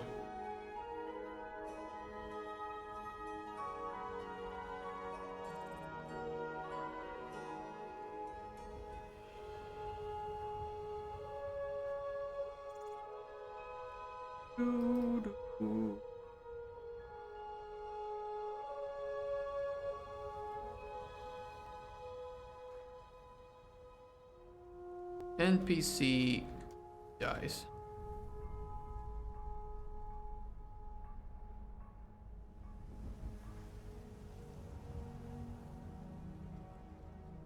Bad outcome. Decent outcome.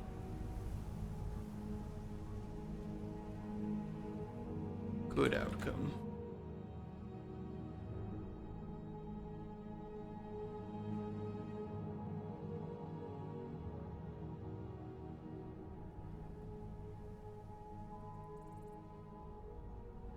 NPC returns to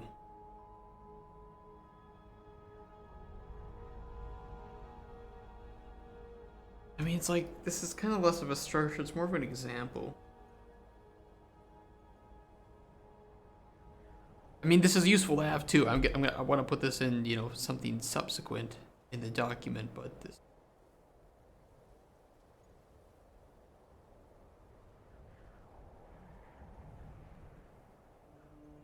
let me think about it while I go to the bathroom, because I gotta go to the bathroom. You guys can stare at my shitty dry out thing so far. Alright, give me a sec. I'll be right back.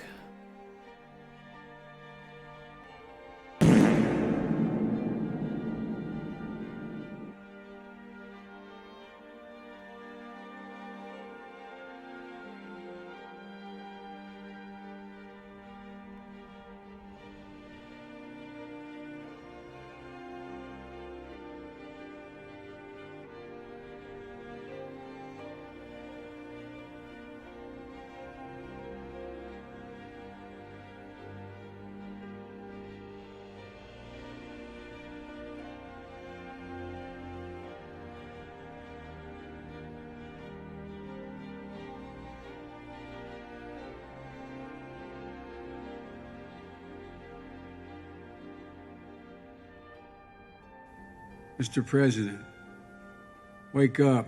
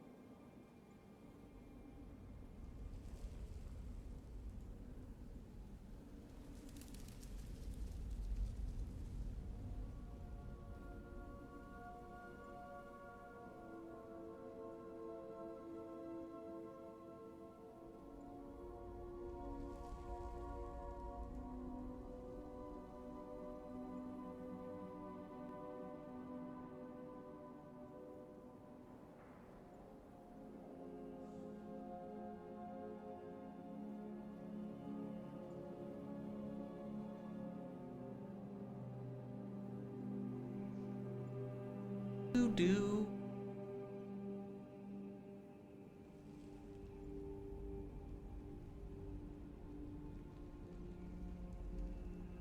Whoa, chat. We're going hood mode today. Time for the hood.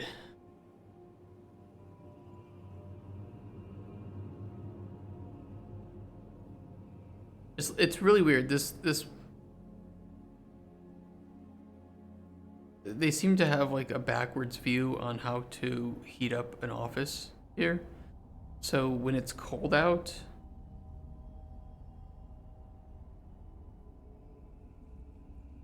they don't make it colder.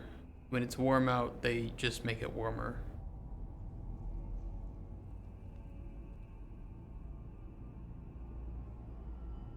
I don't know if that... I'm saying shit. Let me just write this stupid thing. I'm gonna put like just bad outcome, decent outcome. We have to explain it though. We have to explain what this means from like a structural point of view. You have these 5 outcomes. I don't think we should put these here. These nuts in your mouth. Damn. True. True and real. Outcome.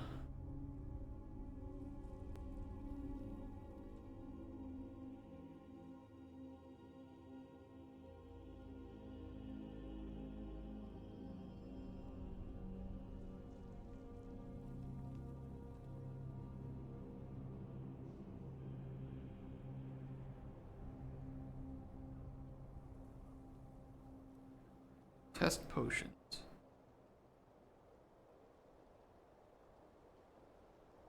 Like it's an NPC. Yeah, I guess we do want to include like. It is the story structure.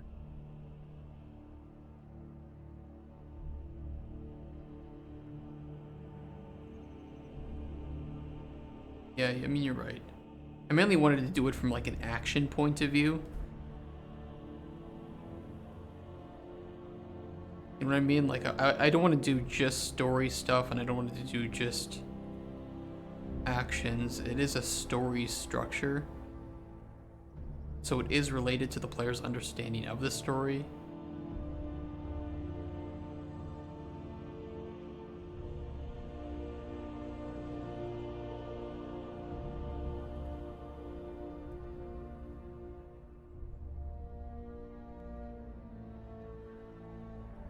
Like player gets commission, player.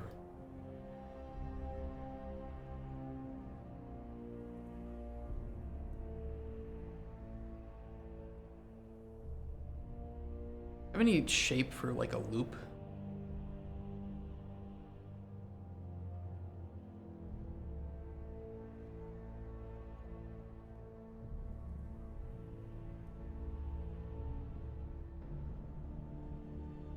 I have arrows.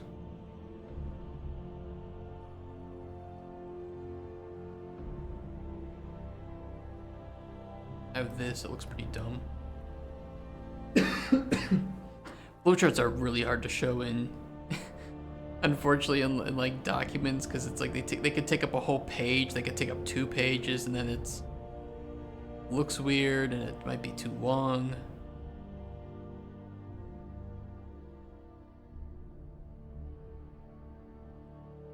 I want to include alchemy loop, it's not really important. Player gets commission, player fulfills commission, these are actions.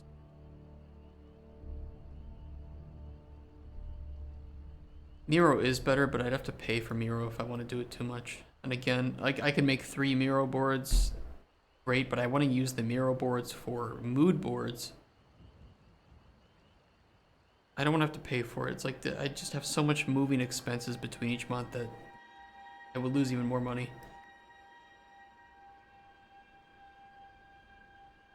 How much is Miro?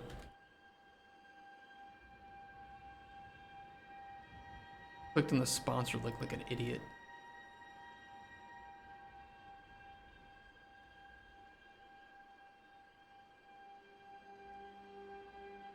Not that bad. It makes more sense now that I'm actually creating something, you know, month to month, as opposed to maybe I'll use it.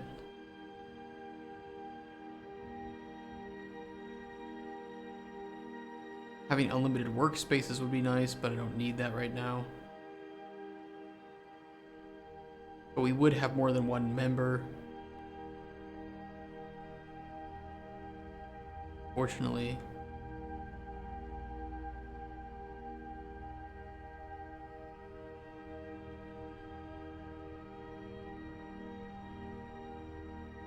I don't know, I'll have to look into that because that could get expensive. 8 per member.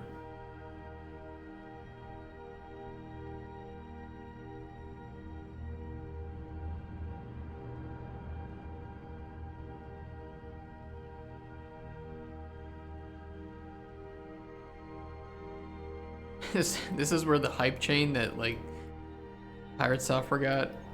Man, dude, I would be able to do so much.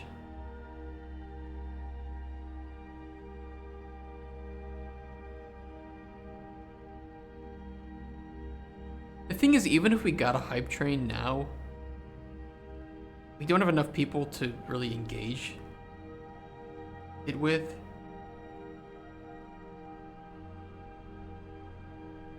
If I had like a couple hundred people watching, I bet I could get something going pretty big.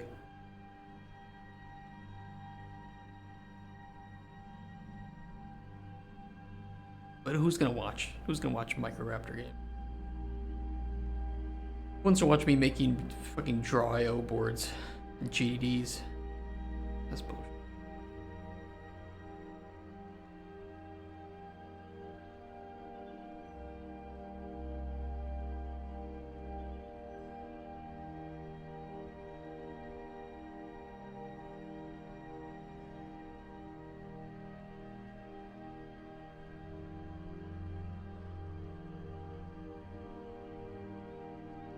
outcome. Or we can just like outcome N or outcomes.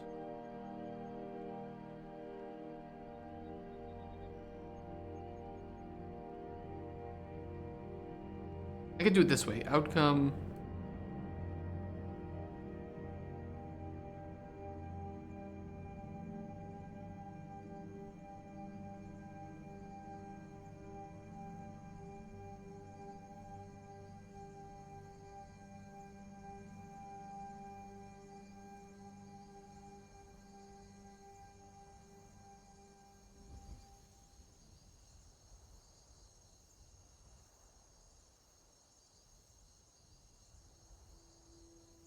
Outcome N.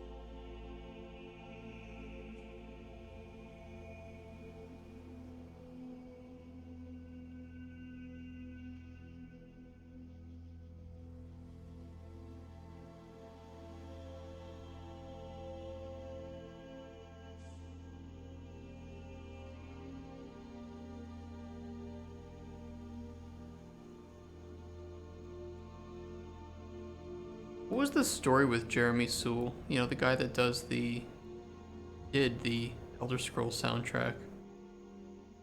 Wasn't there like some weird drama with him that I don't know if it was proven or not? But then they replaced him with someone else.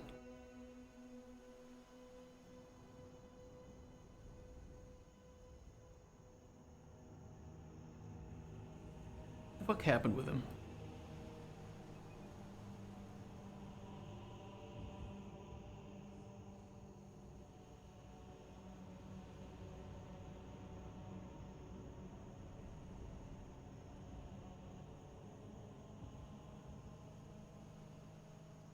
Oh, he was accused of some things.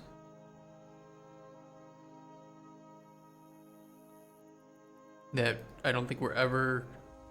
He was accused of the grape, but without the G. He was accused of the harassment.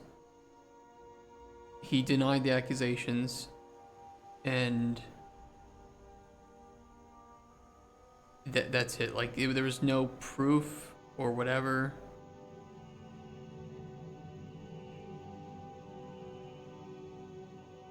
And then he just kind of faded out of existence.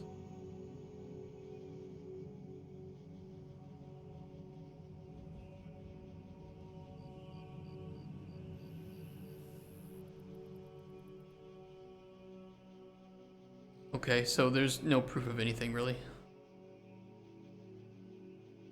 Where have we heard that before?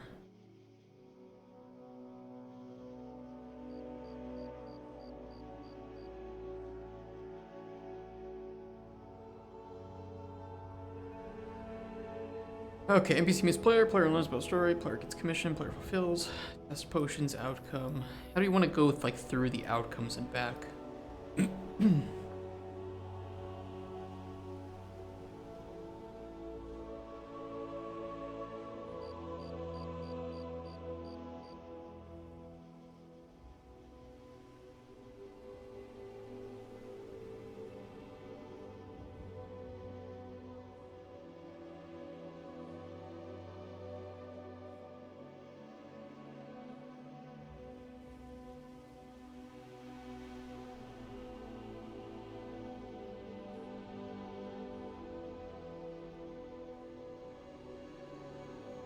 Like, we want to display that there are outcomes.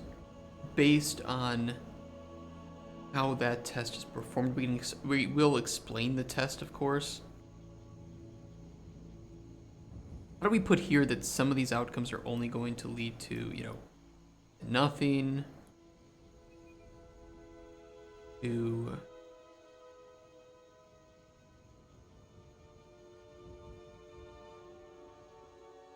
looks like there's death.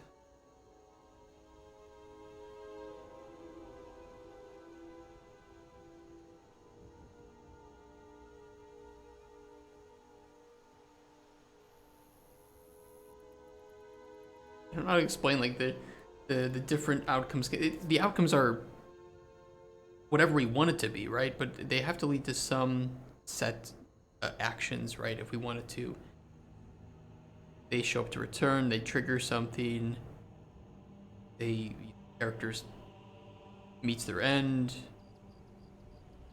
there's reward. I've always been bad about creating flowcharts.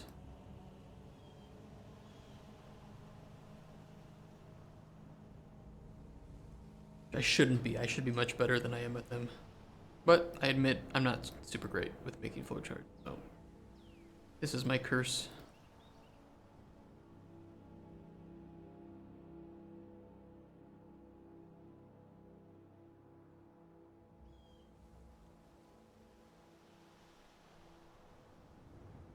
Let me ask. I have a diagram flowchart with multiple outcomes, some of which may lead back. Start. How can I display this in a space efficient?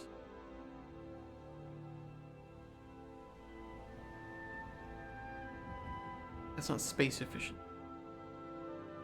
Group outcomes.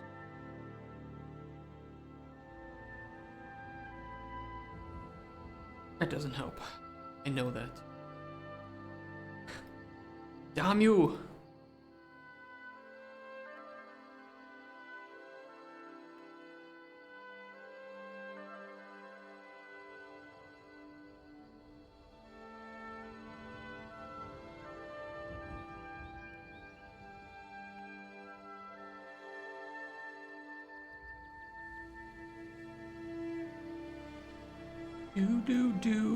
Let me see.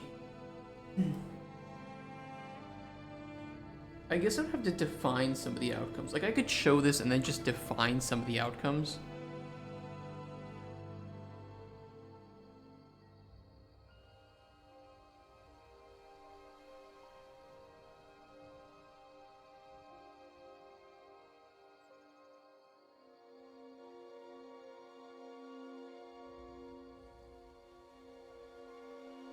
I mean, this is essentially it, and then I'll just define some of the outcomes.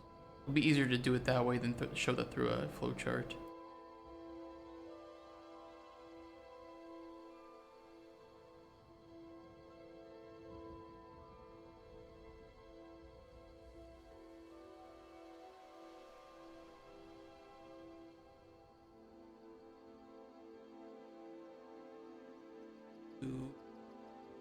That's probably a bit too small, isn't it? Nah, that's not bad.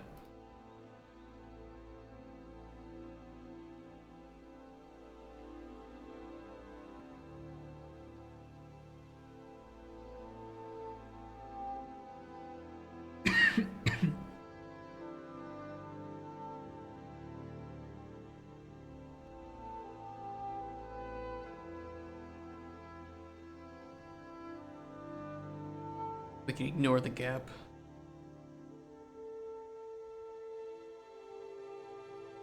We could always force this just to be on a new page. That out, but NPC meets player, player learns.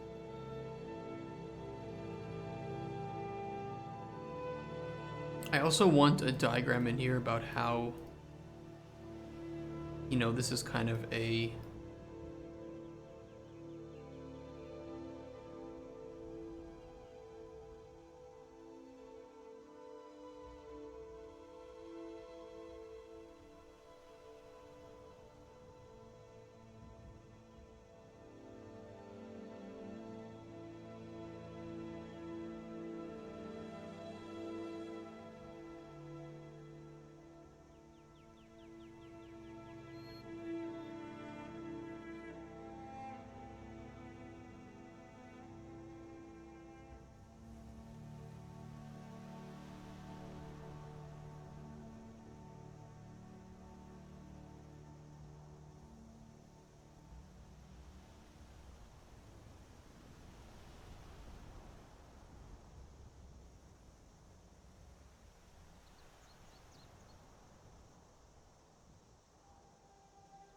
A1.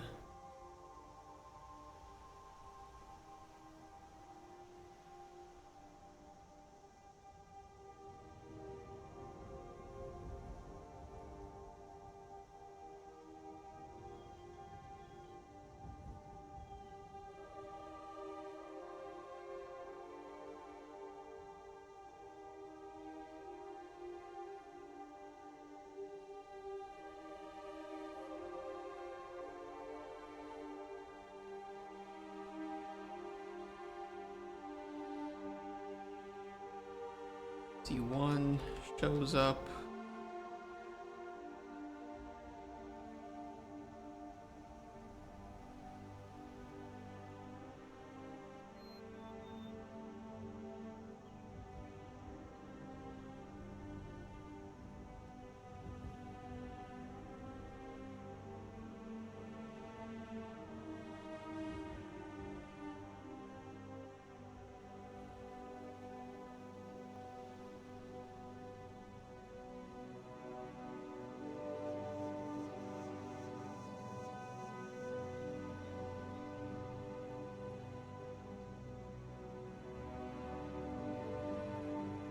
Like, just to show that there's like some overlap and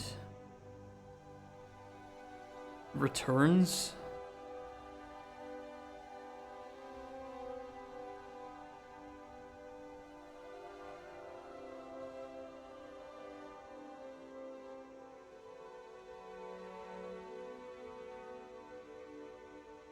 Maybe that will help kind of display it a bit.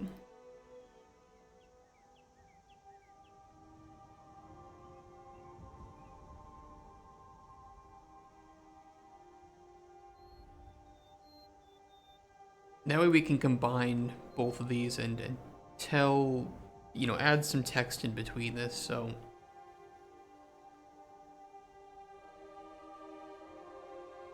Especially because the player will have seen the loop beforehand. And they'll get a general sense. Interact with NPC, get commission, collect ingredients, make potion, complete commission, right?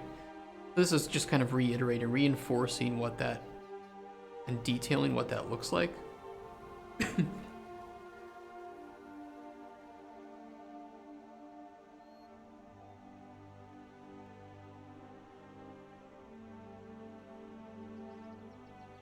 As mentioned in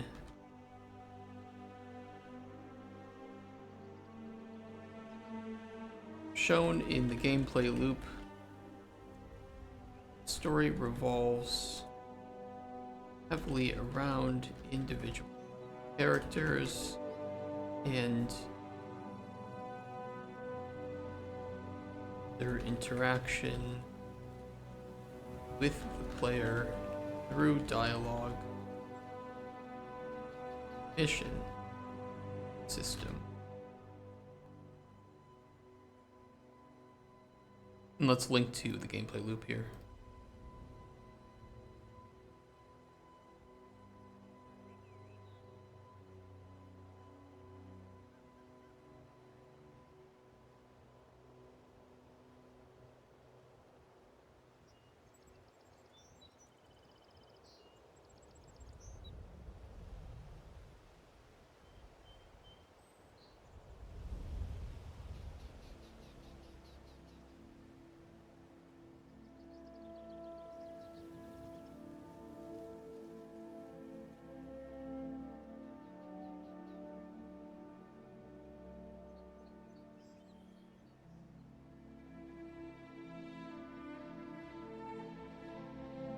Getting a commission.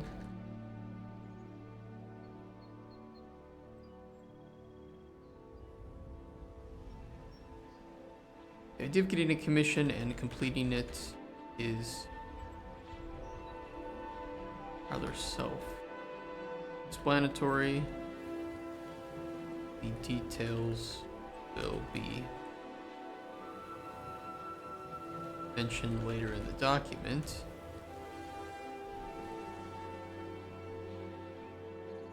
However, the outcomes of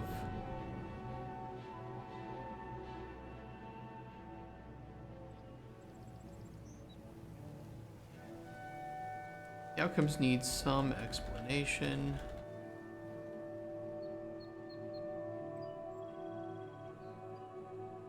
Way we test potion.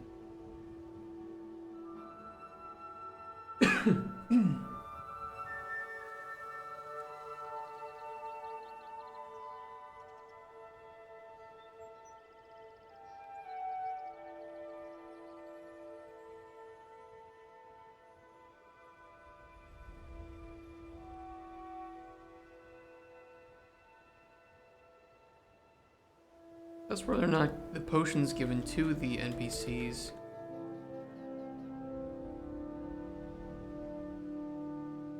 will fulfill the commission.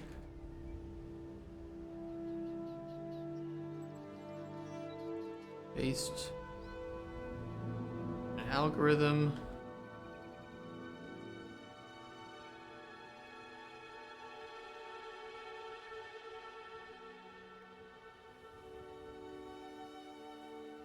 Rates all the potions being bartered. We also need to detail the bartering system. God, this game scope is massive. It really needs to be trimmed. It's really.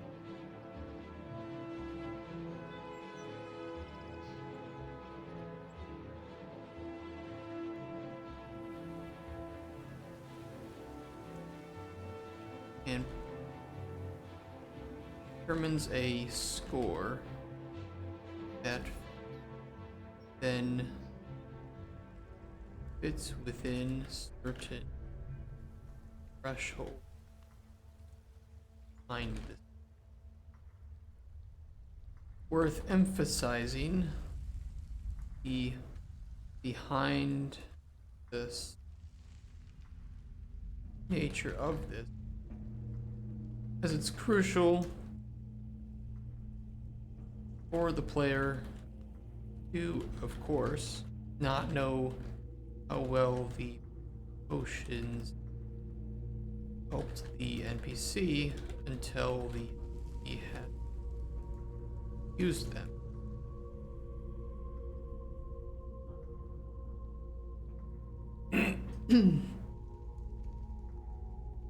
And then, of course,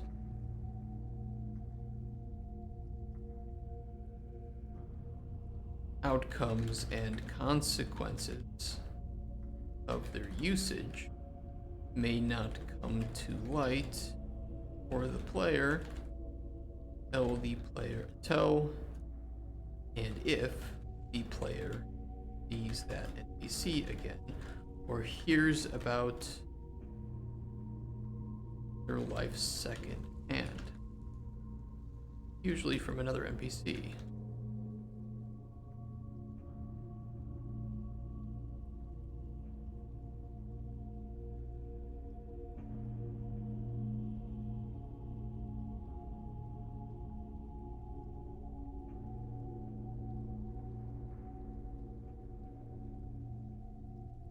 Let's do this. Let's do a subheading here.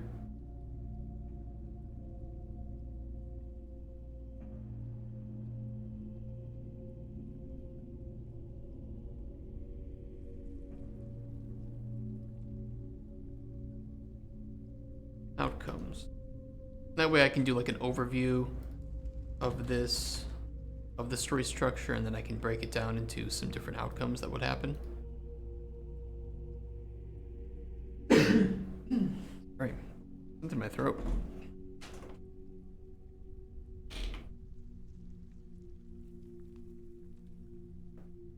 I need to take some medicine for that.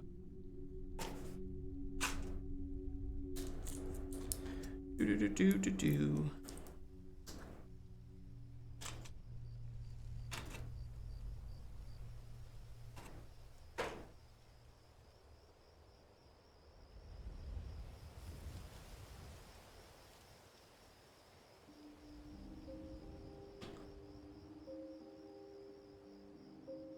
There is a worst case scenario with writing this GDD where we don't have all of it written by the time we have to do the start making the pitch decks.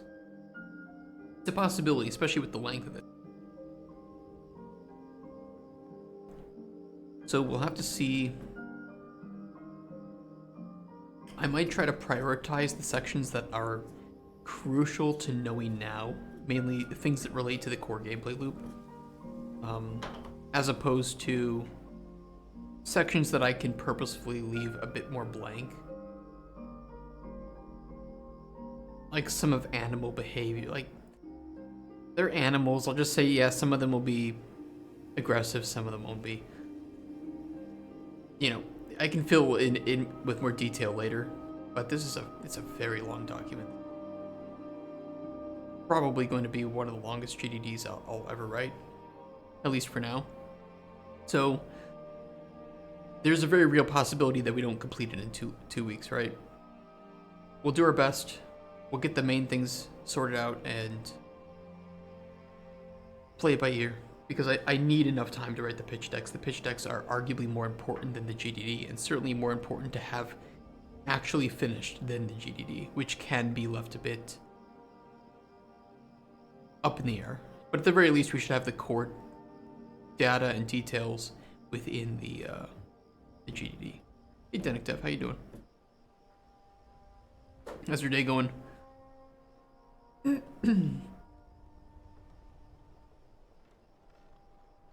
Those thresholds we mentioned in the previous section, we can base outcomes.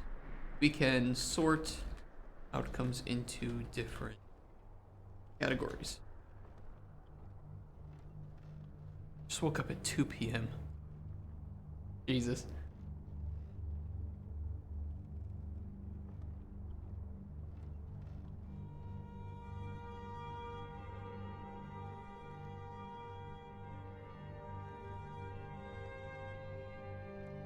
Outcome overview.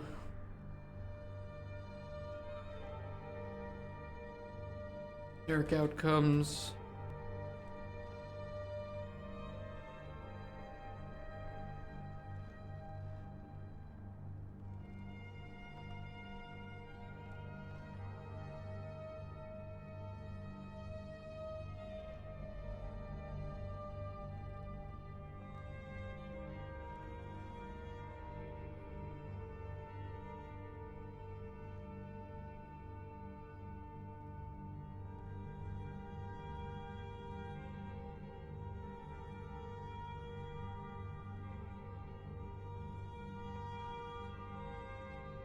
Our generic outcomes and unique outcomes.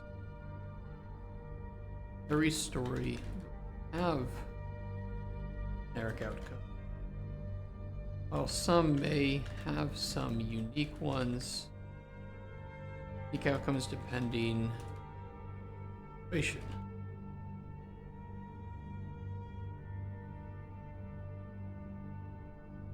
Had a playtest over the weekend yesterday.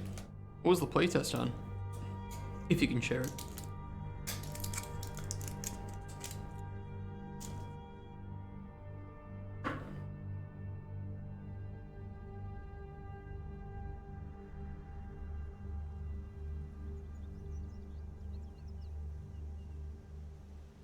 Like, what was the playtest revolving around? Like, what game or feature?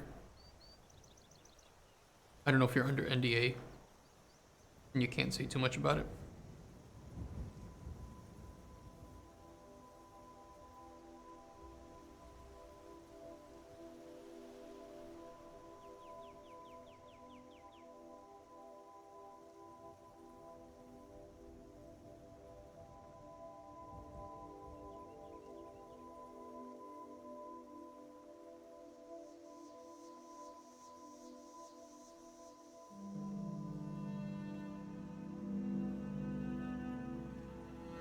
A session every other weekend so the community can play.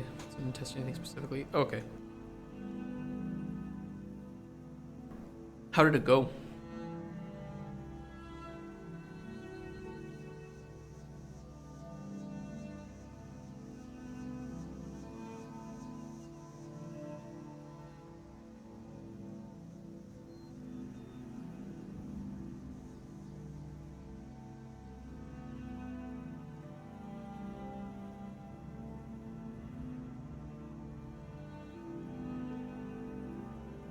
Return or not return player.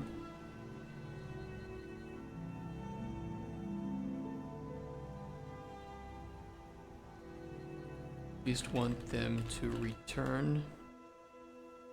Possible to inform the player of journeys. You're pretty good. We reached a new Twitch viewer record. Oh yeah? What was the record?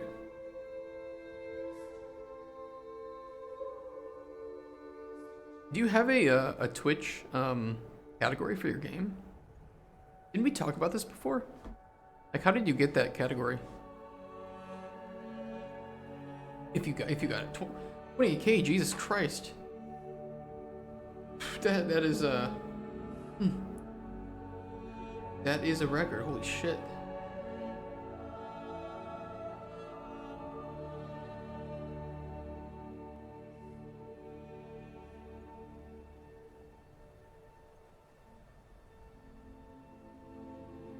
Another invoice. Yeah, I do know Lyric. Yeah. Who doesn't know Lyric? Also, can you share the website that you use it? You have? That you used? You don't know? Nah, you know Lyric. Played for a few hours. That's pretty cool. Did you sponsor him to play, or did he just happen to play? That's pretty incredible, though. No sponsor. Did he like the game? Yeah, I mean, I couldn't either. I don't think I could afford any streamer.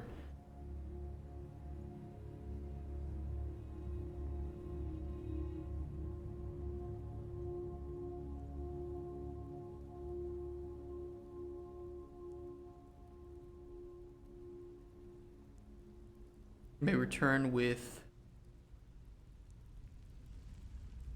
items to give the player as thanks. Wait for several hours, so I guess so. Did you see any big like jump in your wish list from the playtest?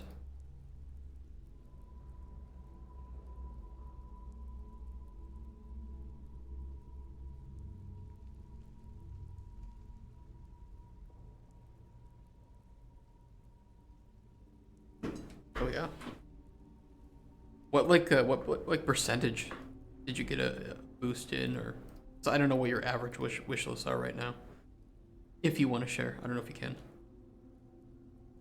I don't want to push you into it, but I'm just curious what kind of like a 28K viewer multi-hour stream kind of does for your game.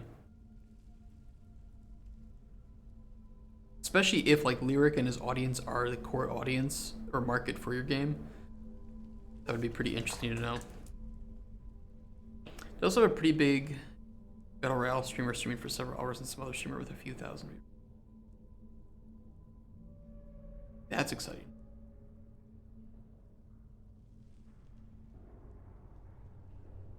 I don't think any game I've ever worked on had that many streamers. Or that many viewers. Oh, Brazilian Battle Royale. You have to clarify. There's too many acronyms. We need to take some acronyms out back and shoot them. Character may set world and other character to initiate events or other characters to show up or not show up.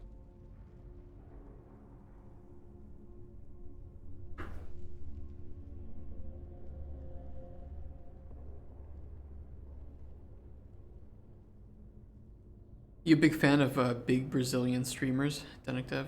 You know what I mean?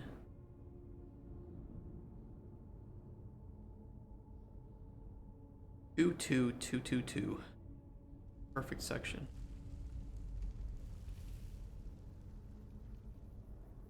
Current ideal editions today are around 700 wish list. Yesterday was 4. That's huge.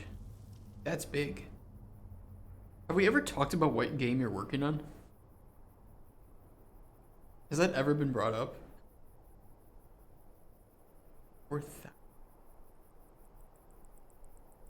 Wowee, that's a lot.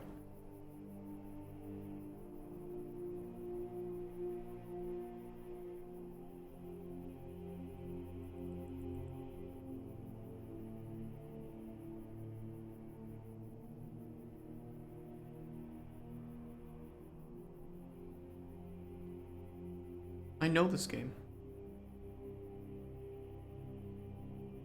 Jesus.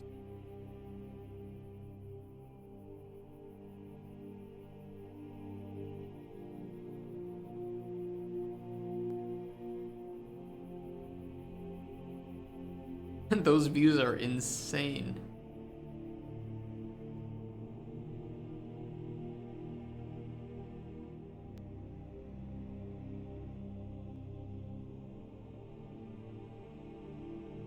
Videos with similar views yield a bigger wish list.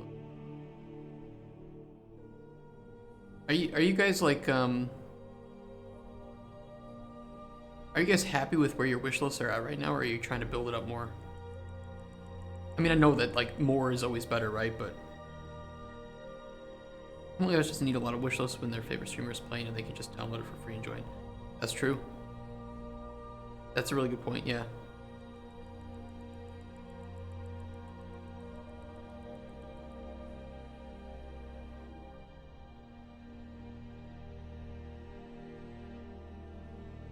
Still though, that's pretty exciting.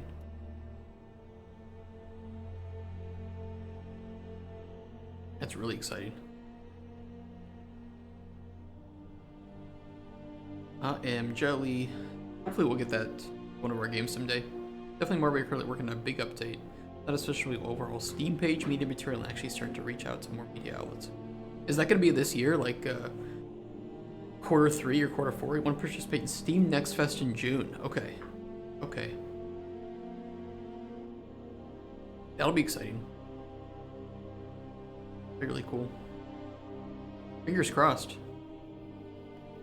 If it's on Next Fest too, I'll for sure play it.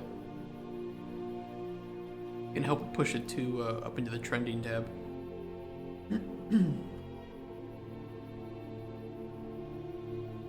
Unique outcomes are custom set by the designers, depending on any specific potions effects that the player provides. Doesn't provide. Gives us a small way to control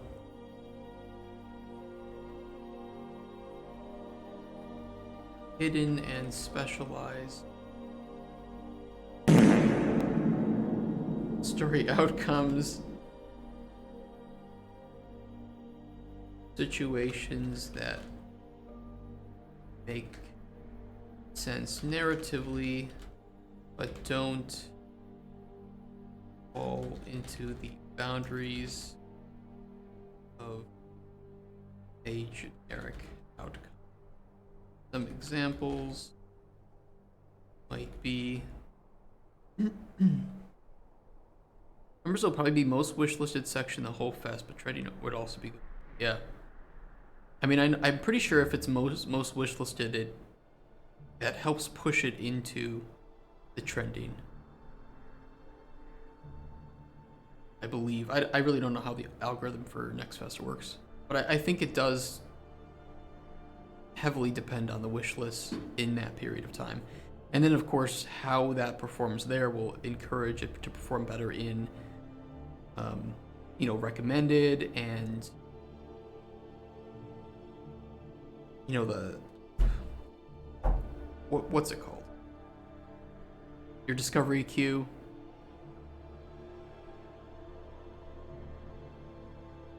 That's pretty good. And if it gets really, you know, big, then Steam might want to put it on. Also, yes, art. Steam might want to put it on the front page, but I don't know how it determines that, and that's pretty hard to confirm, right? Would be cool though. Even if it was for one day, that would be amazing.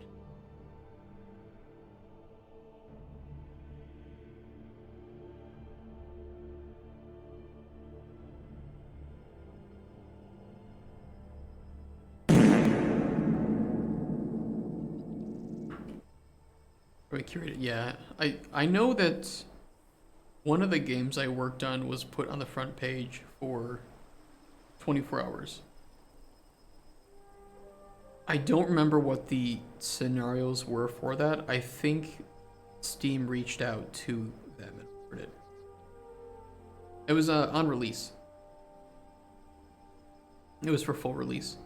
So I don't know if it was because Next Fest and like wishlists were so high for it, but I imagine that maybe if Next Fest wishlists are high and performance is good, they'll want to put your game for full release on the front page of Steam.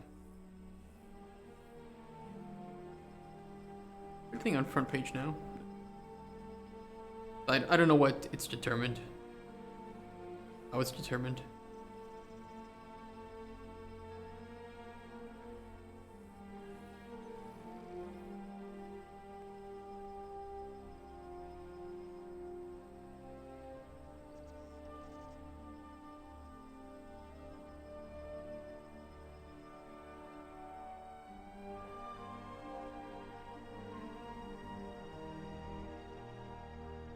Finding a potion.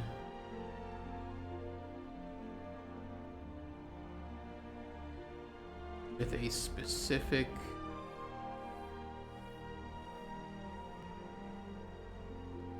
effect. Do you have any experience with Next Fest? I only know some of the basics, like how some of the algorithm plays, and I know of course, as I think most developers do, that you can only use Next Fest once per product. So you kind of have to go big or go home, right? I know for a lot of cases it's also make or break. That if they don't succeed in Next Fest, you pretty much don't succeed at all. There's a lot of importance put on it. Yeah, the rich get richer, yeah. I mean, I think it's really good for players, right? You have a demo. I mean, I think you said your game's free to play, right? So, but for other games that are, you know, premium, having that demo is huge, and it gives players a great way to test out the game. So, I think overall it is a really good experience. It's better than not having it in at all. But it definitely is a case of, if you're not in like the first page or two of the trending tab for Next Fest, you're probably not going to really get seen. But I don't know if that's completely true. I think a lot of people do filter by genre, because of course they're looking at the trending tab. It's like that game doesn't interest me. Let me check like the strategy game genre or the simulators. And then of course, if you can get onto that trending page, that's probably more important.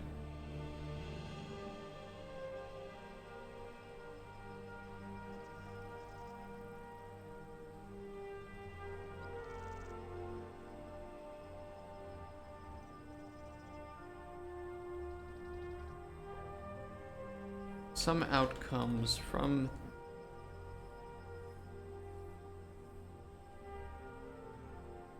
here may just change dialogue, while others may have more dramatic overriding effects on that character story. Biggest concern is having good media material, setting up everything, etc. Yeah, I think it's a lot of work. It's an awful lot of work, and you know, a lot of cases you only get that first chance to be, you know, to make that first impression.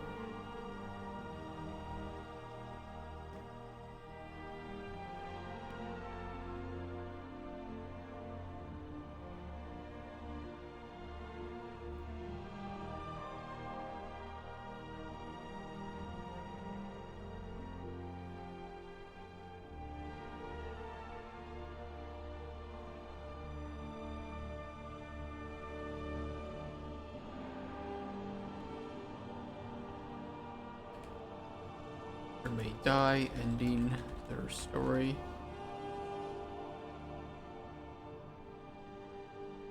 May also result.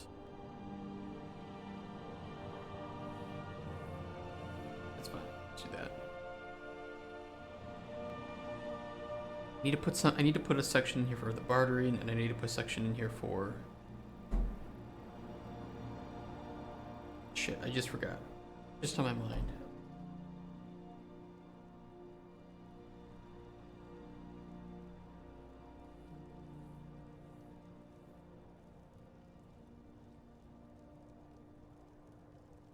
I completely forgot what I was gonna put in here. Oh, epilogue. Epilogue.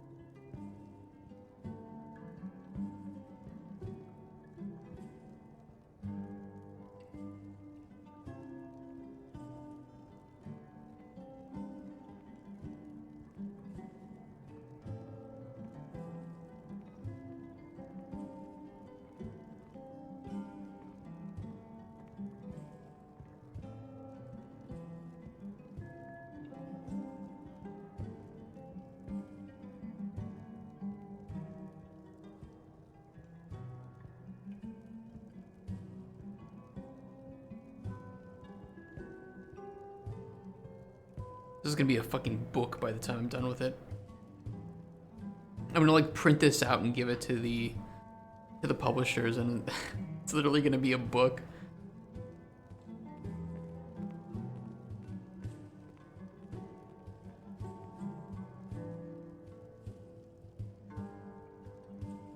Welcome to Microraptor. Thank you for wanting to work on Cauldron Chronicles. Please read this book before you get started on your tasks.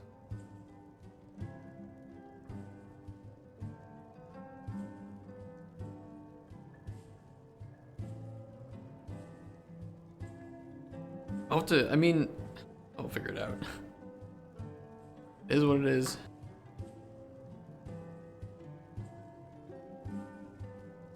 Storyline examples. This will be good. Storyline examples. Let's fucking go. Let's think of 3. I mean, the one that we talk about a lot is the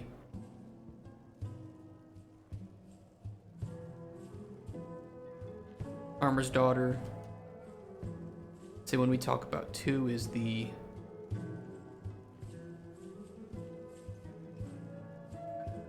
Gallant Light.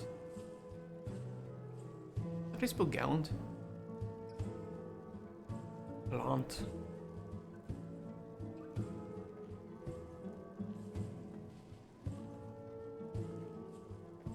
Yeah.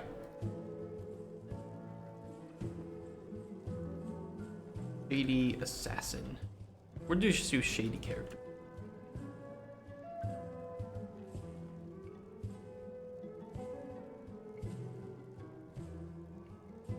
This will be a way for me to narratively kind of break this down a bit. And we'll do first visit. We'll kind of break it up into visits.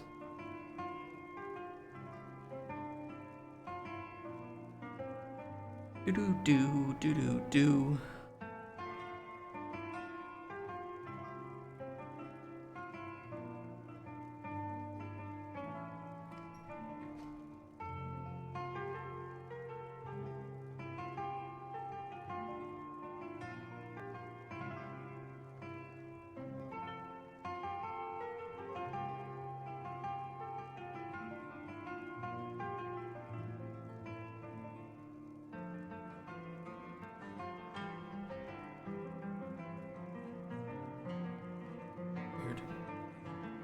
They said they would send me an email about like that refund for that computer part that I never got. They never sent me an email. They said they'd send me an email and a text. I ain't got shit. I'm kind of scared.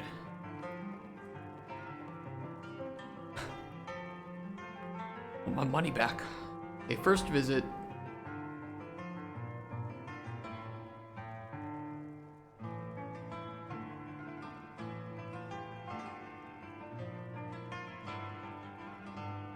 These will be narrative examples, including gameplay.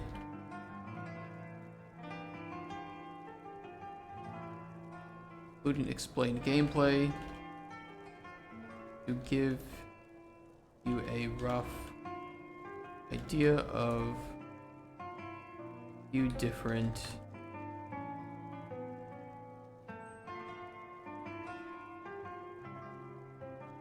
stories and how they might unfold.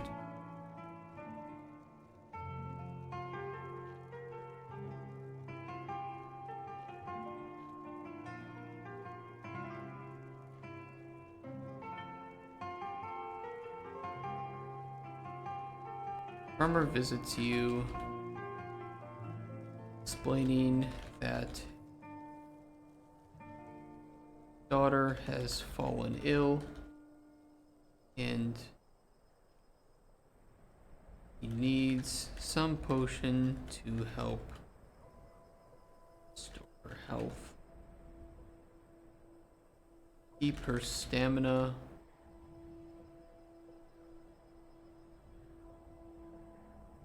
up so she feels like eating.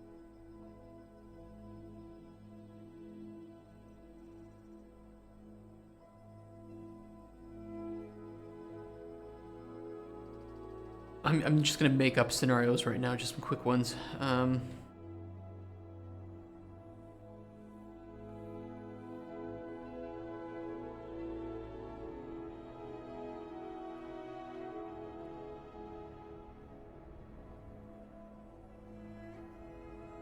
Asking for more detail. Feels that she fell sick.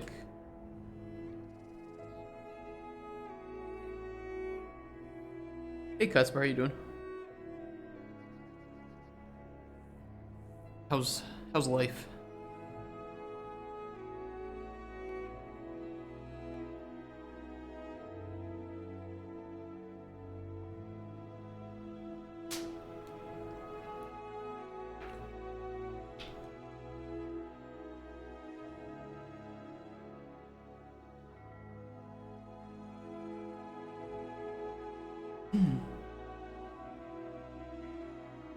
Suspicious.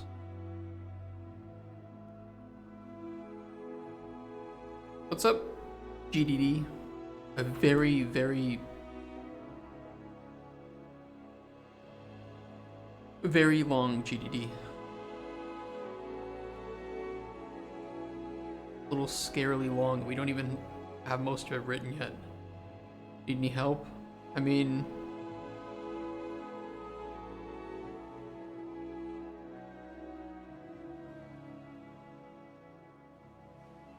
you can just take me out back and shoot me. I think that would help a lot. Just end my existence.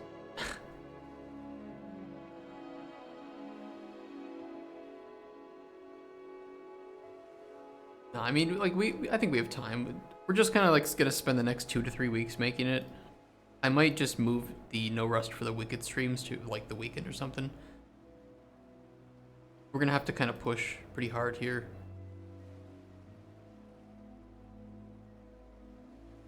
I think this was hopeful, but it's not gonna work.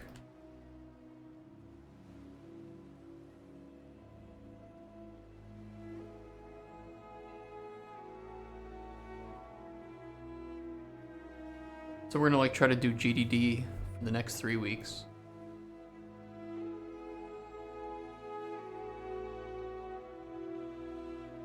I'll create pitch decks here. I may not end up taking these days off. There's some preparations here. Most of that's gonna be me printing stuff and just kind of fixing things. Yeah, depending on how big your game is, GDDs could take anywhere between, I would say, 2 to 4 weeks. Let's say 1 to 4, because again, you know, you could have tiny game, right? but ours is going to take probably 2 to 3. Be safe.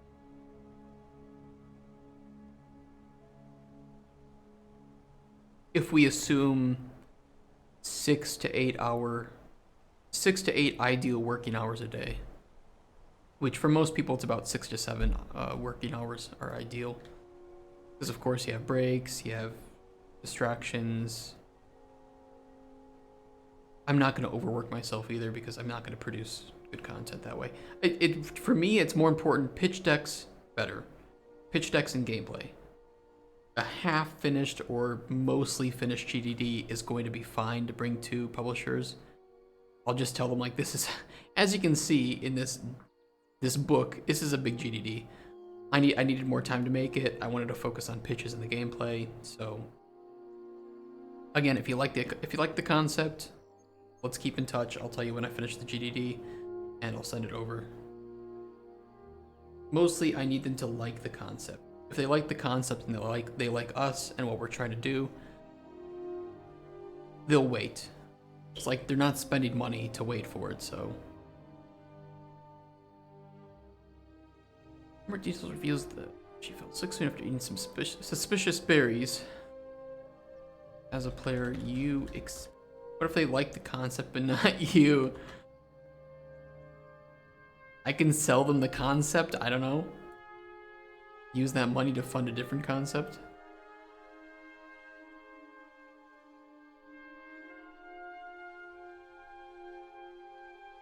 Poison may also be at.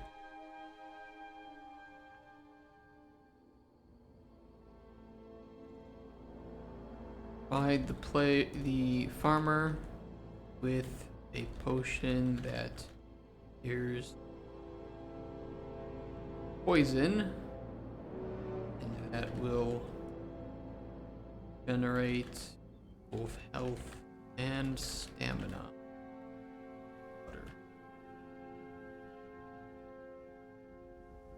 Let's say not first visit, let's say scenario 1. We'll break it up into scenarios. Dream sell the concept for $1 million US to make other game. I don't know if I can make that much money off of it.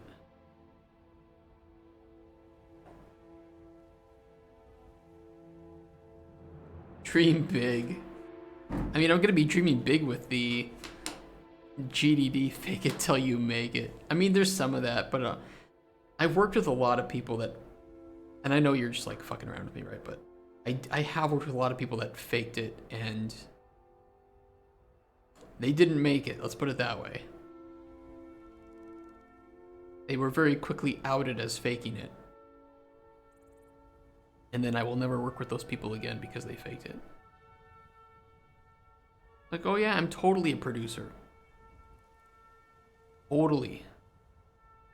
I can totally do what you want me to do.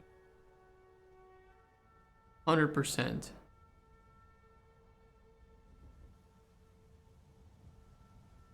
Well, that did fake it for 1 to 2 years.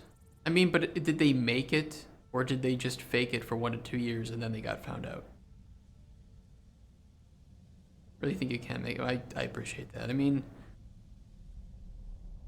either this game, like I mean, and Kotspur's here too. I mean, Kotspur, you can agree with me on this or not. Super worst case. We go to Digital Dragons. We show them this game. We show them this GDD, the pitch, and they say, okay, budget too much for us. Okay, well then here's the counter proposal, skimmed down version of the game, a lot of stuff cut. Sorry, budget's still too much, but we really like you. You know, do you have anything else? I can pull out other pitches we have. Even ones that we showed last year, right? Nightmare Lake or Block of Sin. Or this Project Decimation that we're working on. And at least they have proof now that we do know what we're doing and that we're serious about it. And that we're not just there to pitch them a bunch of pretty pictures and words. That we can actually make things. So I think that there are a lot of plan B, plan C, plan D here with Digital Dragons and with pitching games. We're not in the red if they just don't like Cauldron Chronicles or they think that the budget is too much. That's my thought, at least with Digital Dragons. It's not like we're only going to go in with one plan, and if it doesn't work, oopsies, what do we do now? I think that at the very least, we can prove that we do know how to make games. We're not just bullshitting, we're not faking it, and we have other ideas of varying scopes and genres so that we can cater. Like, hey, Cauldron Chronicles, great idea, but we primarily make strategy games. Okay, hold on. We have 5 minutes left. Let me quickly show you this pitch for an idea. Quick, thoughts. Does it interest you? Does it not? Yes? Okay, let's find some time to talk. Let's have a private call later, in the week or a week after this to give us some time. And I can give you this pitch and we can talk about the budget for it. So it's like we have wiggle room. It's not like they're giving us money, there's any risk here. At worst, they lose 30 minutes of their time, and that's kind of their job, so.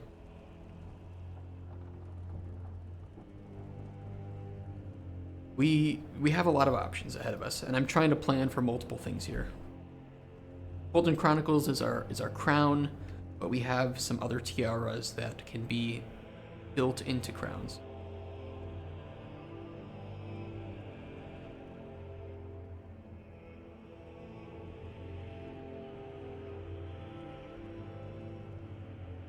Okay, that was it. That was it, Casper. You can talk about what you were talking about. Sorry, I kind of derailed it. But we'll be fine. That's all I mean is we'll be fine.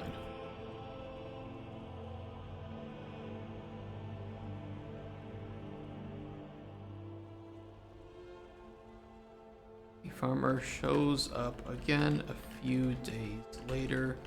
Daughter healthy beside him, and they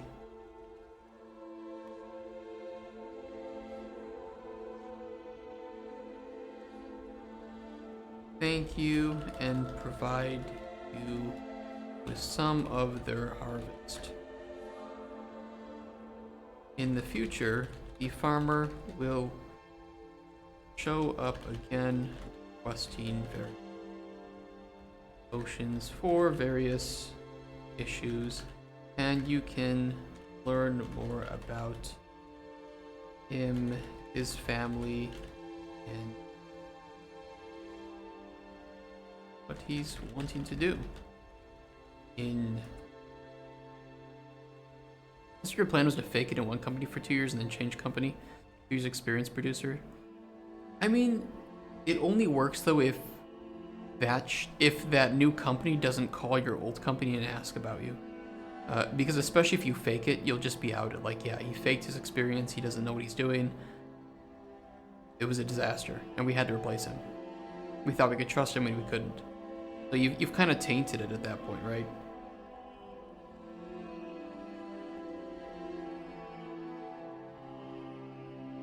And I do think that happens more often than not.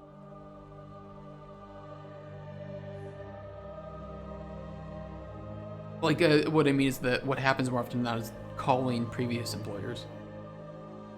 You don't think so? I don't know, man.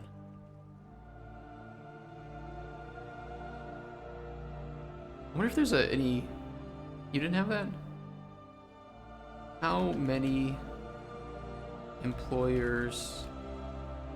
Maybe there's some, like, study done. Employers call previous employers to ask about a employee.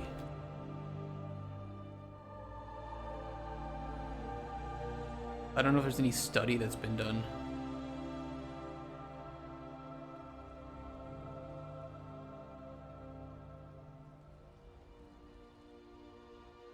Your company does that? Poland does not often?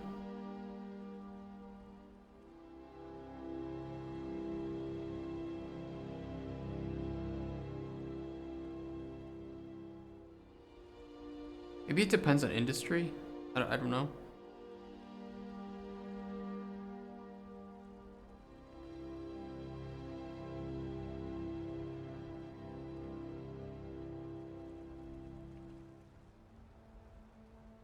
could also depend on what you put there, right? Yeah, I think it would just depend on, you know, you have like a 3-month stint, like that said there, like a 3-month stint at a company, and you listed that you did all these crazy shit. It looks suspicious.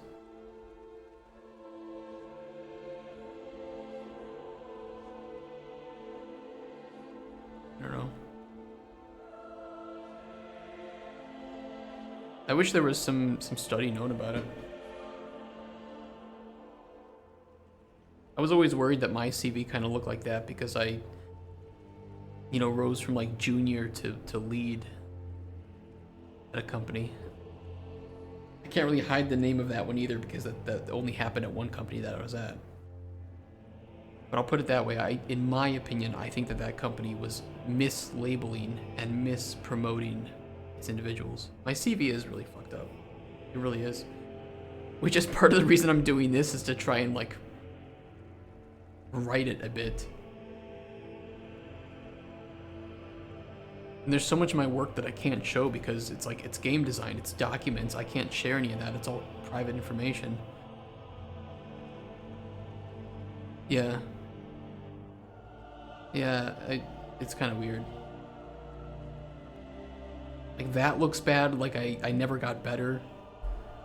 Rising up too quickly to a crazy position, a position that I didn't even ask for. I didn't ask to become a lead. I was made lead because we needed it and we didn't have anyone else. It's really fucked up. My CV is really fucked up.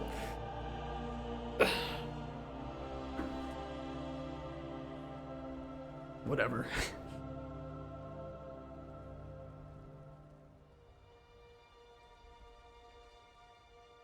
I'll fix it with Microraptor games.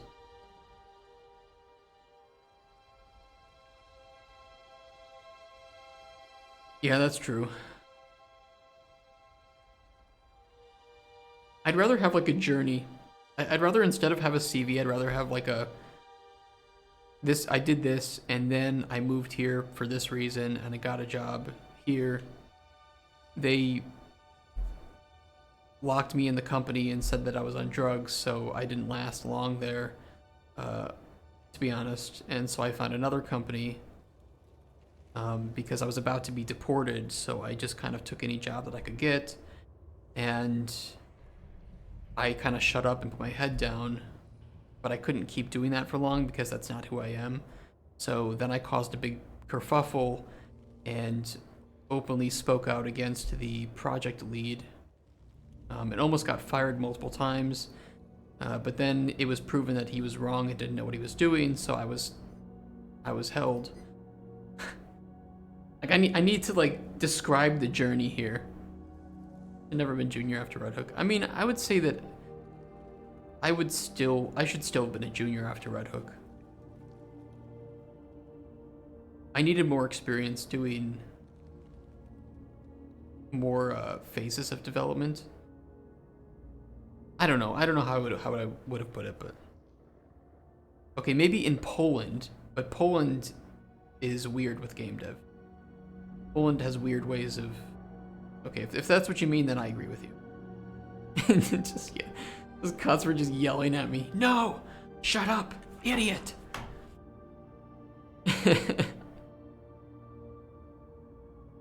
Yeah, I mean, but Poland's really weird with its descriptions of developer timeframes.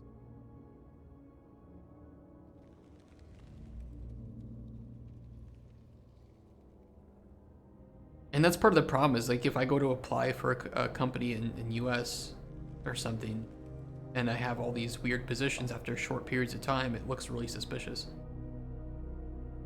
I just try to tell them, usually in like cover letters, like, I don't care what you call me. I just want to work. Like, I just want to do my job. I want to do it well. I prefer flat structures, so just call me game designer, I'll be happy, because that's my job.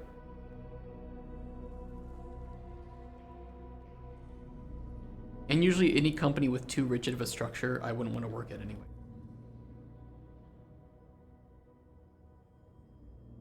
Assuming the same introduction and issue. let's say you turn away the farmer entirely, saying you can't help him. Needless to say, his daughter dies.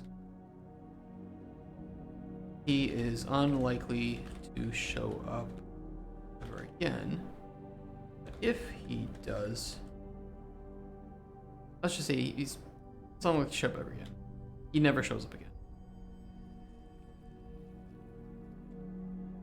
And nobody from the same village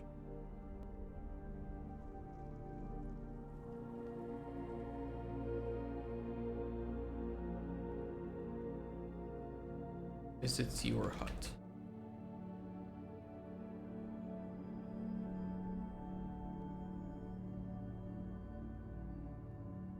I feel like it's okay. You know, I feel like this is a game that needs to remind you that it's a game. Which I think to some extent Dragon's Dogma 2 has been doing a lot with players, especially who haven't played the first one. Where, you know, you can kill anyone, right? But you're going to suffer the consequences that the story may be lesser because of it. So if in Cauldron Chronicles you choose to turn away people or choose to kill them, I think you have to accept that you are purposefully ending storylines, or even if it's accidental, right? But accidental would be very unlikely. So I think I'm okay with it. I think I'm okay with the player if the player just chooses to kill everyone and then complains that, hey, I don't really have any NPCs coming to my hut anymore. Yeah, no shit, idiot. In some countries, there are people that will just get better position if they had internship in rich countries. Like if you come from USA to Poland as IT and try negotiation during recruitment, some companies may even give you grade +1 experience and pay as USA. Yeah, maybe. I mean, game design is also its own shitty position. Game designers don't really make a lot of money. It always surprised me. I don't really get it, especially because there seem to be nowadays way more programmers than there are game designers. And I know that you need more programmers on a project than a game designer, of course, but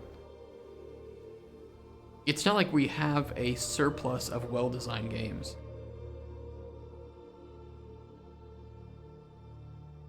When I have recruitment, I would say, oh, in last company I had a guy from USA and I could talk to him. My English was kind of okay. I like that designers pay. I don't like that QA and designers are paid significantly less. Like, of course, there's disparities, especially between experience and negotiation, whatever, right? But for me, QA and designers, maybe. I mean, it could. But let's assume that like good QA and good designers.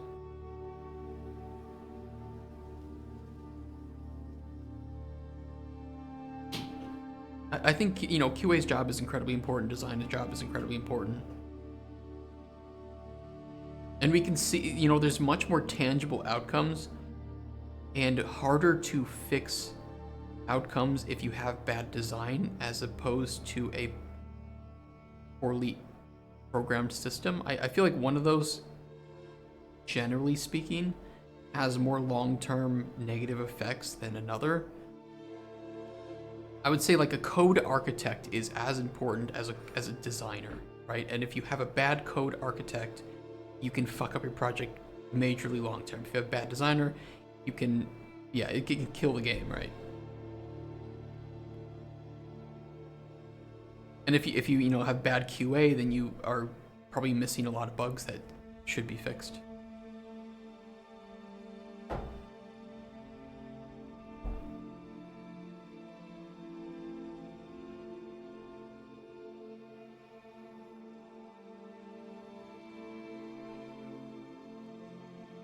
Tech designer's most OP?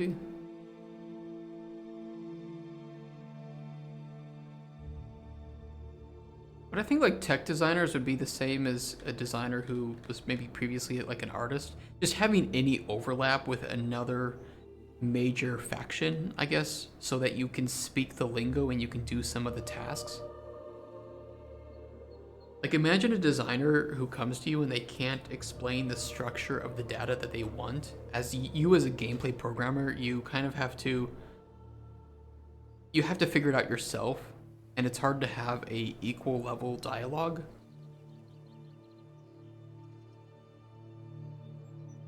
But if a designer can come to you and say, you know, here's the code structure, here's how it's going to work, here's a prototype I made.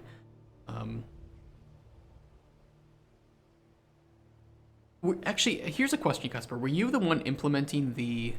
I think you were. Were you the one implementing the steam locomotive? Only reason for me that programmers are so important is in case it crashes and debugging.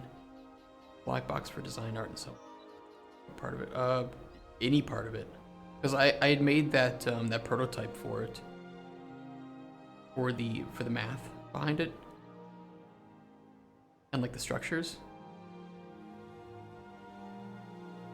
Okay, that was you. So, you know, was having that helpful?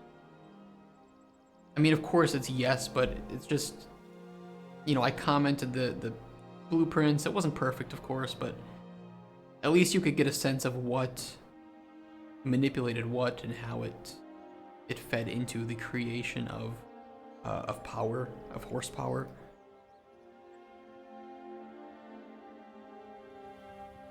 And so if you have like a designer like me who made that, you know, and I can talk to you and explain that and show you the prototype, for me that's more useful than, yeah, a designer who just like is the idea person.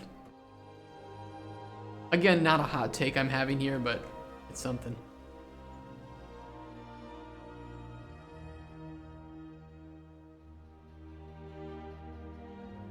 Remember that much, I think it'd be super helpful.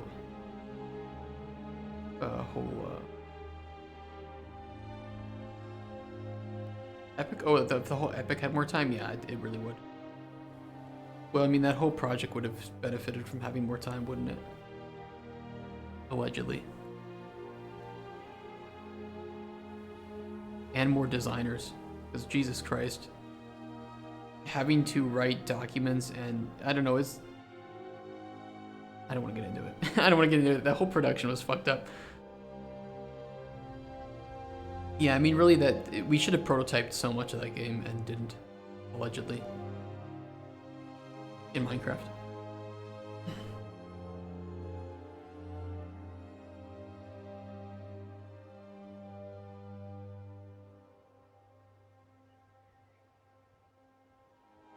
And assuming same introduction and issue. Let's say this time you give the farmer poison.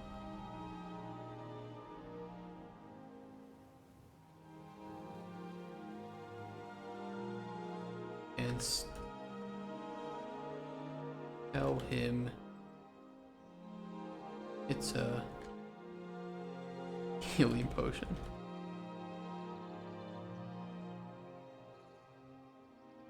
Again, is daughter ain't gonna live. Don't you dare tell me that ain't isn't a word. I'm adding those to dictionaries.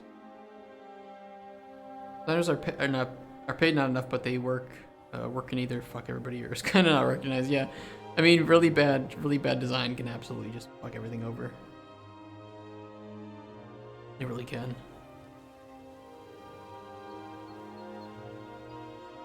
For me, the same way that like a code architect, but I guess a code architect, you generally have more heads in the room to notice it, right? Because you usually have more programmers than designers on a project. So if you have bad architecture, you have more people that can spot it and maybe able to alleviate it. Design can be kind of weird in that way.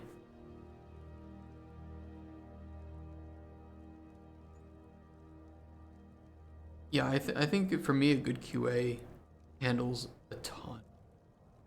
Localization and certification.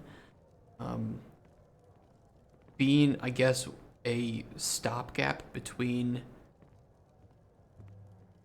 players and the dev team, right, for like finding issues with design of how something's implemented, but you really should have a good production cycle so that you are testing things. And for us, I think that the zero bug policy is going to be a huge benefit, a huge boon to the quality of our games, to where if we do our job right, we won't need more than like one person in QA, and maybe not even full time.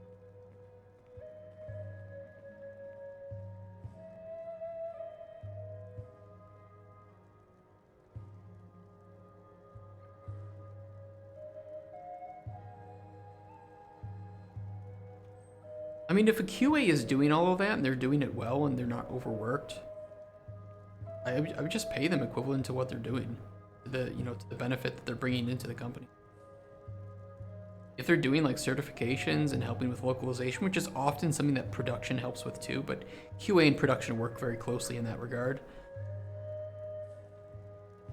Yeah, I mean, it's better than just playing the game and logging bugs. I mean, that's like junior QA, right? Is to hyper focus on this level and just report bugs. But like your lead or a senior QA is going to be doing a lot more in managing the tests and creating pipelines for testing and ensuring that multiple, hardware are being tested. Like the product that QA have deepest understanding of games. This means that other party members either don't care or don't have time to play the game. Yeah, I agree. I think also like producer should also have the deepest understanding. Game director, lead designer, yeah. But it's why for us, like we would do multiple phases, right? So we would have, we're doing the zero bug policy, and then with Kanban, right? So our goal is to make new feature, implement hyper focus on making new feature, and then immediately go and test it as a team, report bugs as a team, push those bugs, prioritize, right? Critical priority for all the bugs. Keep doing that, cycle through it until they're done, and then move into, pull in next feature. And that's the way the zero bug policy works. So we just kind of one feature at a time, hyper focus, complete, test, fix all the bugs, next feature, and we build on top of that stable foundation each time, reinforcing it as we go.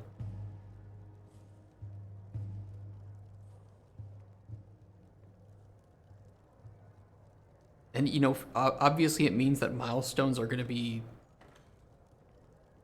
maybe a little less sparse in terms of features than other companies, but milestones will be a lot more stable than other companies. And when it comes time for our polishing phase, we can focus on quality of life improvements as opposed to just focusing only on bug fixes for like 2 months, right? Because that's great, and we end up with a bug-free game, but also we don't have any time to polish. So get the bugs fixed now. It means, Kotspur made feature yesterday, Kotspur bug test today, fixes bug today regarding the feature that he just implemented yesterday. It's all fresh in his mind. There's no thought going through his mind of the next feature, the design document that's associated with it, what the goals are of it. Fuck that. It can wait. It can wait until we're ready to pull in the next feature into the swim lane.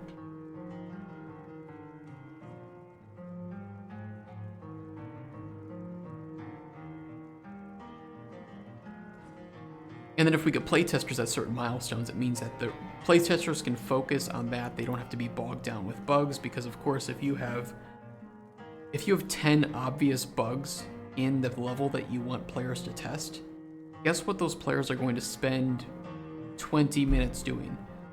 Writing down those 10 bugs that you knew existed and didn't fix. So ideally you don't want that.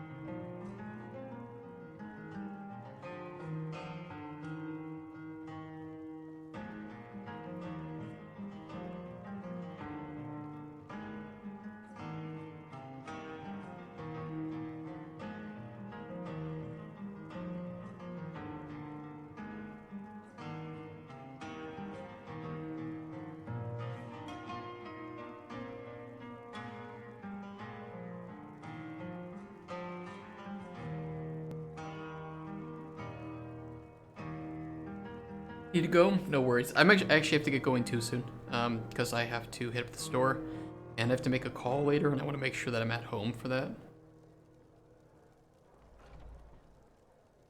It's also rainy. Hopefully it's not raining right now.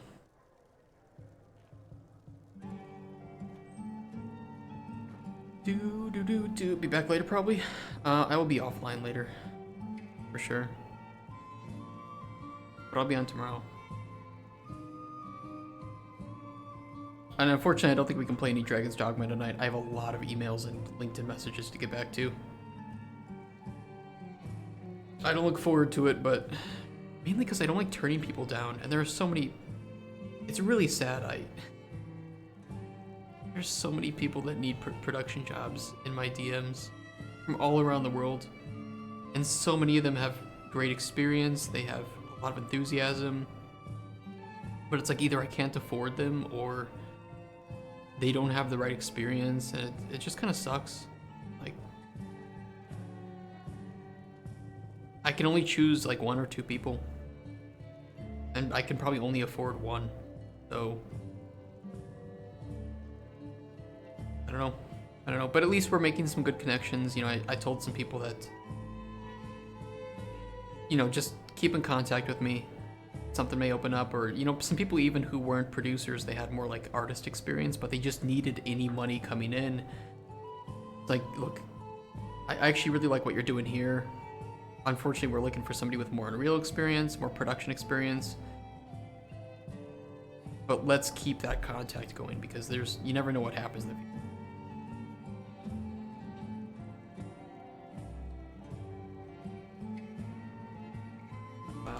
May lead to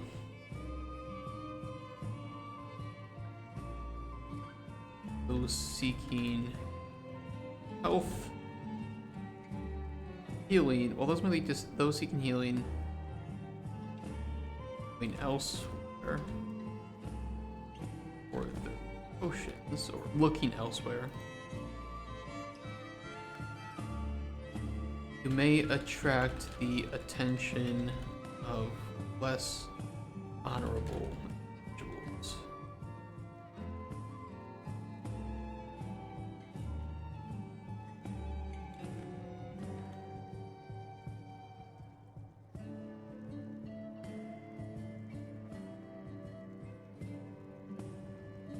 What the fuck?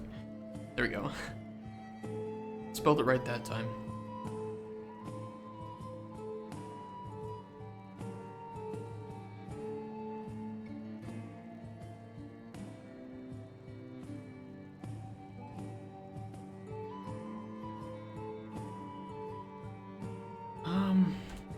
I might just hold it there. Like I said, I have to get going just a tad bit earlier than usual because I have a call and I want to take it from home, but I have to go to the store because we had a 3-day weekend and I couldn't shop anywhere.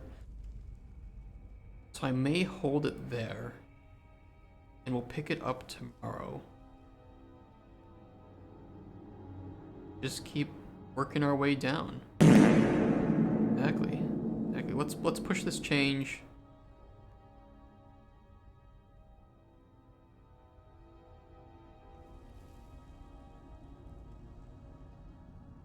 Inserting. Same. Let me save that.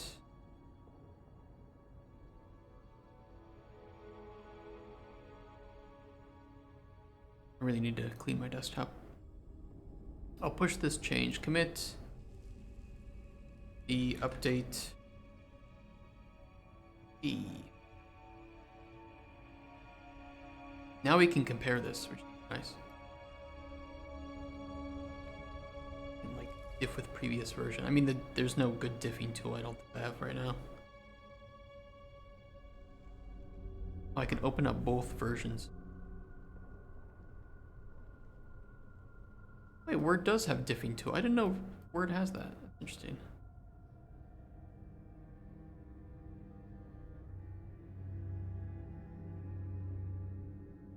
Pretty cool. Actually didn't know that it had that. Word has a built-in diffing tool. Okay.